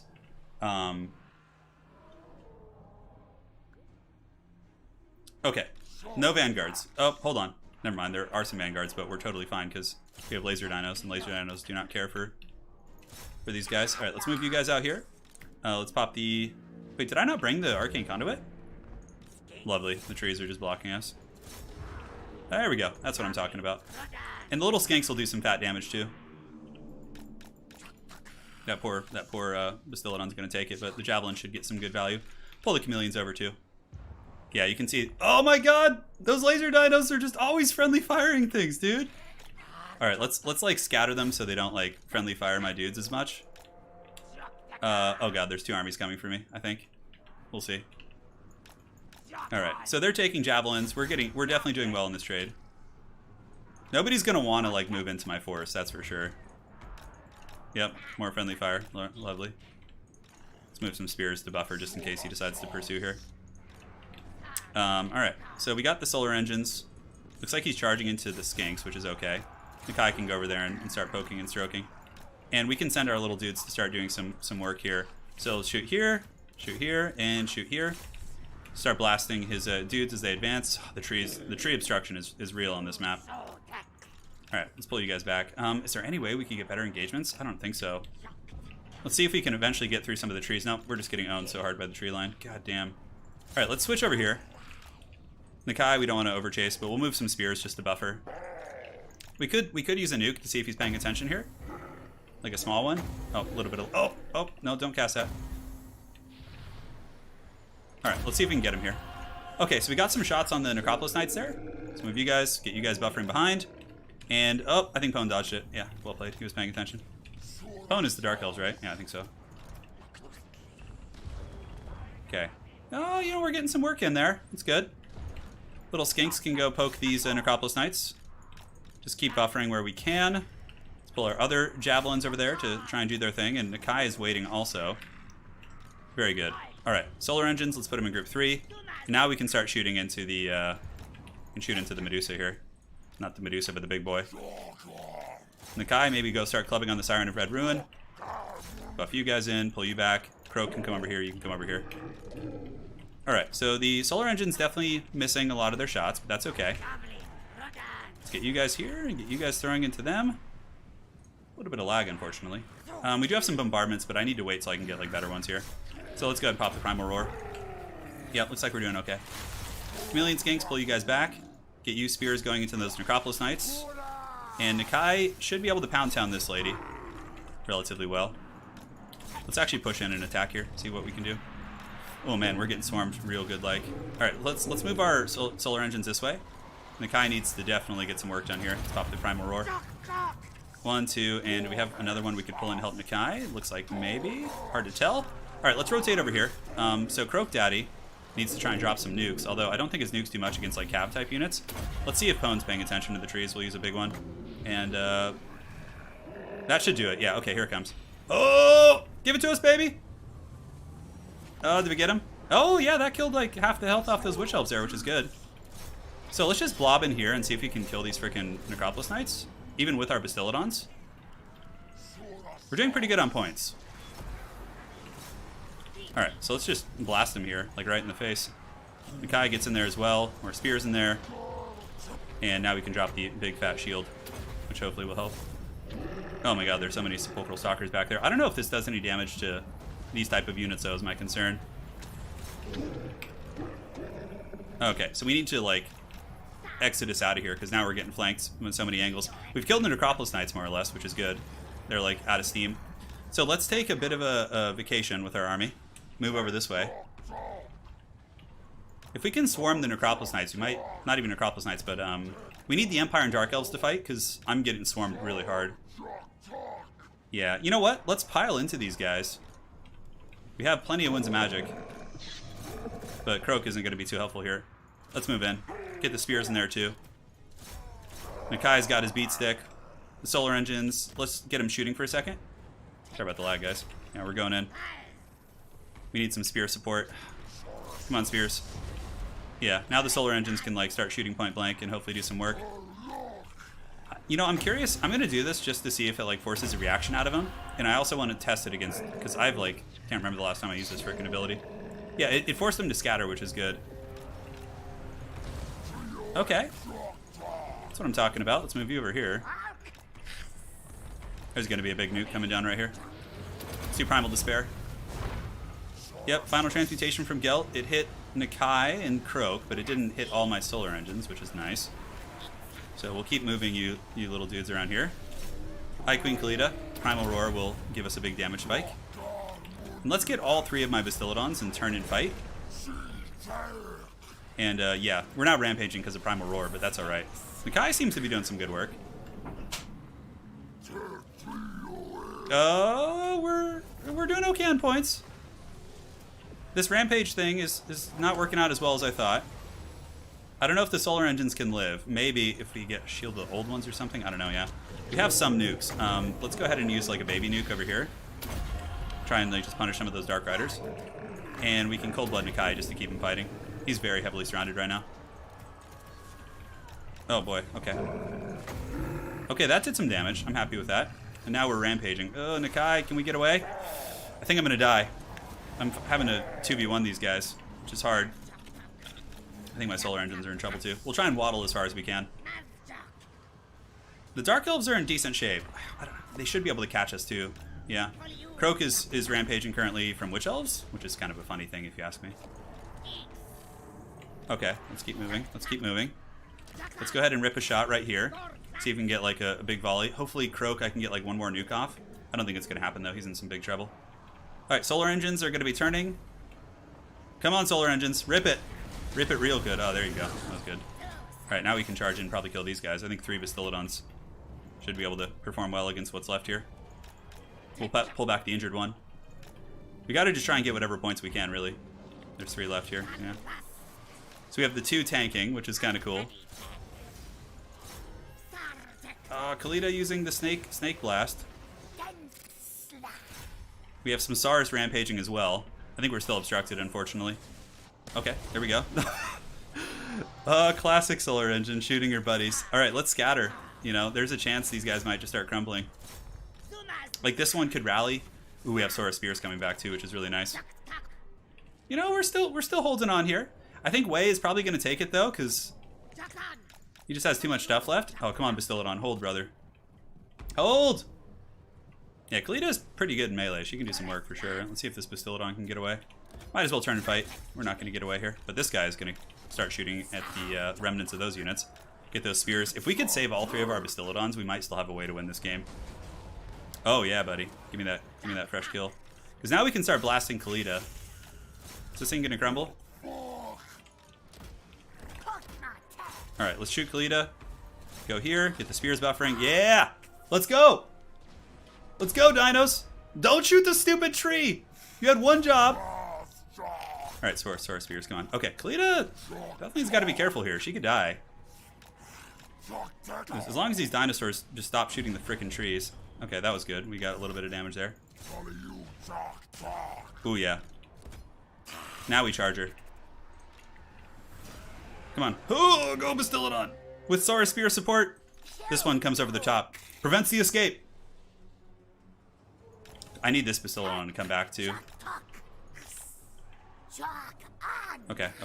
We're posturing for the snipe here. Now that we have the good angle on Kalita. He's very low. Come on, Gary. Come on, Gary. Oh, how'd you miss? That was like point blank, bro. Oh, the Legion of Solar Engines is back. We survived. Now we need to start trolling the Empire. Because the Dark... Although, who's going to win this fight? I don't know. It's hard to tell. Let's go right here and get like a good firing angle. Okay, but Gelt's up in the sky. We could even try and blast Gelt, which would be really funny. Oh, don't break on me, dude. Come on. We need you. All hands on deck. Blast these stupid Dark Riders. Yes.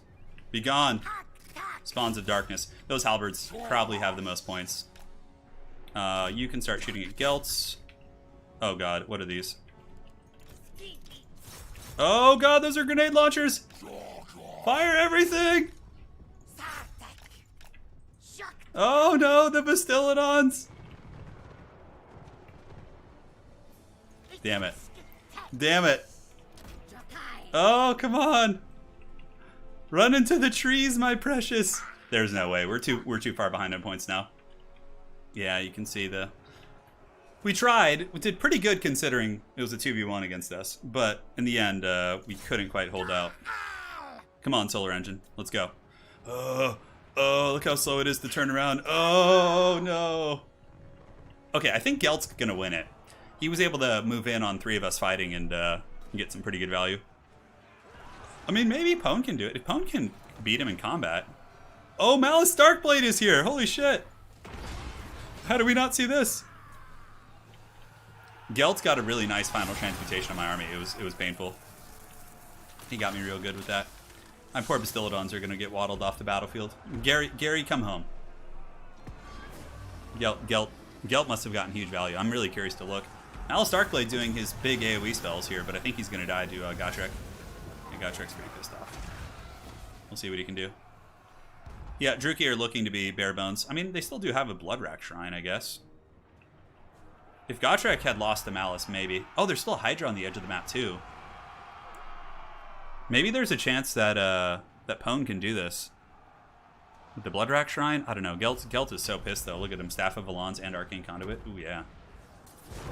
I think he's... Ooh, Gelt just took overcast damage. Nice final transmutation here on the War Hydra, though. Is it overcasted? Yeah, it is. Nice. Yeah, no, Wei's got this. He has Outriders and Grenade Launchers. There's no way the Dark Elves can deal with that, I don't think. Ooh, nice breath attack, though. That was pretty sexy. Maybe if the Bloodrack Shrine can kill Gotrek? Maybe? I don't know. No, there's still Halberds back here. Gelt is still more or less healthy.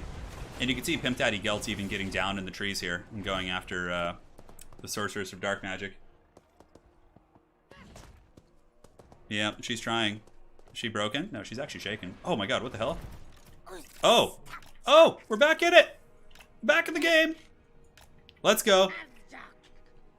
Oh, Gary. Gary. Oh my god, the trees are the scourge of me this game. Alright, rip a couple shots at least before you go. Are we obstructed or something? I mean, it's flat ground, more or less. Fire everything! Gary, no! How can you not shoot? They're right in front of you. Alright, that Gary gets a demotion.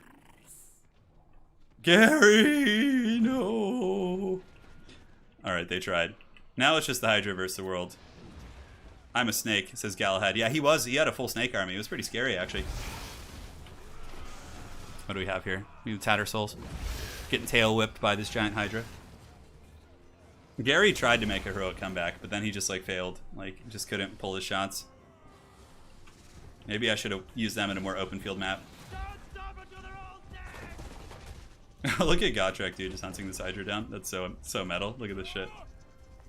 Brian Blessed up in this hoe. Yeah, the trees own me this game. Also, yeah, Gary loves friendly firing.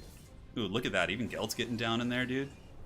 Is he casting a Final Transmutation or a Searing Doom or something? I think he was trying to time it for the Hydra. GG, well played. That's the FFA battle. So we're gonna do one more. Let's see. Nakai got 1800. That's not bad. Croak got 1200. Solar Engines did okay. Nothing special. It was pretty hard getting swarmed like that. Galahad's army was really cool. He brought a Snake Lady army. Look at that, 1900. And the Snake Knights did okay. Gelt, though, 3,700 on Gelt. Holy shit. Look at those bad boys. Damn, son. 2,900 on him. Mortars paid for themselves. Black Lions paid for themselves. Yeah, the Empire was able to really sweep up on us. Because this army is relatively weak against getting rushed, but if it's able to counterplay like that, oh, Wei did a great job with Gelt. Holy shit. And yeah, Malice only 115? Dude, Malice got whooped on, dude. Damn, son. How did Malice get pimp slapped so hard? Jeez. Alright, so I gotta rehost real quick. Oh, Rod, I saw you join Red Falcon, but I promised the players who didn't get to play in the King of the Hill due to time constraints, me trying to cut the stream short, we get a chance to play here, so, one sec. Don't worry, I'll get you in another one, Mr. Falcon.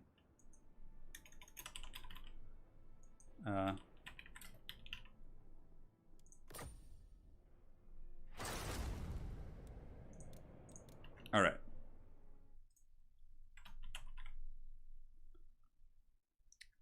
Ben.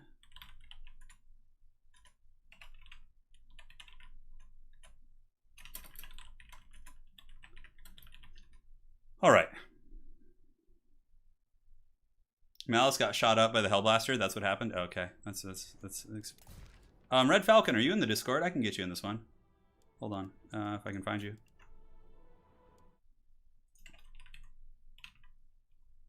I'm seeing you in the Discord.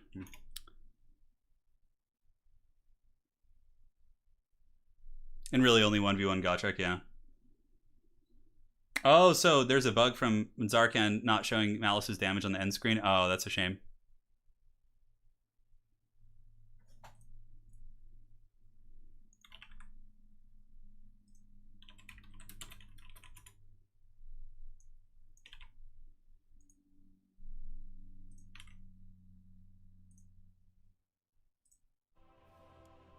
All right. Hey, it's not over yet, guys. We got one more FFA. If you're still sticking around for some more memes. Looking for you, Red Falcon.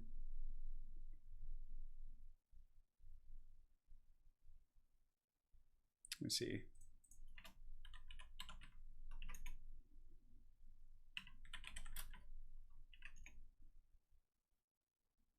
Yeah, so I guess it didn't show the damage, which is unfortunate. All right, so we need one more here.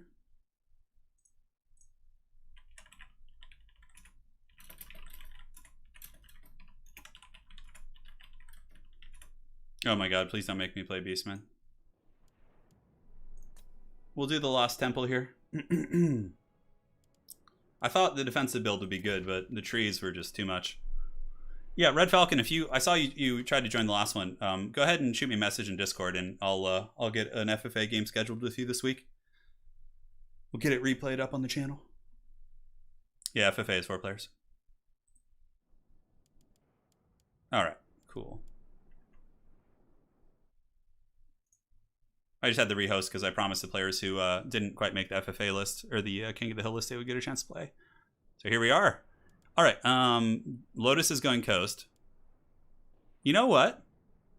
Let's go High Elves.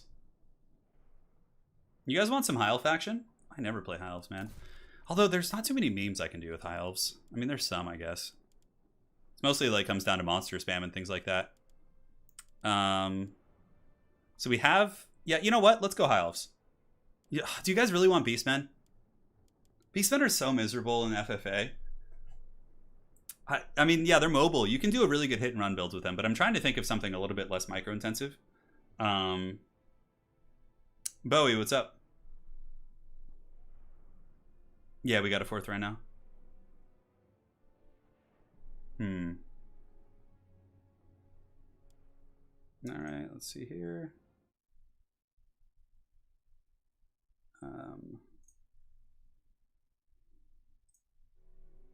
Bring all the Shadow Walkers. Oh yeah, I could do that too, couldn't I? White Lion memes? Yeah, we could do Narnia for sure. I mean, what are we facing? Coast Tomb Kings. Yeah, we'll do this. It would be really funny to actually bring the campaign only units. Well, let's go regular High Elves.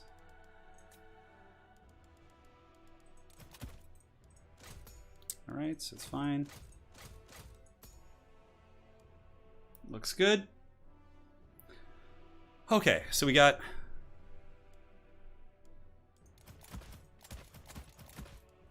That should be good.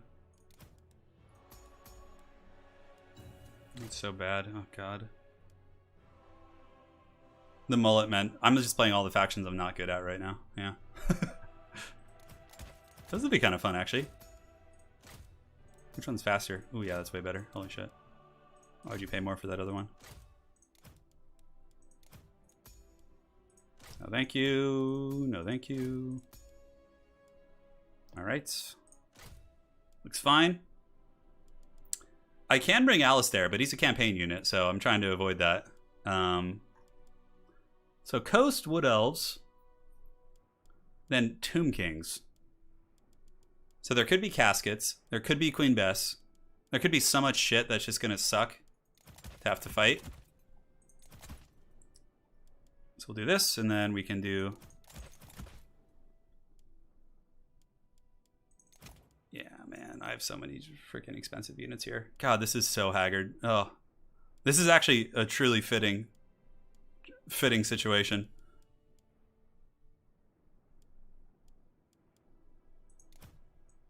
You know, screw that. We don't need skirmish cav. Let's just go in with the old fashioned. Ready. All right, let's do it.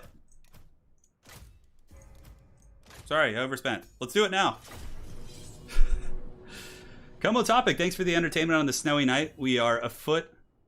We are at a foot, and the next few hours is going to pick up heavier. Dude, you are in Norska. Is Poland in Norska right now?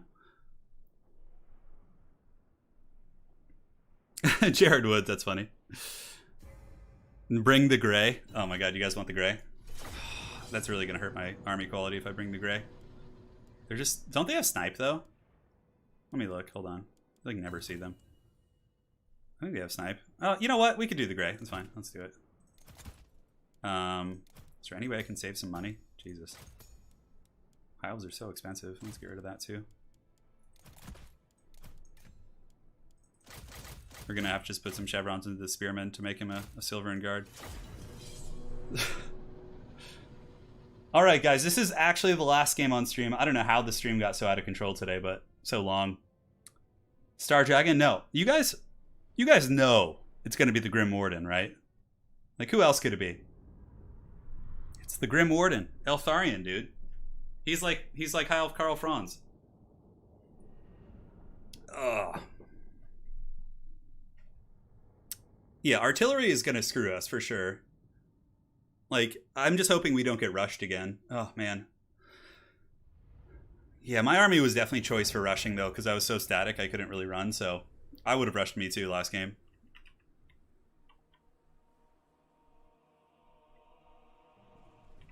So we got Eltharion the Grim.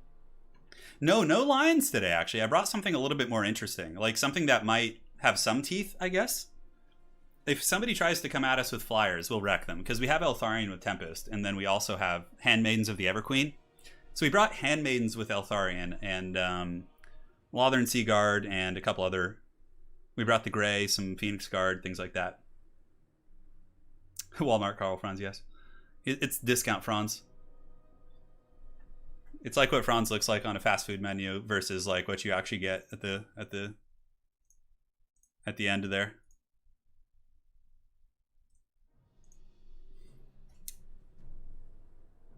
Got some 2012 K2 Hellbent if y'all are... What is that? I don't even know what that is. Yeah. Eltharion is such a boss as a character. I know, it sucks. He's so cool in lore. Eltharion the slim chances of winning. Yeah, we'll see. Yeah, Jacket's icon, it really is. My build wouldn't be terrible again. I mean, Vampire Coast. Okay, so we got purple is Ben the Barman. We got Lotus Moon's Coast is on the other side. Dactyr is over there. So Lothern Seaguard should be pretty resilient against many of these factions. We also brought the shielded variant just to make sure we could really do our business here. It will be done. Loyal. Just got to watch out for Bessie. We got some Phoenix Guard in case it gets to a grind. And then we can have some Spearmen in front there as well. And what's cool is we have the Handmaiden, so like we can go and kind of farm points elsewhere. Did I turn off the screen blocker? You're welcome, man. Alright, yeah, double Handmaiden. So these guys are interesting. They're like these mobile kind of sniper units here. And then we have the Grey, because you guys had to have the Grey, so it's here. Who would Vanguard? Wood Elves could Vanguard me, and that would be a big problem. Yeah, if we get like a mass Wood Elf Dryad Vanguard, I think I'm just dead. Because my build is not... I mean, I have Silver and Guard, I guess? I don't know. We have no heavy cavalry to punish them with. It would be kind of ugly, to be honest. Alright, so let's ready this bad boy up. The Grey is here, and they're waiting. The Grey has snipe, which is cool, so people can't discover them. What are people saying? Dactyr says down with the patriarchy, which means he probably has... I can't tell you how much of a breath of fresh air it is to not have a Vanguard on me. Oh. Alright, so what do we got? Tomb King's here with catapults. Nope, no thank you. Don't feel like fighting catapults. So let's move. Catapults suck against... I mean, are really good against my build. So I don't want any of that. He's got to be careful, though. If he comes over here and gets caught in a Tempest, his sisters could just die, like, instantly. Alright, so let's see what he's made of here.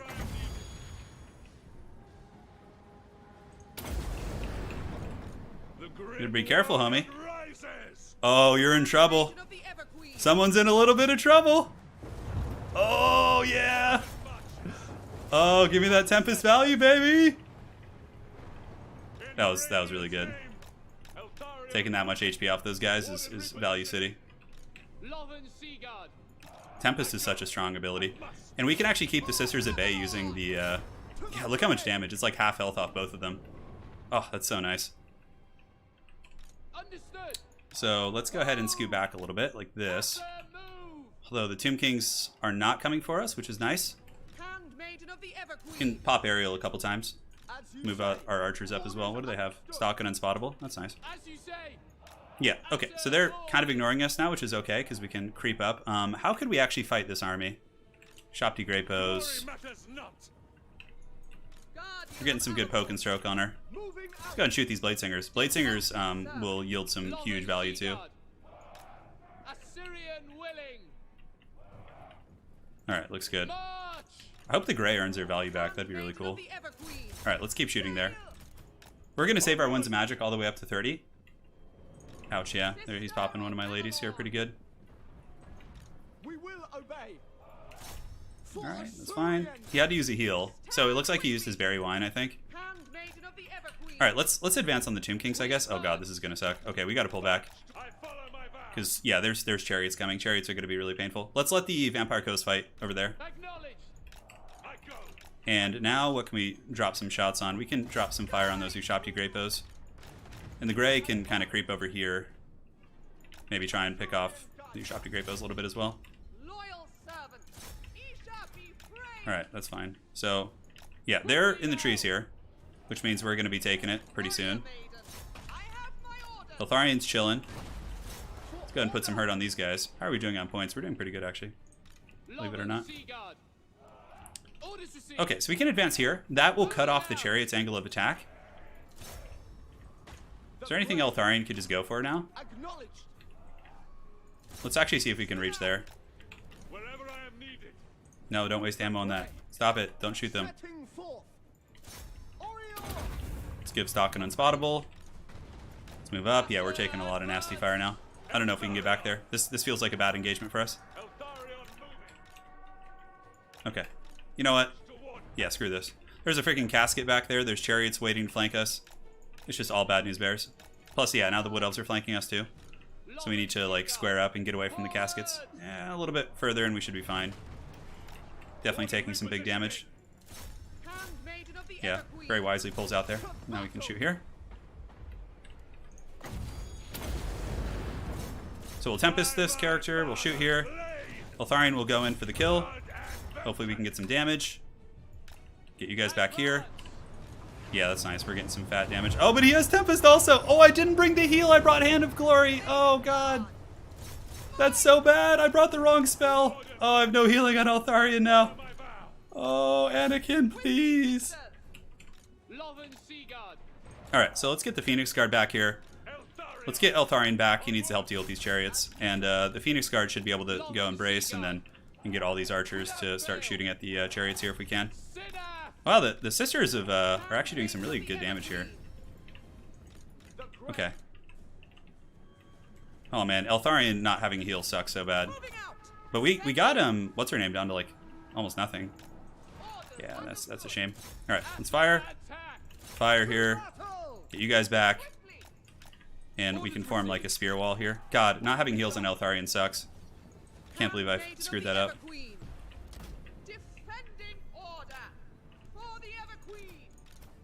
Alright, it's fine. We're in a bit of a defensive box here. It looks like, what is that, a Flock of Doom or something? Or DJ Kotep's business? I don't really know.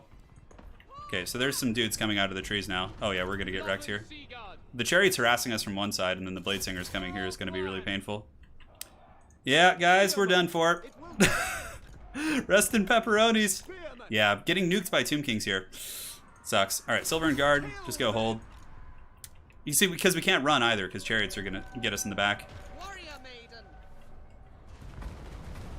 Oh, we're just getting nuked by catapults and shit everywhere. Alright, let's get our blade ladies out at least. While this army gets massacred, we can attempt to hold. We have a couple archers still shooting, which is good. Alright. Oh, don't break off the battlefield. Come on, you're still kind of healthy. Can shoot some more dancers. You know, our Phoenix Guard are holding okay, actually, believe it or not. What is Vampire Coast doing? I don't even know what they're doing. I think they're just waddling here. Okay, we were actually fighting back reasonably well, considering. We definitely should probably hide these guys. Although, if we're too close to the edge of the map, we could just break. Yeah, damn, the catapults blasting my archer sucks. Yeah, and then we have freaking chariots coming in to pick off our routing units. Silver and Guard are actually holding pretty well against these Blade Singers. I'm really surprised. Phoenix Guard are holding as well. Tomb Kings are here now. Let's see here. Poor Eltharion, he tried his hardest, the little guy. Alright, so let's get these archers back. They can start shooting these Blade Singers. Phoenix Guard are doing really well. They must have gotten some good value. Only 200 so far. Not the worst thing in the world. Blade Singers will get us some good points. Alright, let's pull you back. Spearmen can fight the stag people. And we can pull back into the trees with these guys now.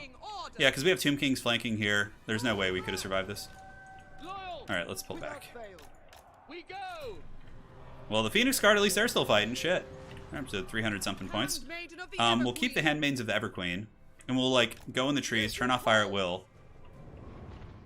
And I think we are in some big, big trouble.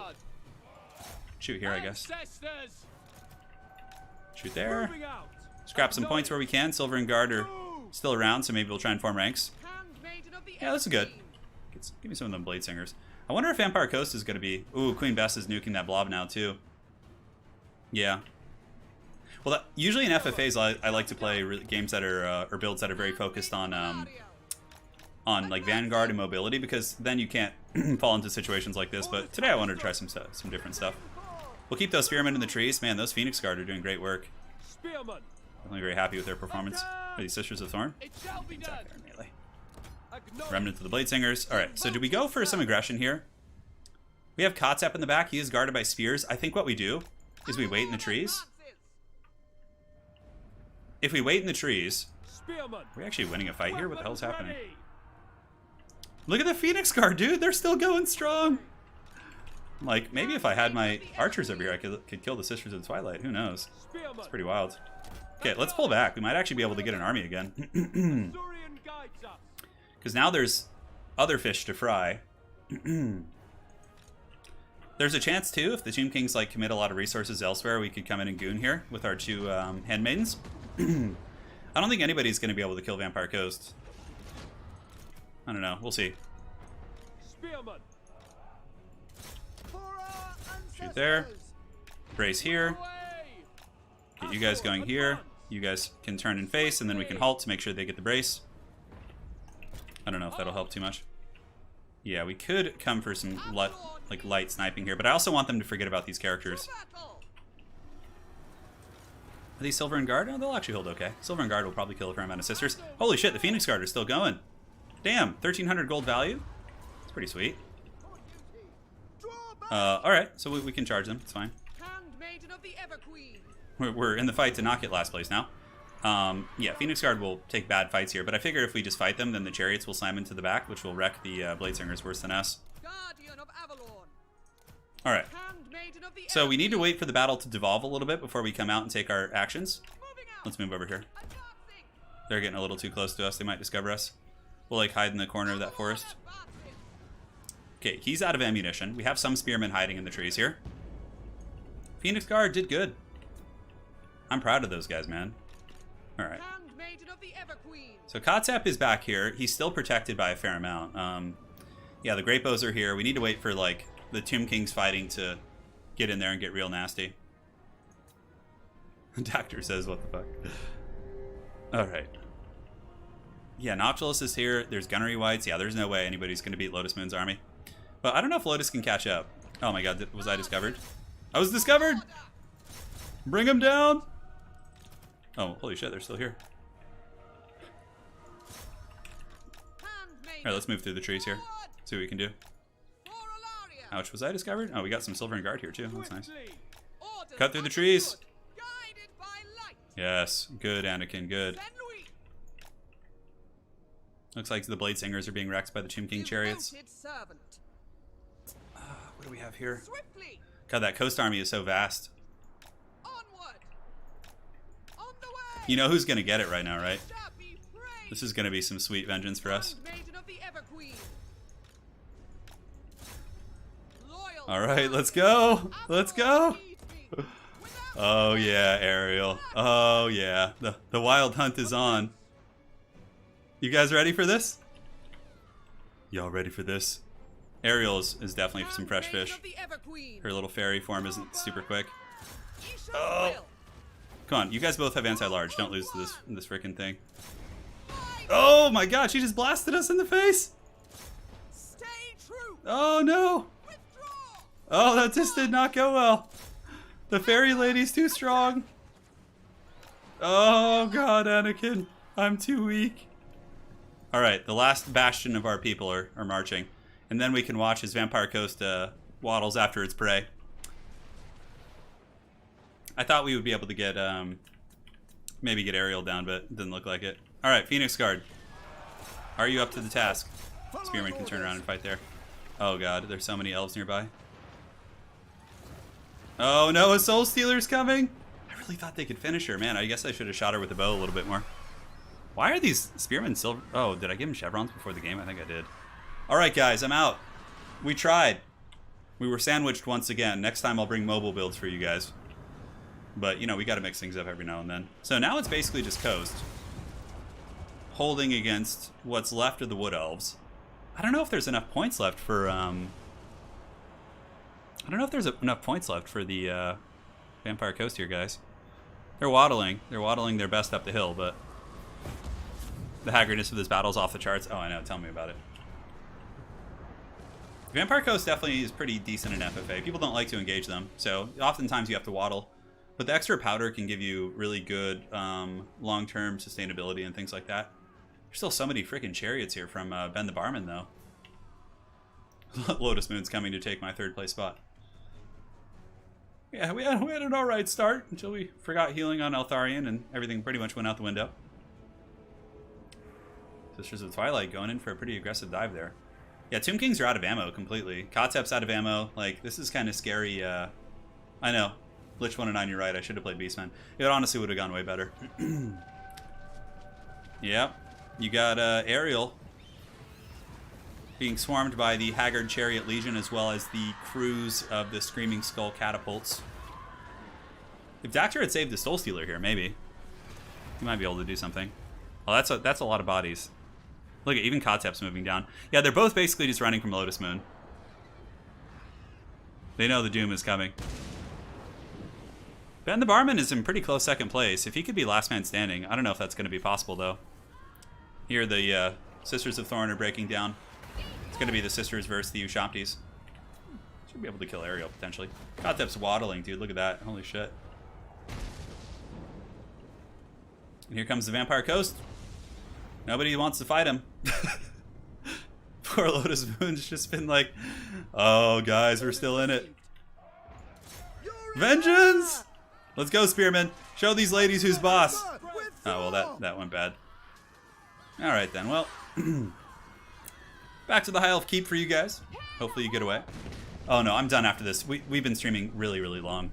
Over 4 hours. But you know, it's been worth every second. I've been having a blast with you guys. Wow, Ariel's still going. Holy shit. Kotep is on the run now. The Tomb Kings are in Exodus here, trying to get their chariots to find a weak point in the army. I know, they came back and they made a valiant last stand. Alright. Sisters of Twilight. These ladies, talk about value, man. Dactyr has been such a terror with this character. Look at that, 3,900 value. This is going to be really fun to see who got the most value. Kotep, 2,400. All right, not bad.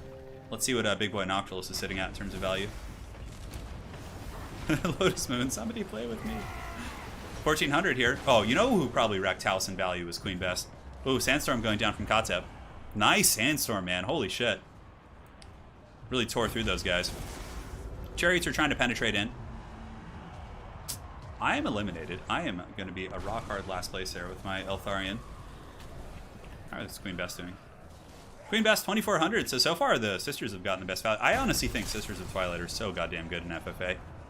If they had a way of getting extra ammo, they would just be like unstoppable, man. All right, so over here we got Ariel's last stand being bombarded by Queen Best in the process. She's at 800 with Apotheosis topping her off once again. Sisters of Twilight actually shaken. Looks like they're going to win that fight. There's no way anyone can catch Dactyr, though. I don't think. Yeah, Ben's not going to be the last man standing, that's for sure. He's making his stand, though, man. Lotus Moon is kind of the disposal unit coming in, cleaning us all up here in the late game. Kotep just rolled to his doom over there, yeah. It's pretty great. Ariel's really good.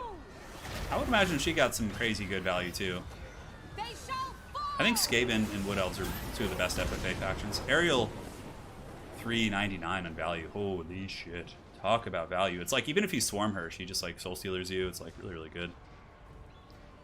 Sisters of Twilight battling, but it's an inexorable clock as the forces of Lotus advance forth with Count Noctilus, and another sandstorm whispers into the night one last time as the Vampire Coast prepares its final stand here. Here they come. The Sisters of Twilight and Ariel, man.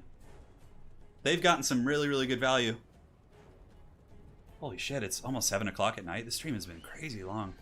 I would actually stream this long every day if I didn't have my stupid hand problem. I love streaming. It's my favorite part of doing YouTube. Alright, Sisters of Twilight here are, holy shit, 5,500 value. That's got to be a record. What can a woman do against such reckless hate? Well, oh my god, slow-mo Ariel getting punted in the sky by Noctilus. Pretty classic. Vampire Ghost is just like getting in there, dude. Oh my god, look at this shit. Oh, nice zombie summon. No, that did some fat damage. Holy shit, she's getting gadded down pretty good. Ariel is, you know, not the best against missile focus. She only has 30 armor, but I'd still be able to hold there, which is funny. Dude, Sisters of Twilight. God damn, dude. I think they're broken finally. Yeah, Wraithstorm coming down, pounds those birds on the head. And they're down for the count. Now the last of the Wood Elf people make their valiant stand. Here they are. Ariel with 200. It's going to finish her off, though. Or is she going to solo this entire Vampire Coast army? Kotep did great. He did really, really good. Kotep was a monster. Yeah, he's a beastie. Ariel is at 170 HP. Pegleg is coming in to finish the job. He's got his giant cannon aimed at Ariel's face. Here it comes. Shoots at her feet, misses. Classic Noctilus in melee. He's missing like 90% of his attacks. I guess he can't be good at everything, huh? Such a cool mount, though. I wish we saw Count Noctilus on his Colossus more often in competitive multiplayer. I felt like in the early days it was so good. What the hell is this? Is this a Winds of Death or something? What is this going to be? Is that a Winds of Death? Oh my god, it just tears through. That's so funny. Noctilus brought Winds of Death. I know, my score is in the trash can.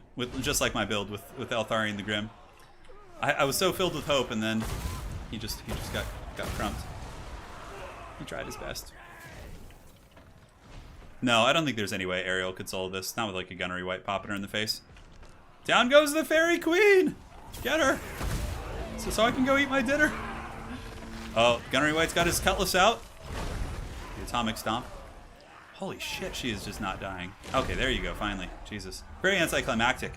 Well, guys, let's take a look at the value before we close out on today's stream. Because I know this is going to be very interesting. So for my piece of shit army, Eltharion at least got 1,400, and the two handmaidens did pretty good. 1,000 and 1,500 respectively. The rest of my army kind of just got pooped on. Yeah, the Shadow, of course. The Grey, just an absolute piece of shit unit as usual. 3,000 on Kotep. Okay, Kotep was the breadwinner for these guys, although 2,200. So Kotep for Ben.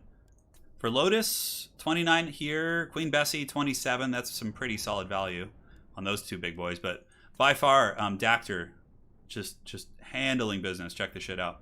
5,856. Holy shit. That is crazy. And then 3,200 here. 1,500 here. I mean, everything in his army almost paid for itself, more or less. Yeah, really, it's really mobile, right? So you can't get caught in a bad position. That's why Wood Elves are so good in FFA. All right, guys. That's going to be the stream for today. Thank you all for joining. Congratulations to The Way for his glorious run in today's King of the Hill. It feels like it was an eternity ago, but hot damn, man. Some very generous donations today, guys. The list goes on. Let me pull it up here. So we have a couple new members. I'd like to welcome Ivan Kalugin, Mike Emerio, and Kevin McLaughlin. Thank you guys for becoming new members today on the channel. Really helps me out quite a bit. And as far as donations go, we have them from Como Topic, Babel Triumphant, Richard Wirtz, MVP coming in with $350. Holy shit, man, that is very generous. Richard, a pleasure as always, man. Thank you so much. Biggie Schmalls, thank you for the $5 and the great joke. Connor Taylor, Merry Christmas, he says. And been watching for ages. Connor, thank you so much for the big 50 men. Cincinnati VA, we got him from Cold, Red Cars Go, Max Komal, Lich 109, Seize the Memes Production, Gallahan. I won't go on a rant about Game of Thrones. It did happen. Como Topic, Kevin McLaughlin, and Joe Leonard, Seize the Memes, Ivan, Eledron, Brandon Morrison, Beast from the East, and Eric Salvet. Also, guys, if you're not subscribed to the channel, make sure to bang that subscribe button. We're going to be doing all sorts of fun events coming up, and we got Faction Wars. We have a new, even bigger Faction War, which is going to be coming in January, which is going to feature every single legendary lord being represented in one giant tournament. So make sure to sub if you guys aren't, or else you're going to miss out on some of that fun stuff. All right, guys, that's it. Thank you all. Really appreciate all the support. Lotus Moon says, was trying to feed Queen Bess, but she was not in range of anything while it was alive. Yeah, that's what always happens to Vampire Coast, Lotus. But you played well, of course, and we're the last man standing. Dactyr, dude. Value trained Dactyr with the glorious Heralds of Ariel. It was crazy shit. All right, guys, that's it for today. Thank you. I'll see you guys on the other side. Stay safe in Nurgle's Plague, and yeah, hang out, enjoy your families, all that sort of good stuff. Cheers, my friends.